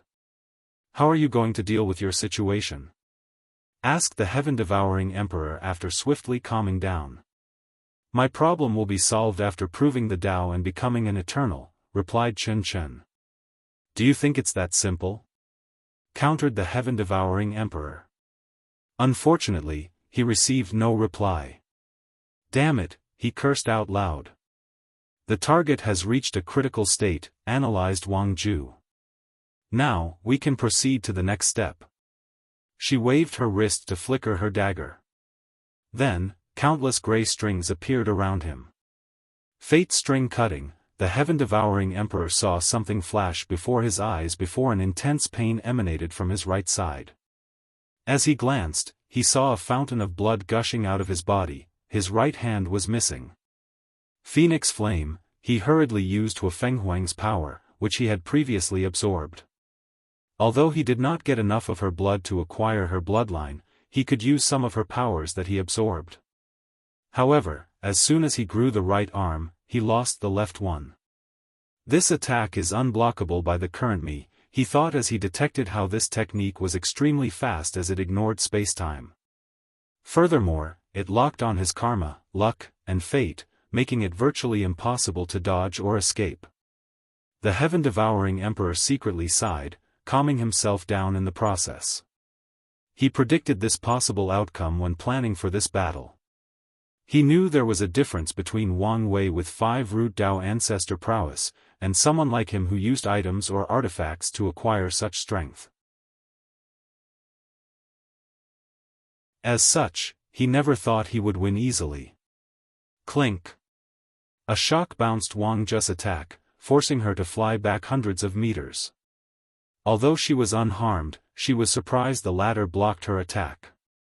Of course, the emotions a well-trained assassin displays cannot be trusted. She gazed in the distance and saw a dark gold armor around the heaven-devouring emperor's armor.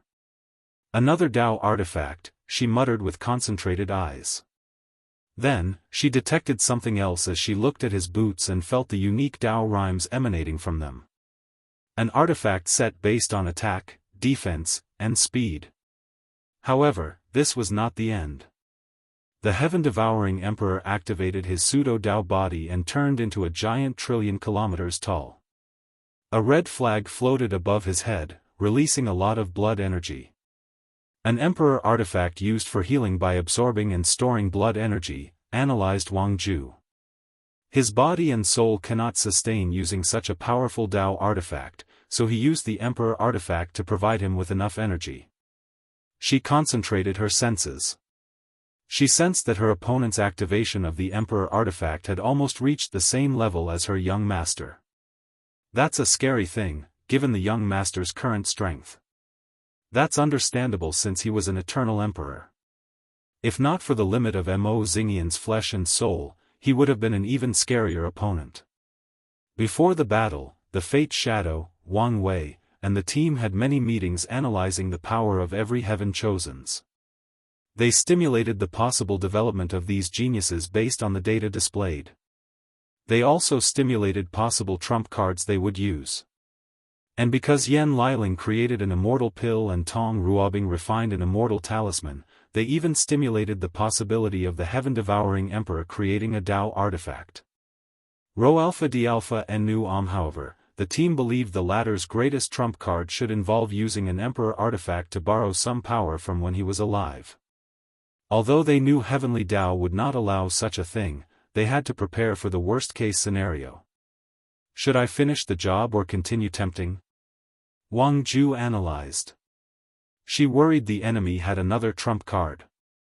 If he uses his control over Emperor Artifact for a last-minute attack, this will be devastating. I need to watch out for this. Fate String Cutting, a gray string tried cutting the heaven-devouring Emperor's head. However, his armor easily blocked the attack this time. Singularity Devouring, a black down only a few centimeters appeared before the heaven-devouring Emperor, releasing a terrifying swallowing power. With this dot at the center, all matter, space, time, and energy were devoured. Even more, this singularity even swallowed all concepts, like life, death, shadow, and even fate. This technique has reached the pinnacle of devouring Tao, commented Wang Ju as she felt an irresistible power attracting her. His devouring achieved the ultimate purpose of destruction Tao, destroy all things and concepts. With her knowledge, she could tell the heaven-devouring emperor used destruction Tao as a template for this technique. The ancient sages said all Tao leads to the same destination, and this technique perfectly represents this. Wang Ju's body flew closer to the singularity. Unfortunately, no matter what technique or law she used, it was futile, the thing swallowed it. But she never gave up, as there was still hope. "I know what you're thinking, but I won't let you," groaned the heaven-devouring emperor. He could tell his opponent wanted to buy enough time until his power dried up. His current situation was not ideal. Activating all these artifacts was draining all his stored absorbed power at an alarming rate. Furthermore, he did not dare use the power he absorbed from Wang Ju. After all, who knew what Wang Wei did with these things? So, he went all out to kill Wang Ju since he knew his situation would only worsen after success. After dealing with Wang Ju, I will have to face Wang Wei and his pawn's thunderous attacks. So, I need to reserve enough strength to run away and hide. His best option is to retreat and refill his power. Although it's impossible to reach the same level before coming to the battlefield, he can still store a significant amount of energy by using the battlefield. Then, he can use his current state a second time to deal with Wang Wei. Even then, my situation will not be ideal since there is still DT on. I won't have a chance if he sees me as a threat and decides to eliminate me as swiftly as possible. So, the best choice is to hide until the two finish fighting. The heaven-devouring emperor was confident in his hiding method. After all, he was hunted down for years by countless emperors. However, he needed to deal with this situation first. Boom! An energy shock wave emanated from the singularity after absorbing Wang Ju. Then, the heaven-devouring emperor did not hesitate to punch through the protective film surrounding their battle. Bang! No wonder Chen Chen said this power was odd. He could tell the power was on par with a Tao ancestor who controlled 9,999% of the Grand Tao source. This Wang Wei is truly a talent, he cultivated to the limit of the Tao ancestor realm. The heaven-devouring emperor did not hesitate and summoned an offensive emperor artifact and broke through the protective film. Damn it! My situation is even worse. As soon as he broke through, he teleported away. In an unknown star field, he appeared. However, his body was as thin as a mummy with long white hair and age spots, he had turned into an elderly woman. The red flag floated above him, supplying him with blood energy. Otherwise, he would have died long ago. The situation is more complicated but still manageable. He gazed in the distance, where he saw Li Jun and his group searching the battle's location. Let's heal first. He sat cross-legged in a secret room he had prepared. Then, countless tattoos appeared on his body. The heaven-devouring emperor looked horrified at his body since these tattoos were not his. Furthermore, he discovered he was incapable of moving. Swish! A perfectly intact Wang Ju appeared before him. You! Wang Ju ignored him as she began casting a spell. The heaven-devouring emperor tried to resist, but he was at his weakest in every sense of the word. So, a few seconds later, his eyes suddenly changed from the usually cold, indifferent, and intense desire to swallow all living things to one of confusion and fear. "Young Lady Imo, are you awakened?" asked Wang Ju. "You are."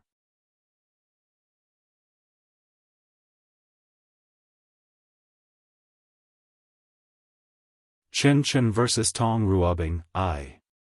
And, chapter not edited. Was I wrong? Thought Chen Chen. After his transformation, his brain changed, and his soul mutated, allowing him to remain cold and logical in most situations. In such a state, Chen felt closer and more in tune with heaven and earth, thus drastically increasing his comprehension and analytical skills. However, his emotional process capabilities became chaotic. He should have turned into a completely logical and emotionless life form, but his obsession with Tong Ruobing allowed him to retain some of his emotions to keep his humanity. And now, after hearing things from her point of view, the foundation of his obsession began to crumble, immensely affecting his soul. Could I have done things differently? Could I have been better? Chen asked himself. He thought of the fortunate encounter he had. Maybe, he could have only studied the thing and heeded the warning that this technique was taboo. He could have studied the orthodox cultivation system from the mechanical puppet world and refined an immortal tier puppet. Instead of wallowing in self-pity and denial, he could have unwaveringly followed in Tong Ruobing's footsteps, never giving up on catching up with her. No, it's useless, concluded Chen. My fortunate encounter was too late. By the time I acquired it, there was not enough time to study it in depth and make any achievements. Things would have been different if I had it around the same time Tong Ruobing met Wu Meng. If so, my achievements would never be lower than hers. Chen's mind was no longer chaotic as he returned to his calm, cold, and logical state. His gaze toward Tong Ruobing was no longer confused but full of determination. I only need to defeat you and prove I was correct, said the sect master of Origin Weapon Mountain. Then, my objective will be to prove the Tao, become an eternal, and finish my ascension as a true half-flesh and half-puppet life form. Tong Ruobing shook her head. Your obsession has already created a major flaw in your Tao heart. In your current state, there is a high chance of becoming a pseudo-emperor even if you win. As for your goal of becoming emperor? Although I won't say the chance is 0%, it's still close to that number. Tong Ruobing squinted her eyes and did not mention the other anomaly he detected from Chen, like, why did he want to become a new life form? Why did he not consider fusing with a puppet as a unique body-refining technique? Chen's idea of becoming a half-flesh and half-puppet creature indicates his mindset has fundamentally changed. And now, he no longer viewed himself as human. The price he paid was more severe than even he could have expected, she analyzed. My flaw will be corrected after defeating you, replied Chen. As for those two?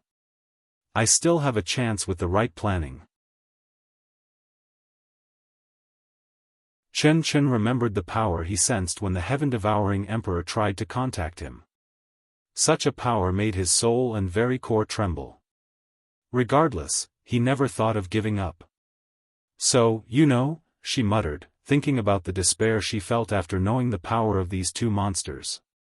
She thought how much she lamented that it was a blessing and a curse to live in the same generation as two heaven-defying geniuses. Yes. Do you want to partner with me to deal with them? Suddenly asked Tong Ruobing out of nowhere. What do you think? Replied Chen, his voice colder than normal.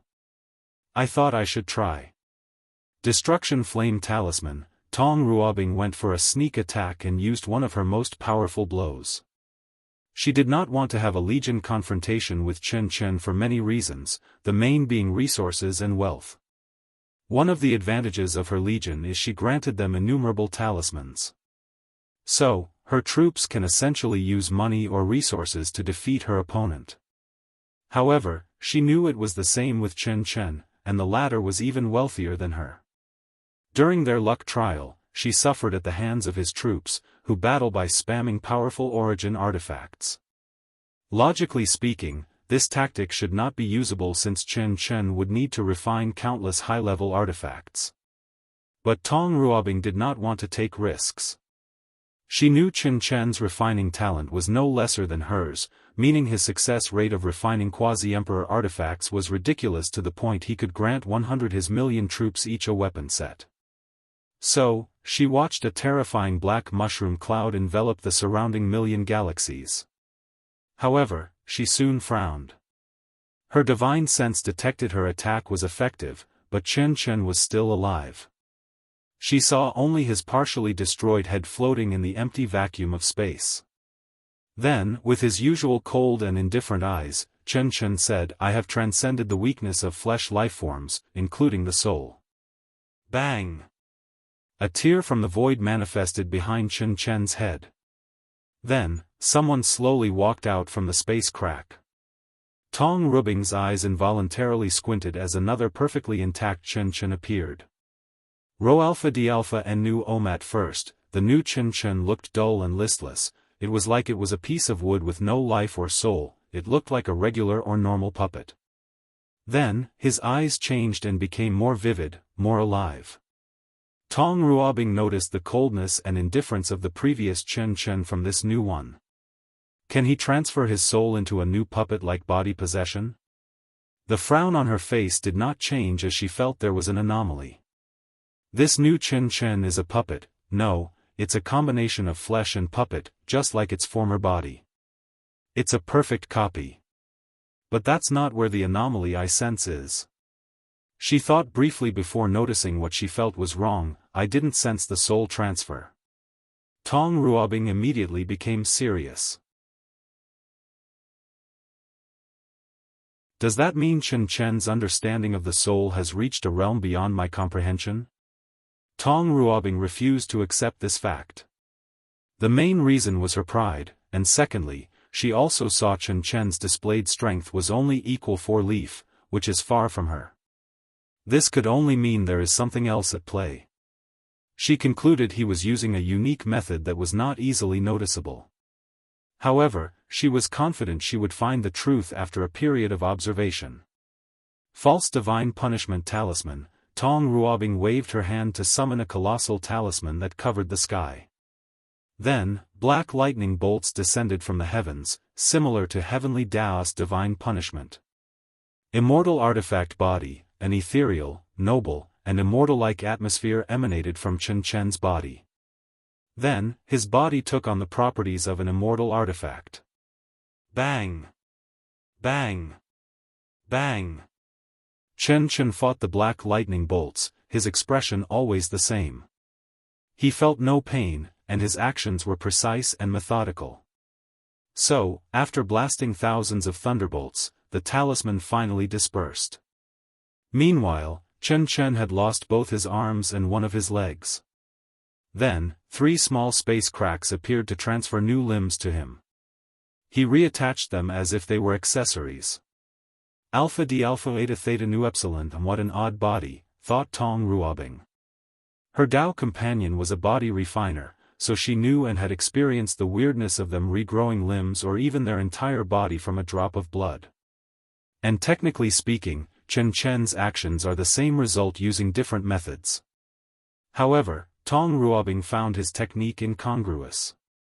Furthermore, she could not explain why. And this fact brought some unknown fear to her mind. Luckily, she is a top heaven chosen with the best Tao heart and willpower. So, she rapidly controlled herself, trying to analyze her opponent. Her fear derived from the unknown. So, she only needs to discover all of Chen Chen's secrets and illuminate her mind. Matter atomization talisman. Tong Ruobing wanted to see what would happen if she left her opponent without a single piece of atom in his body. "It's pointless," said a voice that echoed in this vast emptiness. Then, a space crack appeared before another Chen Chen walked out. "You cannot defeat me," said the third Chen Chen before rushing toward her. Tong Ruobing did not care about the latter's words. Although Chen Chen's methods were weird, that's only because of her lack of information. In general, her opponent's strength could not warn her cares. Soul Annihilation Talisman. A terrifying power entered Chen Chen's body to eradicate his soul. However, he only paused for a second before continuing his pursuit. Tong Ruobing tried a few more soul and spiritual attacks but soon discovered it was futile. With each attempt, Chen Chen became more resistant until her attempt was utterly useless. This fact confirmed Tong Ruobing's suspicions that something was wrong with Chen Chen's soul, especially when she discovered she could not access or detect his sea of consciousness. Bang! She punched Chen Chen's body into oblivion for the third time before waiting.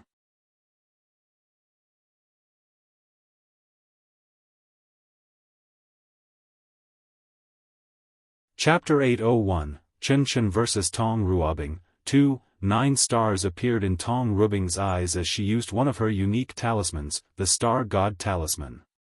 The origin of the talisman is from studying the body of her Dao companion, Mu Lei. Tong Ruobing was not a body refining. Although her fleshly body was excellent compared to ordinary cultivators due to the runes, it was still not on par with true body refiners, let alone true power Dao cultivators. As such, she created this special talisman to increase her physical prowess, including defense, stamina, and regeneration when needed for battle. Regardless, after destroying Chen Chen's body for the third time, Tong Ruobing was not happy as she knew things were not so simple. And as expected, another crack appeared with another Chen Chen. Tong Ruobing swiftly flicked her fingers to create a sword slash that left a mark on Chen Chen's body. Then, in less than a second, the wound naturally healed. The Duyu realm is useless against him, she analyzed as she sensed how fast and easily Chen Chen healed from her attack. The main reason seems to be that he can replace his injured body parts with already created replacements. Tong Ruobing frowned as she felt Chen Chen's method of fighting was too expensive. How many other parts did he have, and why were they all immortal tier? Has his refining achievement reached the stage where he could easily create immortal weapons? Based on the given fact, this was the most logical conclusion. However, Tong Ruobing had a hard time believing this fact. She knew how hard it was for mortals to refine any immortal-related products. This fact was true for her and someone like Yen Liling. No, something else is at play, she thought. Chen Chen disappeared before the cleanup, so this should be the time he received his fortunate encounter. From that time to now, only about 200,000 years have passed. So, even if he used time dilation, it was impossible for him to refine so many immortal weapons.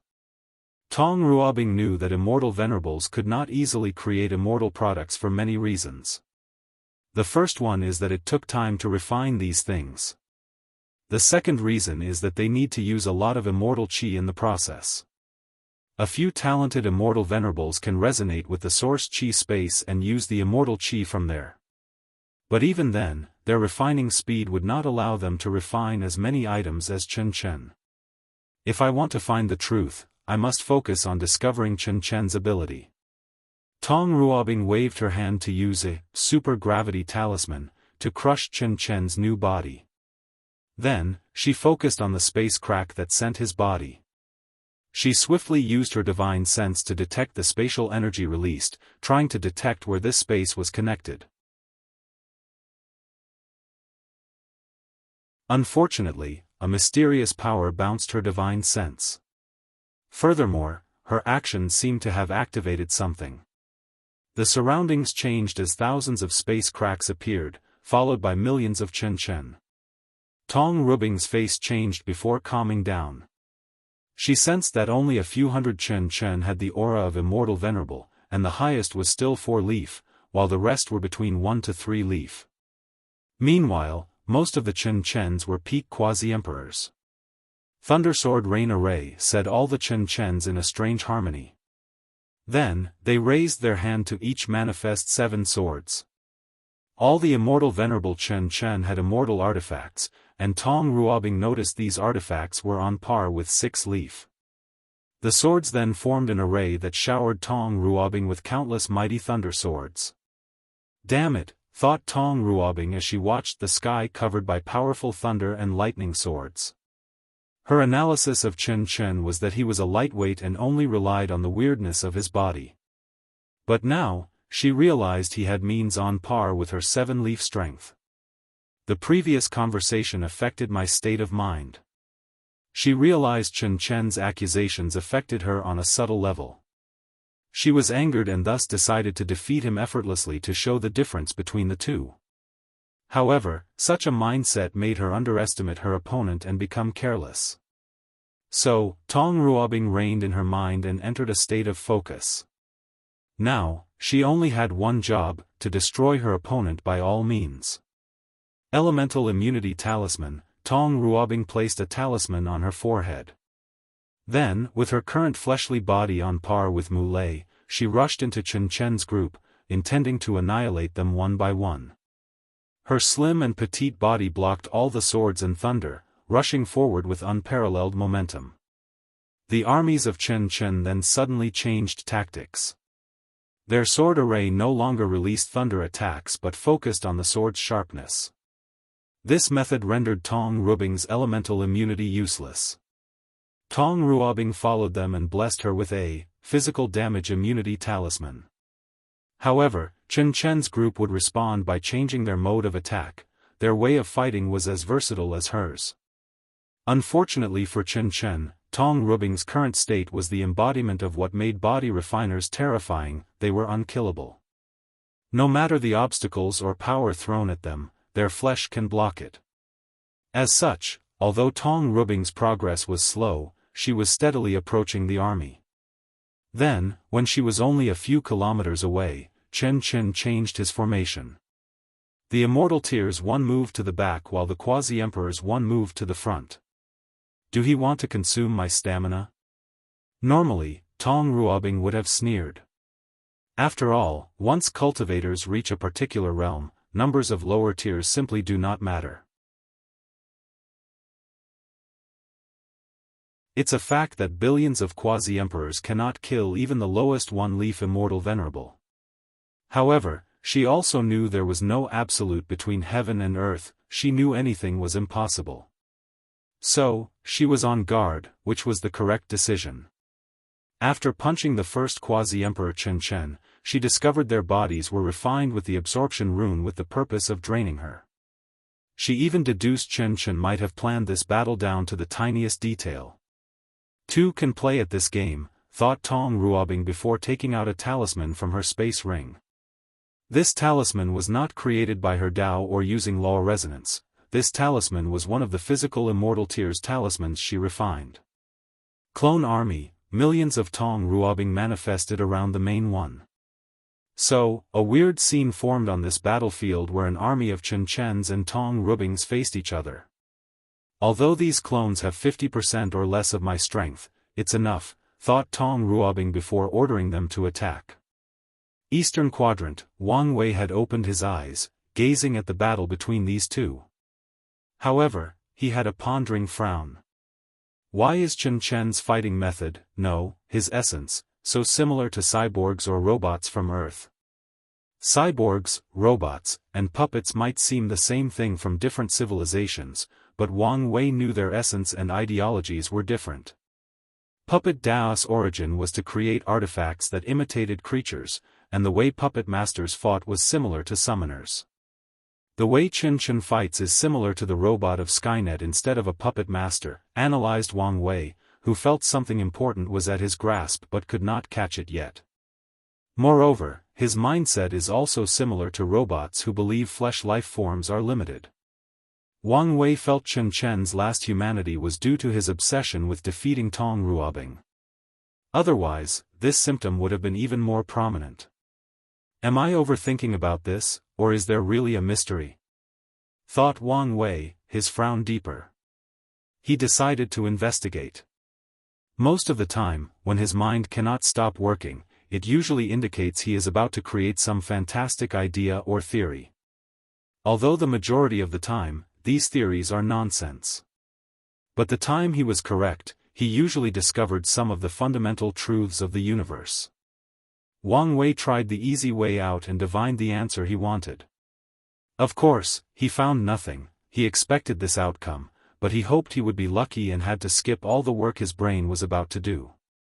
Then, he used a Karman thread connecting Chen Chen to the mechanical puppet world. His eyes penetrated infinite distances and saw this heaven will in a far distant world community. Wang Wei became cautious and read a small section of the entire world's fate line. He experienced countless battles with the people of this world. This world is weird, and Chen Chen is even weirder. The cultivators in this world developed puppet Dao to the peak. And what Wang Wei found weird about them is the way they battle is not like typical summoners. Instead, they fought similarly to Iron Man, where their puppets were their exoskeleton suit. People and civilization change, so it's not entirely out of the realm of possibility for changes to occur, analyzed. The cultivator world is very pedantic and obstinate, for lack of a better word. So, it's normal for the way they do things to not change after trillions of years. This fact can be seen as one of the prices for their long life and immortality.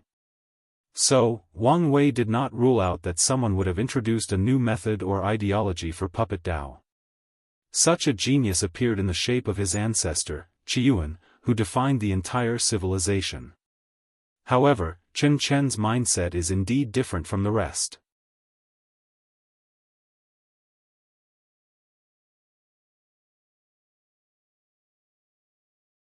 Influences. The cultivators from the mechanical puppet world viewed the fusion with puppets as a form of body cultivating. Their bodies will acquire certain properties of puppets, like wooden skins, indestructible metals, and enhanced physical stats. When injured, these cultivators can use resources like spiritual ores and woods to heal themselves swiftly. However, Chen Chen is different. The way he heals is similar to robots that mass-produced parts of their bodies and can replace them. Chen Chen treats his body as a machine with replaceable parts, and his general attitude is not that he is a unique body refiner. Instead, he treated himself as a different race or species. So far, there is no indication he looked down on humans or flesh life forms. However, he did display some level of superiority by the tone of his voice and actions, analyzed Wang Wei. Right now, he could tell Chen Chen was overwhelmed by his obsession. So, he has not shown much for him to analyze. However, the thing he revealed made Wang Wei raise a few high eyebrows. So, what is it that my mind is telling me I miss, thought Wang Wei for a moment before focusing on the mechanical puppet world. He hoped this direction would lead him to the answer he wanted. Could Chen Chen's change be explained by the person who created the mechanical puppet world's cultivation system? Could that person be someone from Earth? Wang Wei squinted his eyes as if this was a possibility. He and the human emperor were both reincarnated from Earth, so it was not impossible to have a third person. One of Wang Wei's theories was Hong Jun was responsible for the cracks that swallowed him before his reincarnation. And his purpose might be to reincarnate others into different chaos worlds. Wang Wei focused on that world, trying to divine more information. He frowned because he could not gather any information from the person who created their system. The latter should at least be a pseudo-eternal emperor, he analyzed before focusing on divining essential information. This world is a new heavenward world? Wang Wei discovered a significant piece of information. The mechanical puppet world was the world that replaced the nine-devil god world. In the lower dimension, there is 3,800 heavenward world, but one went missing after Wu Hong sealed the nine-devil god world. However, after a while, true heavenly Dao chose a new world to upgrade and take the position, and that world is the mechanical puppet world. Wang Wei frowned. Although this information was important, it was not the one he needed. So, he removed his gaze from that world and focused on Tong Ruobing and Chen Chen's battle.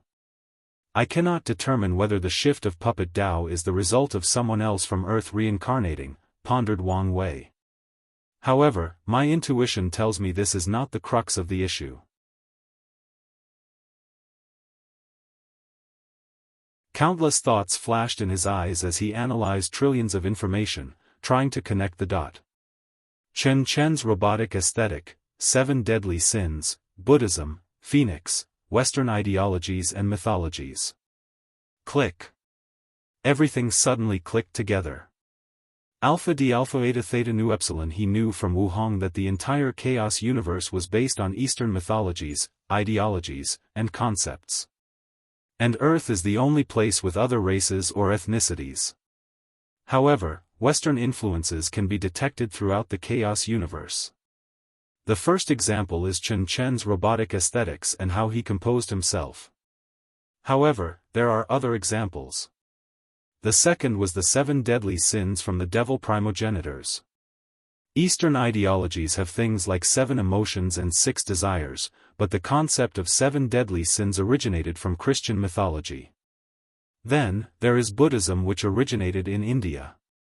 Buddhism was not brought to China during the Han Dynasty, which was more than 2,000 years before modern times. When Buddhism reached China, the human emperor, the Qin dynasty emperor, had long died and reincarnated. Well, unless he cultivated and was hiding somewhere in the world, most likely, his famous tomb. Chinese culture has long assimilated Buddhism and become ingrained in its ideologies, myths, and way of life. So, maybe it's not the perfect argument, analyzed Wang Wei. However, there is irrevocable proof for this theory, the phoenix. The Chinese phoenix is a bird that looks similar to the peacock and has 5 colored tails. However, after Western influences, the phoenix is more often portrayed by the Western phoenix that looks like a flaming bird. Even the concept of nirvana and immortality was a foreign concept assigned to the phoenix in modern times. Maybe all the others can be described as statistical probabilities. However, the phoenix is different, thought Wang Wei. It's an innate demon, one of the noblest races between heaven and earth. Their births or designs should be created by only one person, Grand Tao. Wang Wei squinted his eyes. Grand Tao would never make a mistake. So, what's the reason for these anomalies? The answer is simple. Just like Grand Tao wishes to influence the prehistoric world, it has also influenced the chaos universe and even Grand Tao. Wang Wei's breath became smoother and his mind calmer. He followed his line of thought and refined his theory. This influence can take the shape of individuals reincarnating from the prehistoric world. Or, it could even be on a higher level, affecting the essence of the entire chaos universe. Rho alpha d alpha and nu the main point is Earth. There is something extraordinary about it. Wang Wei suspected the reason science and technology are taboo is not that it's from the prehistoric world but because it is from Earth. Maybe, the prehistoric world is not the taboo, but Earth is. Wang Wei took a moment before noticing another anomaly on Earth. Hongjun is real, meaning the other characters from mythologies are real, including Tagatha, the founder of Buddhism.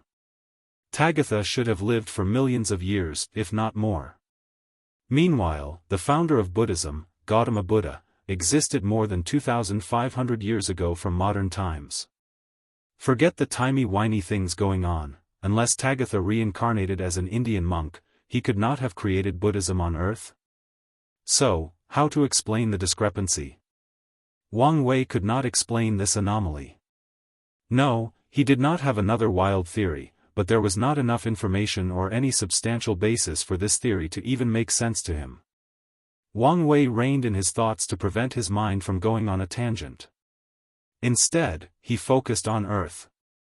If Hongjun is real, there is a high chance people like Yahweh, the Christian god, Odin, Zeus, Vishnu, Sango, the African god, and Amaterasu, are also real.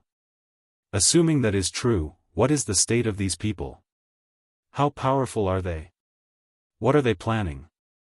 I have karma with Earth. Will it involve me? Wang Wei immediately had an intuition that the answer to this question was positive. Damn it, Hongjun. Although I'm thankful you helped me reincarnate, I'm not happy to get involved in all this mess. Wang Wei secretly cursed before taking a deep breath to calm down. Empyrean realm is the minimum requirement to survive and navigate through primordial chaos, reaching other chaos worlds. However, I won't step foot in the prehistoric world until I become a peak paragon. If possible, I would like to wait until I become half-step transcendence. Wang Wei secretly shook his head as he warned himself. Additionally, he will never return to Earth alone. As of right now, that place looked like a place of trouble. Anyway, I don't have to worry about my parents. Even if they die, I can revive them or travel through the river of time to see them again. After making this decision, Wang Wei focused on his theory. If things from Earth are taboos, then why can the human emperor and I be reincarnated? He deduced two possibilities: Hongjun and possibly these other guys protected the reincarnated individuals. This possibility is feasible since Honghun could protect him from Grand Dao after he created the science and technology world. The second possibility is that we fit the Eastern standard of the chaos universe, so we are not affected. However, if someone else of a different race or ethnicity were to try, Grand Dao would not allow it and annihilate them. Wang Wei frowned as the second possibility opened the doors to more speculation. I can rule out the possibility that Grand Dao is racist. Well, unless someone created it and made it that way, calculated Wang Wei. If it's not this reason, then this will involve the chaos universe. Wang Wei has long speculated there were other chaos universes beyond this one. After reading so many novels, it is the only logical conclusion. So, this chaos universe is not very inclusive, the rules only favor Eastern ideologies and mythology. So, there should be other chaos universes, ones that are inclusive and ones that favor one race or ethnicity. If I follow this logic, Earth is special because it has a connection to other chaos universes.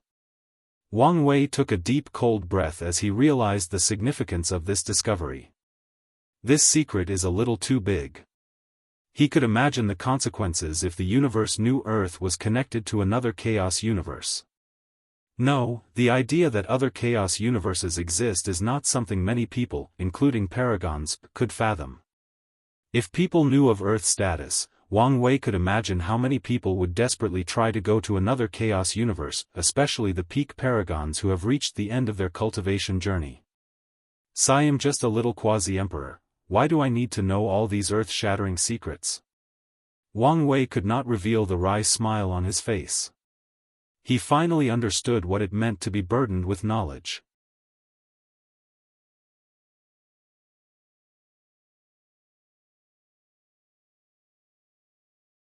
Chen Chen vs. Tong Ruobing, 3.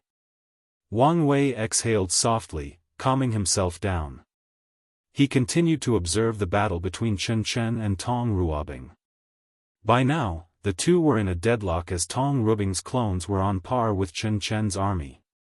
Tong Ruobing calmly watched the confrontation between these two groups. Her brilliant eyes indicated she was going more than just observing. Then, when the number of clones dying reached a certain threshold, she acted.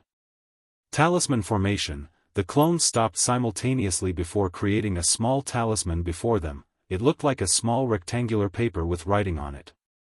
Then, the talismans floated in the air and fused into an enormous formation.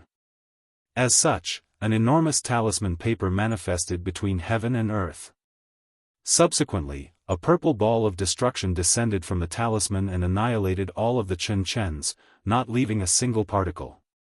Regardless, Tong Ruobing did not celebrate her victory yet. And as expected, not long afterward, another Chen Chen manifested. However, the great talisman city's sect madam frowned. There is no spatial or any energy fluctuation, he just appeared here, analyzed Tong Ruobing. He is losing more of his humanity. She understood the calm and rational part of Chen Chen's side was slowly taking over. And that's why the latter used more subtle means to send the army. He doesn't want me to track where the spatial cracks lead to, continued Tong Ruobing. If Chen Chen's humane side made mistakes that he could exploit, then the other side would not make these mistakes. Or worse, can rapidly learn from these mistakes. Alpha D Alpha Eta Theta Nu Epsilon M's talisman formation above their heads did not dissipate. Instead, it changed the runes written on its surface. Then, a thread came from the talisman to somewhere in the void. Tong Ruobing swiftly used a void-breaking talisman to travel in the direction of that thread. A portable swallowed her, and soon afterward, she found herself in a place with nothing but a mountain in sight. This place is full of earth energy. Even the earth laws are more active than the others. Unfortunately, Tong Ruobing did not have time to understand her surroundings thoroughly. So, after a brief scan with her divine sense and a short analysis, she focused on her objective. She gazed in the distance and saw the thread led to another hidden dimension. So, she used another void-breaking talisman to rush to her destination. Tong Ruobing stepped into the void portal, surrounded by one of her most potent defensive spells. After reaching her destination, her eyes squinted because of what she saw before her. "What a wonderful creation," she muttered, gazing at a towering city floating in the air.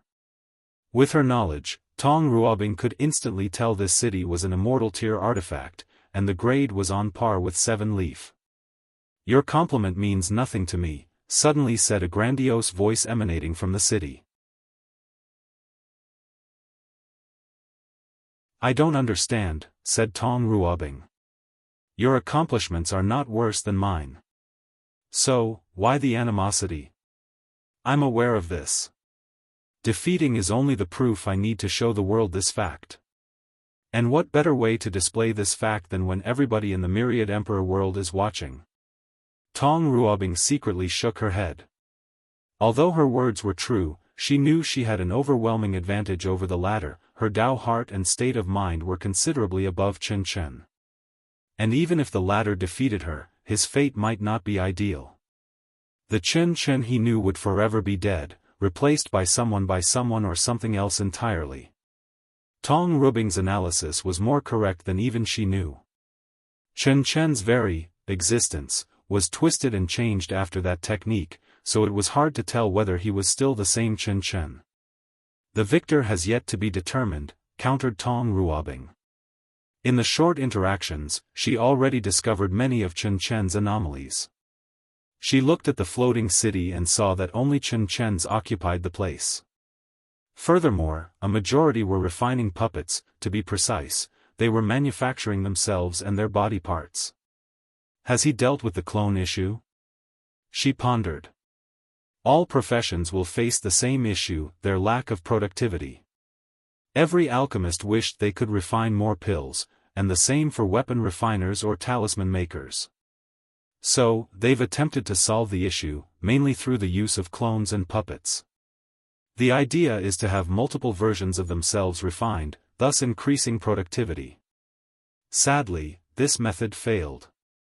Most clone methods are useless, and the few unique ones are restricted since there is a limit to the number of clones that can be refined. And the same issue appeared when puppets were used. They were incapable of refining anything, even if the professional linked their souls to the puppet. That's when the ancient sages discovered that this was one of the limitations of heaven and earth. After studying this method, the ancient sages and wise men concluded heaven and earth favored the development of the individual or the self. So, if any professions want to increase their productivity, they only need to improve their ability to refine more things at once. For example, a talented alchemist like Yen Liling can refine hundreds of furnaces of quasi-emperor pill at once. And the lesser the grade of the pill, the more furnaces she can refine simultaneously. But, it seems Chen Chen no longer has this limitation, analyzed Tong Ruobing. "Have you discovered it?" asked Chen Chen, his voice originating directly from the city. "I no longer have the same limitation as pure flesh lifeforms." Ro Alpha D Alpha Nu Tong Ruobing felt uncomfortable by his tone and words. "Do you think this makes you superior to us?" "Superior? No. Better in many ways? Yes." Birth, aging, sickness, and death, these are one of the many obstacles cultivators have to overcome during their journey of pursuing the Tao. "I won't talk about the first three, but have you escaped the shackles of death?" asked Tong Ruobing. However, Chen Chen did not respond. "I once read that the lifespan limit of all sentient beings that have not proven the Tao is 1 yuan epoch. Tell me, has your new identity broken through this limit?" Chen Chen was silent. His body has no issue living past this limit. After all, as long as there are resources between heaven and earth, he can replace many of his parts. However, the flesh aspect of his new evolution manifested in the form of his soul. And unfortunately, his soul cannot live for so long. "Should I abandon my flesh?" pondered Chen Chen. "No, my uniqueness derived from my soul," so nothing can happen to it. Plus, if I did that, I would be nothing but a puppet spirit race. I guess the answer is no, said Tong Ruobing with a sneer. There are so many races superior to humans or flesh and blood lifeforms, as you put it. However, we have risen to the top of the food chain. So, your existence means nothing to me or other flesh and blood lifeforms.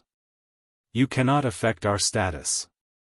Tong Ruobing understood that as long as the system of heaven will exists and is the only way for any sentient being to escape the shackles of death, it did matter how powerful and unique a race was.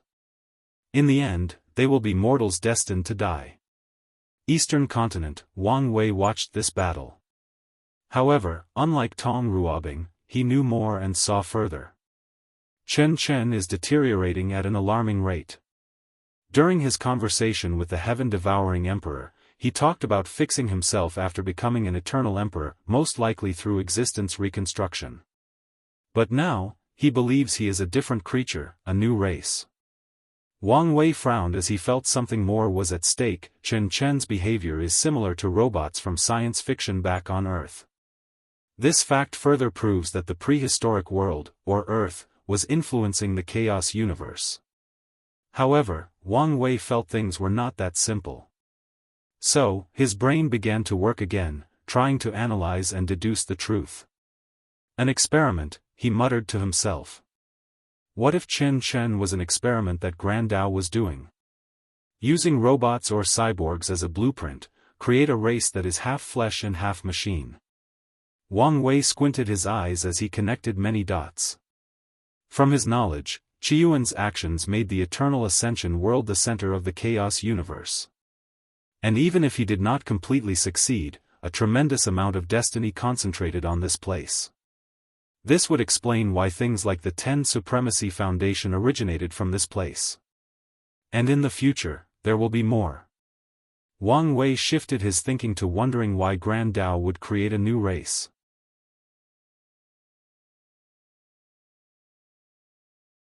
The reasonable argument would be that the creation of a new race benefits the development of the chaos universe. Thus Grand Dao created them. However, this argument falls apart after considering the racial characteristic of robots, resource destroyers. Give a robot a few yuan epochs, and they could mine the resources of an entire heavenward world. And give them a few million yuan epochs, they can do the same to a chaos world like the Eternal Ascension world.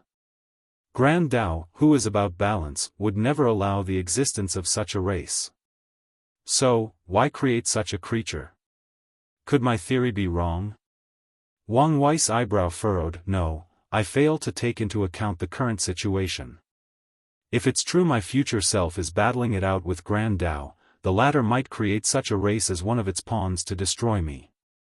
Wang Wei could see how devastating it would be for a race like Chen Chen to become paragons and take over an entire chaos world. Their fighting potential in any war would be catastrophic. If I follow this logic, Chen Chen's existence is not a chess move of Grand Dao, but myself. He planted it here so I can know and prepare. No, even the existence of Kai Song has the same purpose. Wang Wei understood his future self's action. He needed to either subdue Chen Chen or steal his ability and destiny and transfer it to Kai Song. The only way to fight robots is with robots.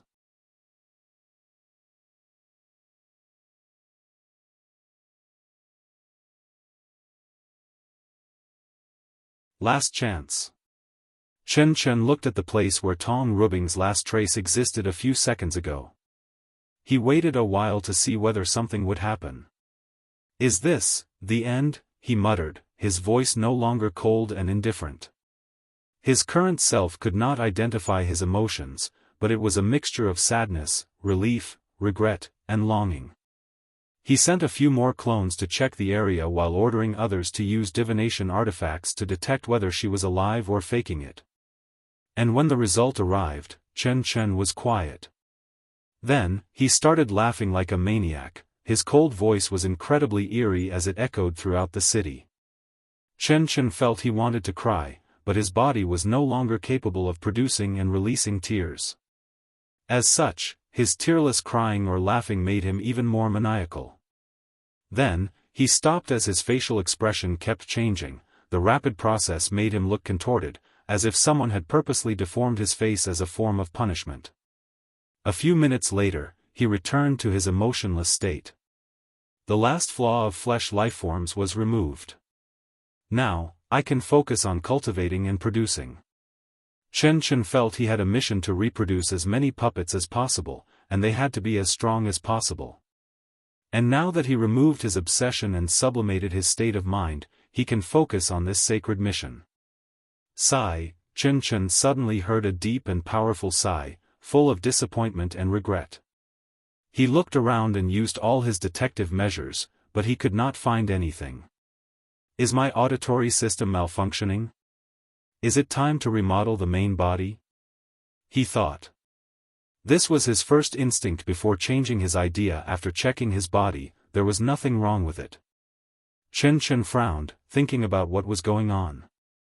Then, he sensed a fluctuation and gazed outside the city. He saw a talisman suddenly manifest, and Tong Rubing's body appeared. That should not be possible, he muttered calmly, with no fluctuation in his voice and tone. I checked thoroughly. How could she still be alive?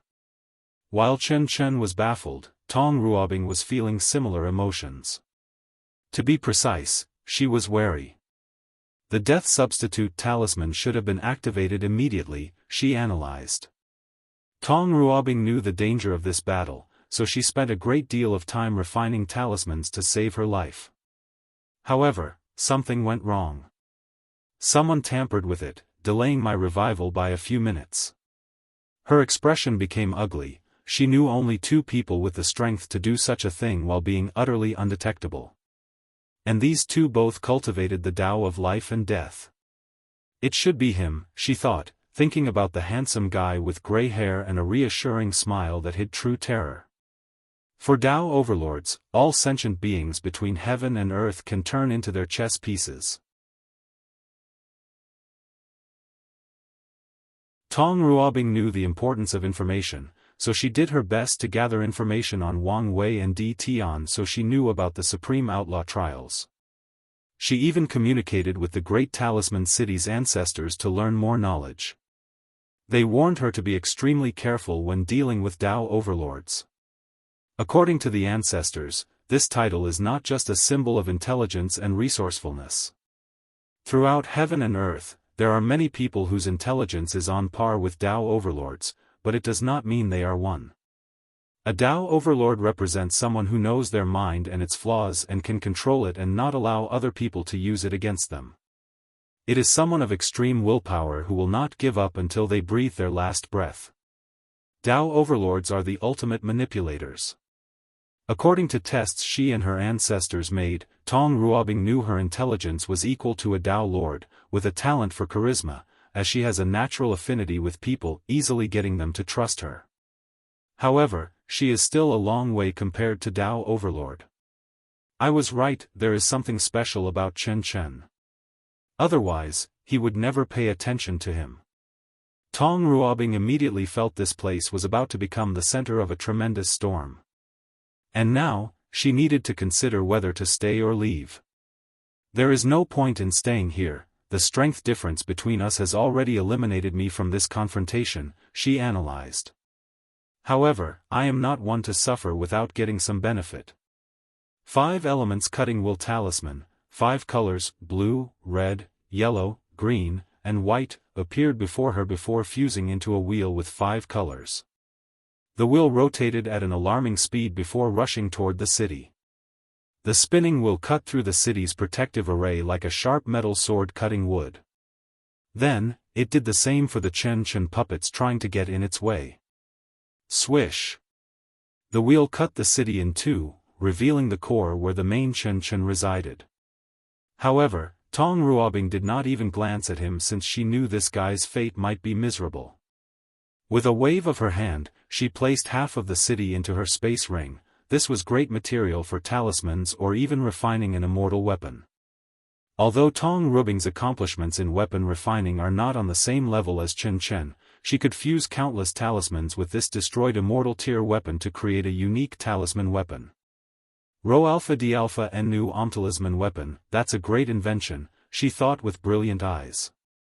Such an invention will grant her merits while also opening a new path for the talisman Dao. Furthermore, I can use this invention to reduce Origin Weapon Mountain's enormous control of the weapon industry. Tong Ruobing smiled before teleporting away. A wise choice since the situation changed immediately afterward. An enormous hand descended from the heavens toward Chen Chen. What is the situation?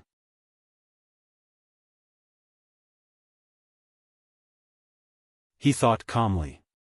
A moment ago, he was thinking about Tong Ruobing's anomaly and how to deal with her. Then, the next second, she took advantage while transformation's energy reserve and defensive system were at their weakest to split into two.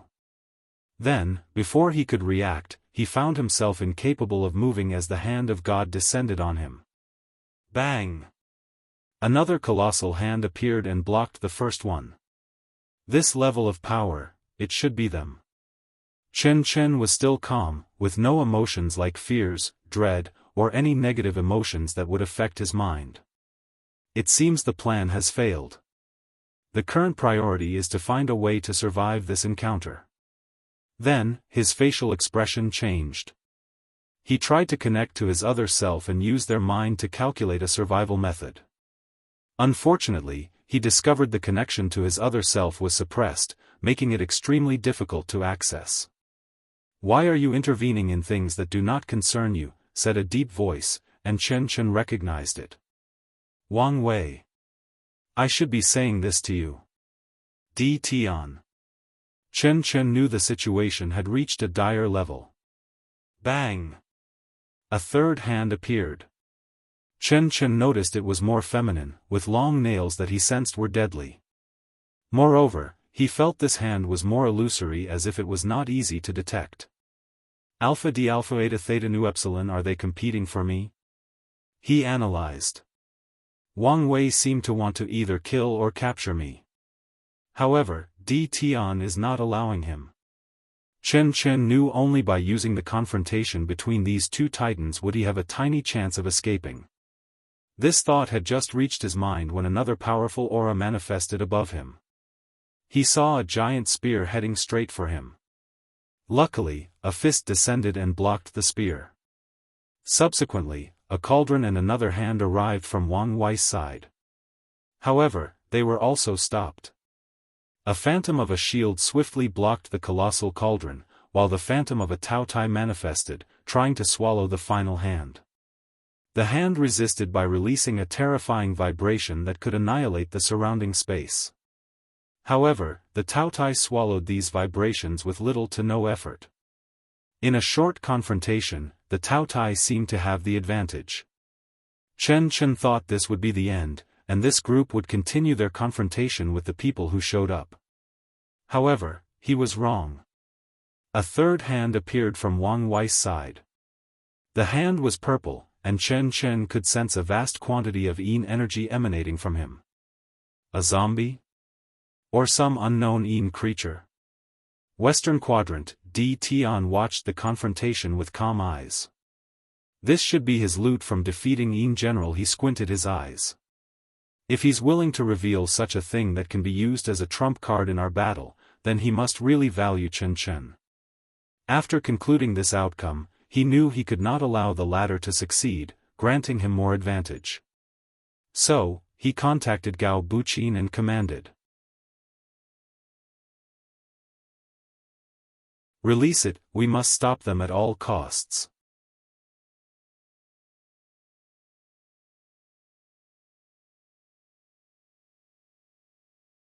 Son of Grand Dao and Wang Wei.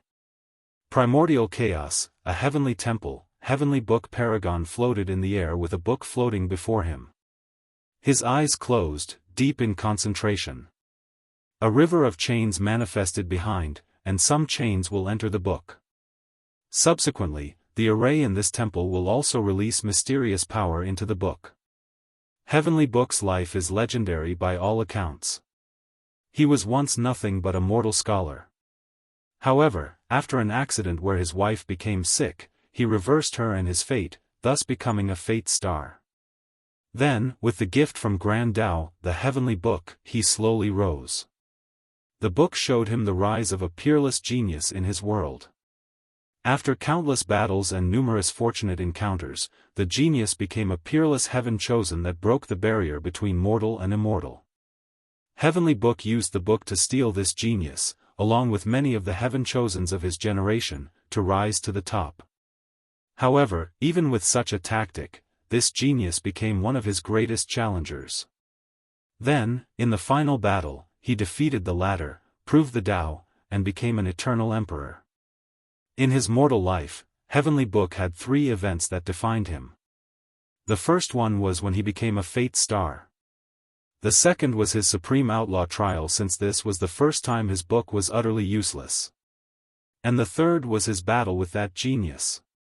After proving the Tao, Heavenly Book discovered his treasure was useless. However, he did not care since he expected this outcome. Furthermore, he learned to be independent of the book during the Supreme Outlaw trial. So, he used his own power to make the book more powerful. After his ascension, he used his wisdom and the intelligence-gathering capability of the book to become one of the most powerful paragons in the entire Chaos universe.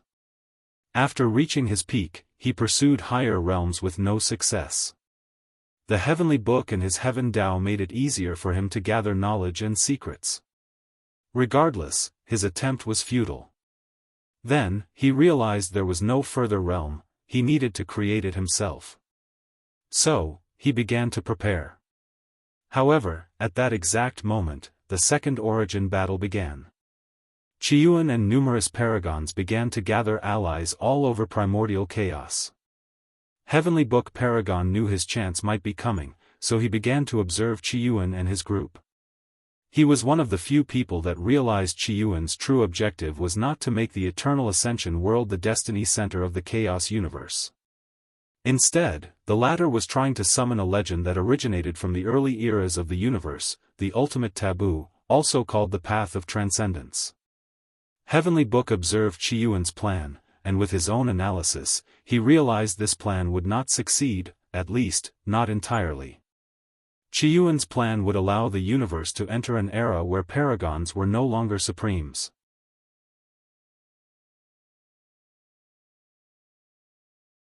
However, he would not create an age where people above the paragon realms were as many as dogs. After predicting Qiyuan's failure and the fate of the people participating in the ultimate taboo, he began to prepare for his own plan. He knew he needed knowledge and information about what happens in the ultimate taboo, so he cultivated a few paragon subordinates and sent them to the ultimate taboo. Secondly, he knew many people would die in this event. So, heavenly paragons began to plan for the power vacuums in all these powerful chaos worlds. And for the last step of his plan, he wanted to turn his heavenly book into a story of the entire chaos universe. He believed someone would rise to become transcendent, and such a person would be the protagonist of the universe. Unfortunately, things are not proceeding as smoothly as he wanted. Although there is progress, it is not enough for him. Muttered Heavenly Book as he opened his eyes. He saw more paragraphs appear in his book, and the process was suddenly accelerated. Did something happen? Heavenly Paragon had grand ambitions and wanted to achieve detachment. However, the recent slow progress made him contemplate whether to use the shoddy methods from the ultimate taboo and become half-step transcendent. He will then use his newfound power to complete the book before cutting himself and returning to the Paragon realm.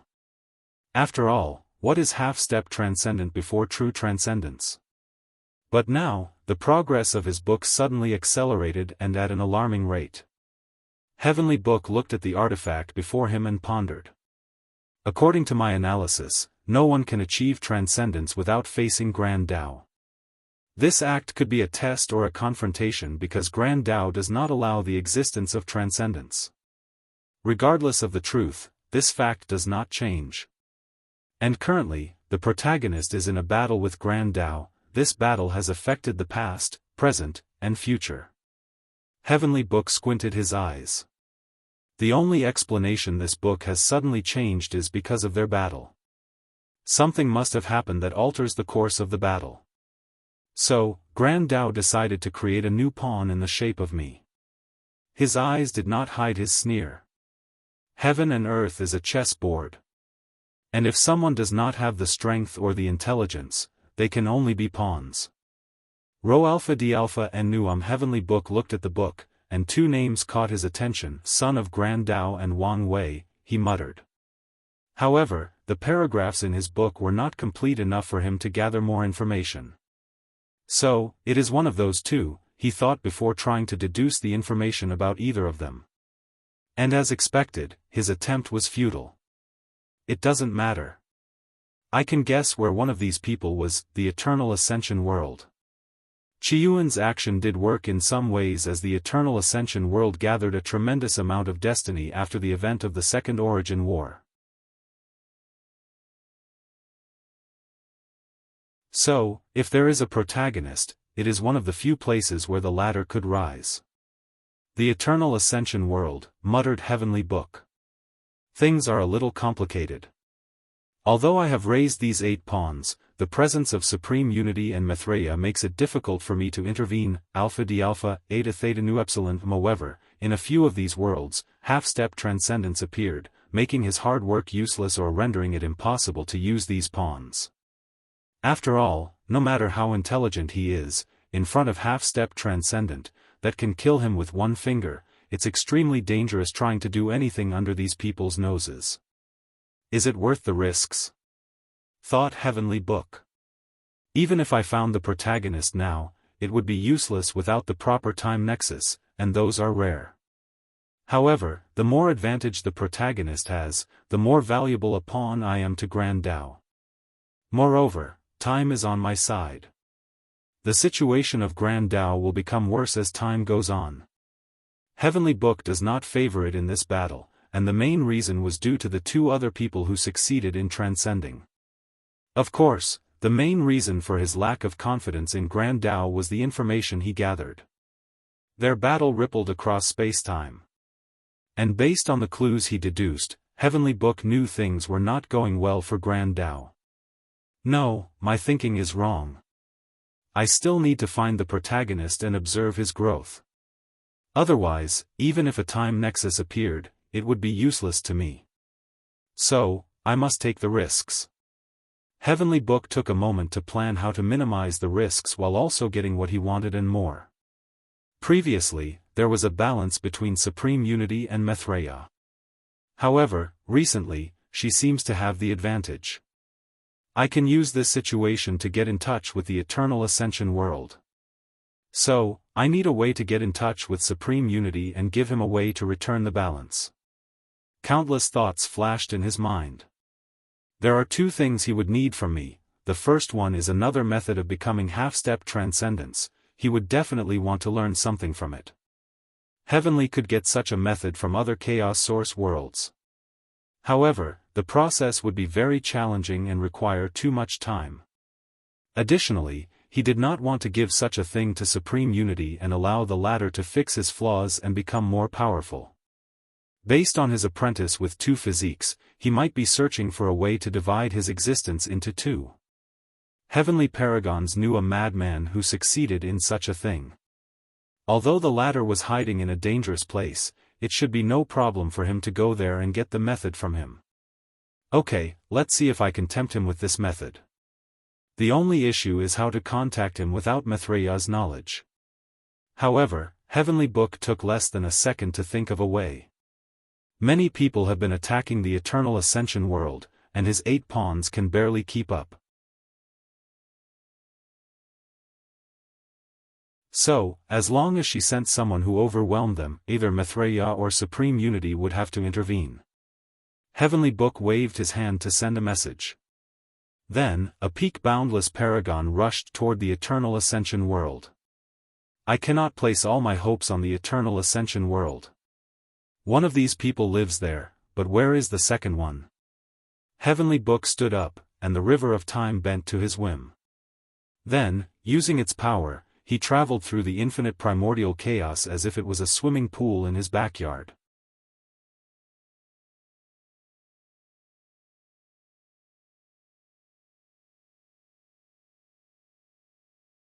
Heavenly Book and Supreme Unity. Purple Kunpeng Paragon looked at the 7 defeated individuals before him and secretly sighed. He could not help but think about how the mighty had fallen.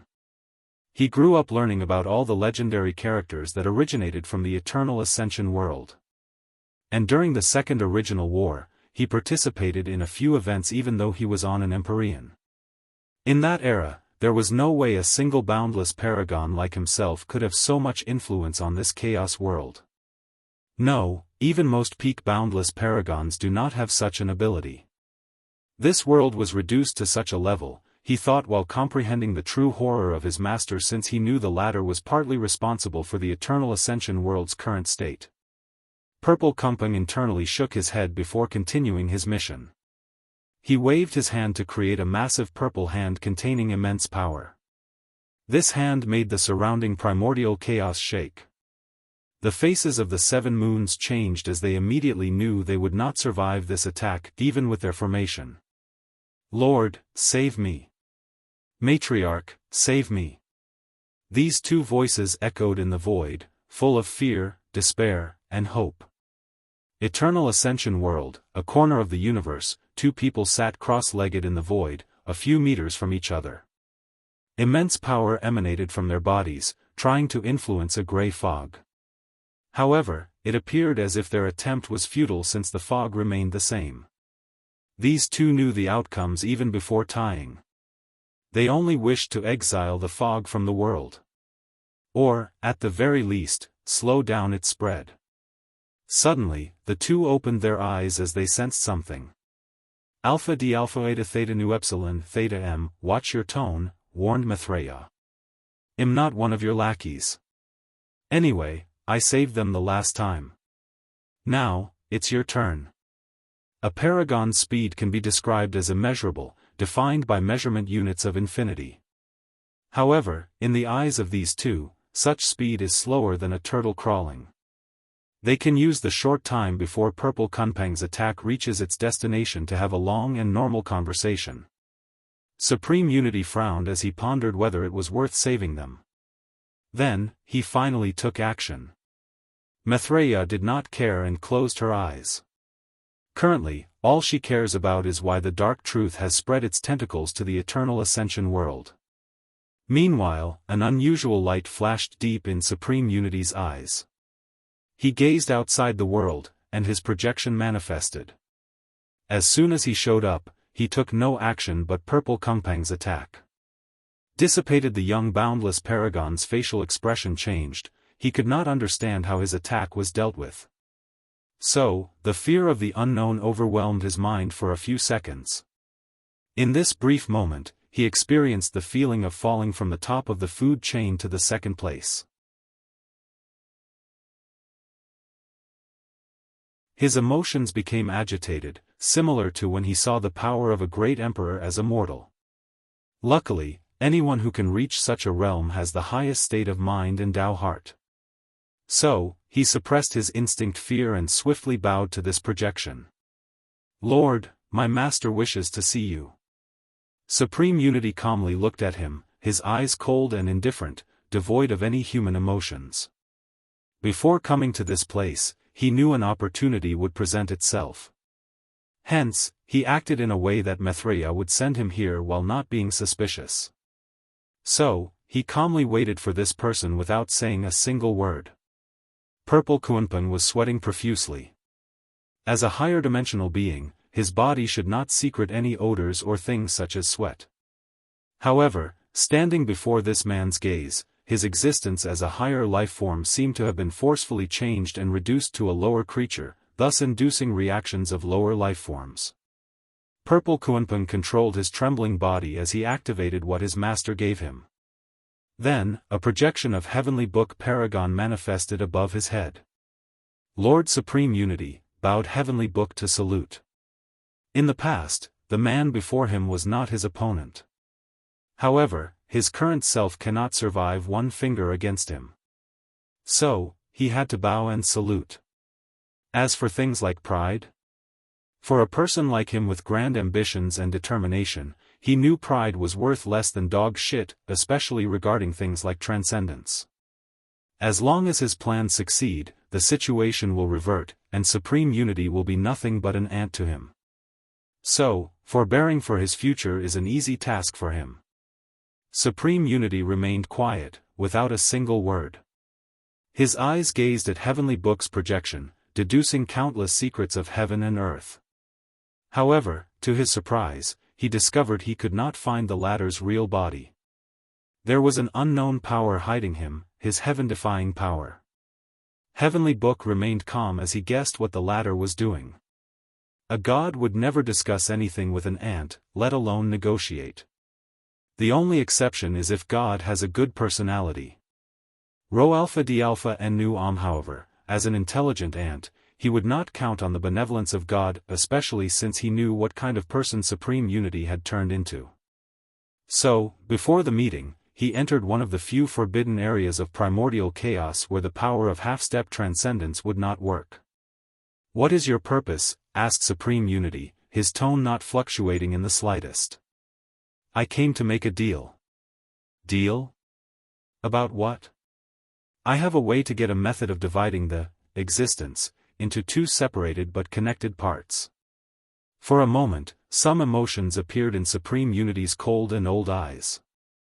However, it was so brief that it was not detected by anyone, including himself. Supreme Unity immediately tried a second time to deduce Heavenly Book Paragon's whereabouts. Sadly, the result did not change. Then, he squinted his eyes as he looked at the handsome man before him. He and Maitreya knew someone supported the rise of their current subordinates. Unfortunately, they have been cultivating since reaching their current realm and have no time or desire to deal with this issue. Furthermore, the vast difference in power between them and Heavenly Book Paragon made them indifferent. No matter how brilliant of a tactician Heavenly Book was, it made no difference to them, given how easy it was to kill him. Additionally, the latter removed his tentacles after their return and never intervened in the affairs of the Eternal Ascension world. "What do you want?" he asked directly. "Two things. Firstly, I wish for some of my forces to have free room to move in the Eternal Ascension world." "Reason?" "I am looking for something, and it might be here." Supreme Unity frowned. He did not know whether the latter was telling the truth, half-lie, or complete lie. "I will allow it," said Supreme Unity. "Next. I want your transcendent technique." Supreme Unity squinted his eyes, and Purple Kuanpeng suddenly exploded into nothingness. Along with his master's projection, there was no aura or any actions besides moving his eyelids. Luckily for him, he was a boundless paragon and the embodiment of the concept of eternal. He soon revived himself with a pale complexion. He could tell his Tao foundation was injured, and it would take him millions of yuan epochs to heal. However, he did not say anything. His achievements today were due to his master's support, not to mention his fear of the latter. Finally, his experience with such an entity might benefit him if he can learn something. "Do you think I would agree to such an absurd request?" "That depends on how much the knowledge I have is worth to you," replied Heavenly Book calmly. "Do you think your information is as valuable as mine?" "A trade has to be equal. What I offer is valuable because it's something you absolutely need and something only I can acquire," countered Heavenly Book. One of the truths he learned only in his life was knowledge was valuable. As such, even though the person before him was more powerful than him, the latter did not have nearly as much information as him. "You're from the infinite domain world, right?" suddenly asked Supreme Unity. "Your Excellency, there is no point in threatening me. I value nothing in that place more than my ambitions." Pain flashed in his eyes as he said these eyes, but it quickly faded. "Your current situation is not ideal," continued Heavenly Book. "So, your best option is my offer." "Are you threatening me?" "I wouldn't dare. I'm just stating an objective fact." Supreme Unity was silent as the latter was correct. Although the dark truth brought some peace to his battle with Maitreya, he knew his situation was not the best. Maitreya seemed to have dealt with most of the drawbacks of her method. Then, the path of Buddhism in the lower dimension has begun to flourish, and true heavenly Daoist resistance to his control has drastically increased recently.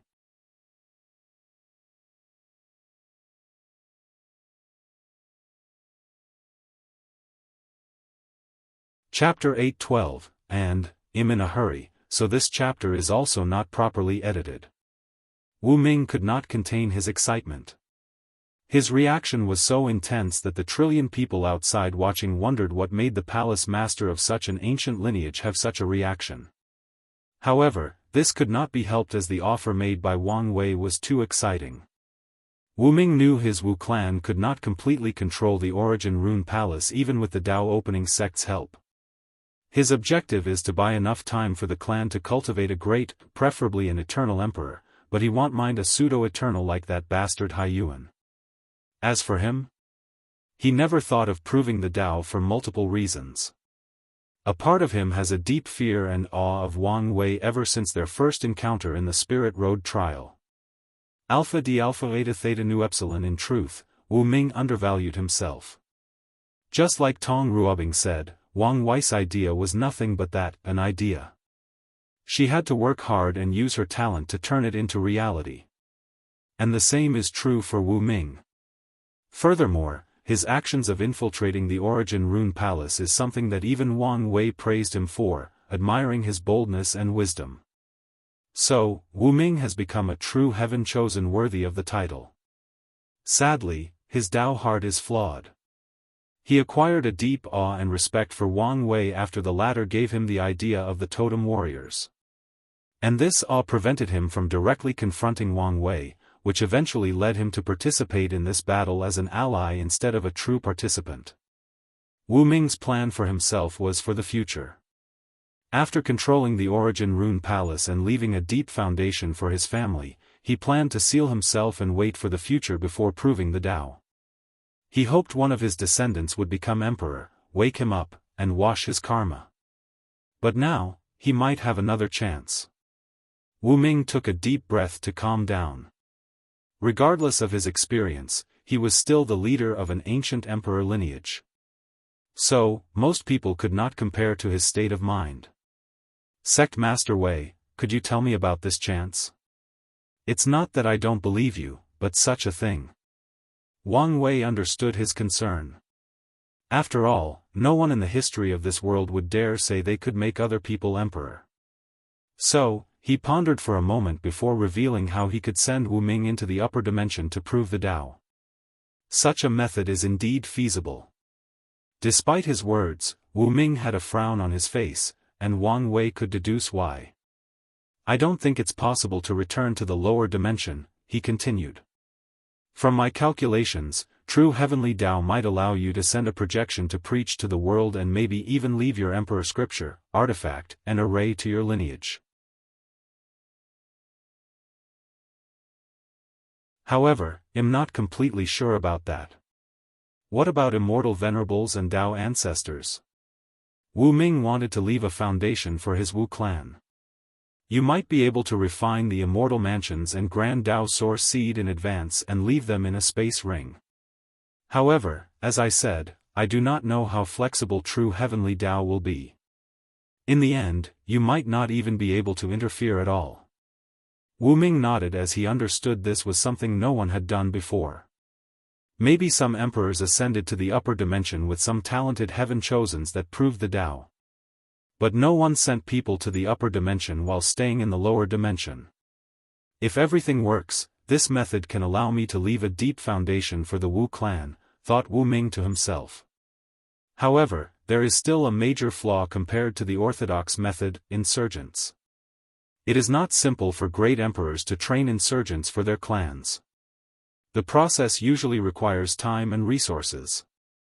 And certain insurgents, like Array II from the Origin Rune Palace, require an emperor to personally cultivate using plenty of resources and his own grand Dao source.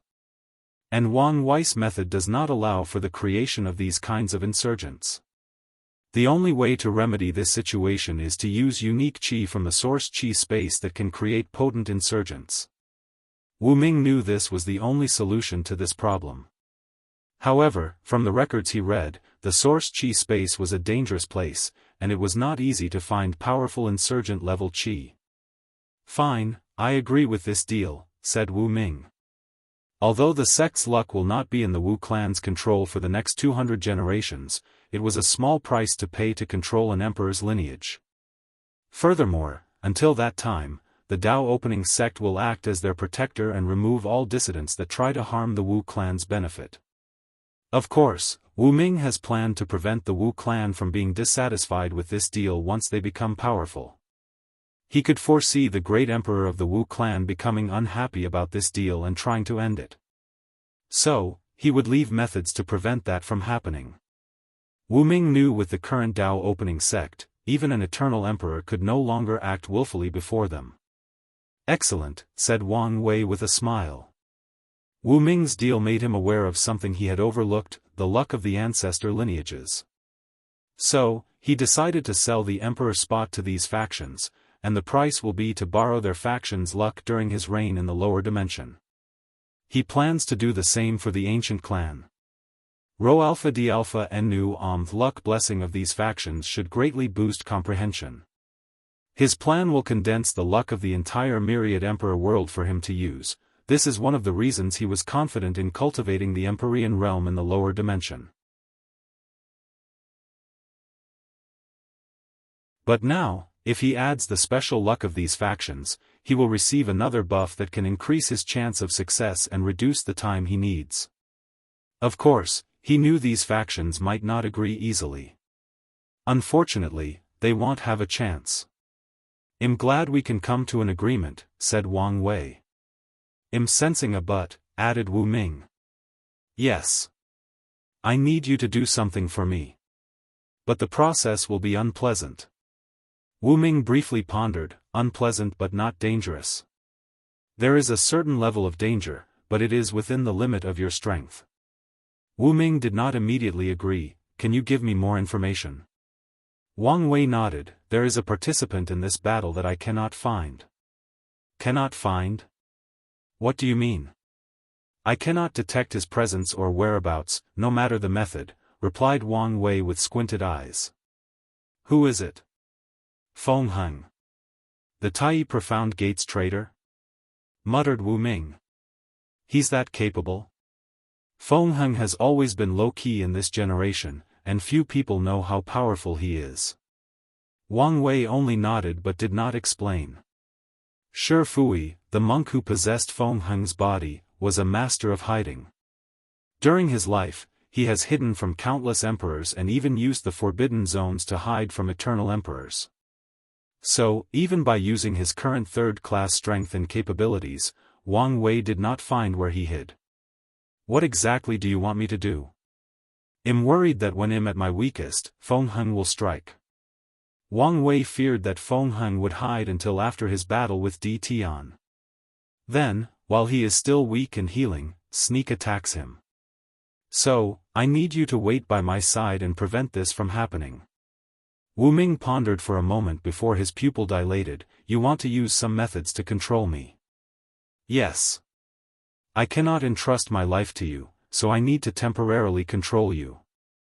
However, we will take the necessary protocol to ensure that it's only during the battle. Wu Ming frowned as he repressed the unpleasant feeling in his mind. Why do you need me when you have your generals? Wang Wei paused. I have a feeling they will be in the same shape as me by the end of this battle. And some might even have to leave. Wang Wei did not think it would be easy for his team to deal with Di Tian. In that case, he needs to prepare in advance for the worst-case scenario. How strong is Feng Heng? Asked Wu Ming with a slight grunt. So far, he displayed the limit of 7 leaf. However, his trump cards should be quite threatening. So, I will give you a Dao artifact for safety. In that case, I agree. Wu Ming came so far, and his plan was so close to success. So, he decided to bear this unpleasantness. Excellent, huh? Wang Wei suddenly paused as he looked somewhere. He smiled brilliantly. It seems luck is on my side. If you find any errors, broken links, non-standard content, etc. Please let us know a report chapter so we can fix it as soon as possible. Tip: you can use left, right, A and D keyboard keys to browse between chapters. You're tuning in to the Unparalleled SwordWill YouTube channel. Don't forget to subscribe and join us on this journey to catch the most captivating stories.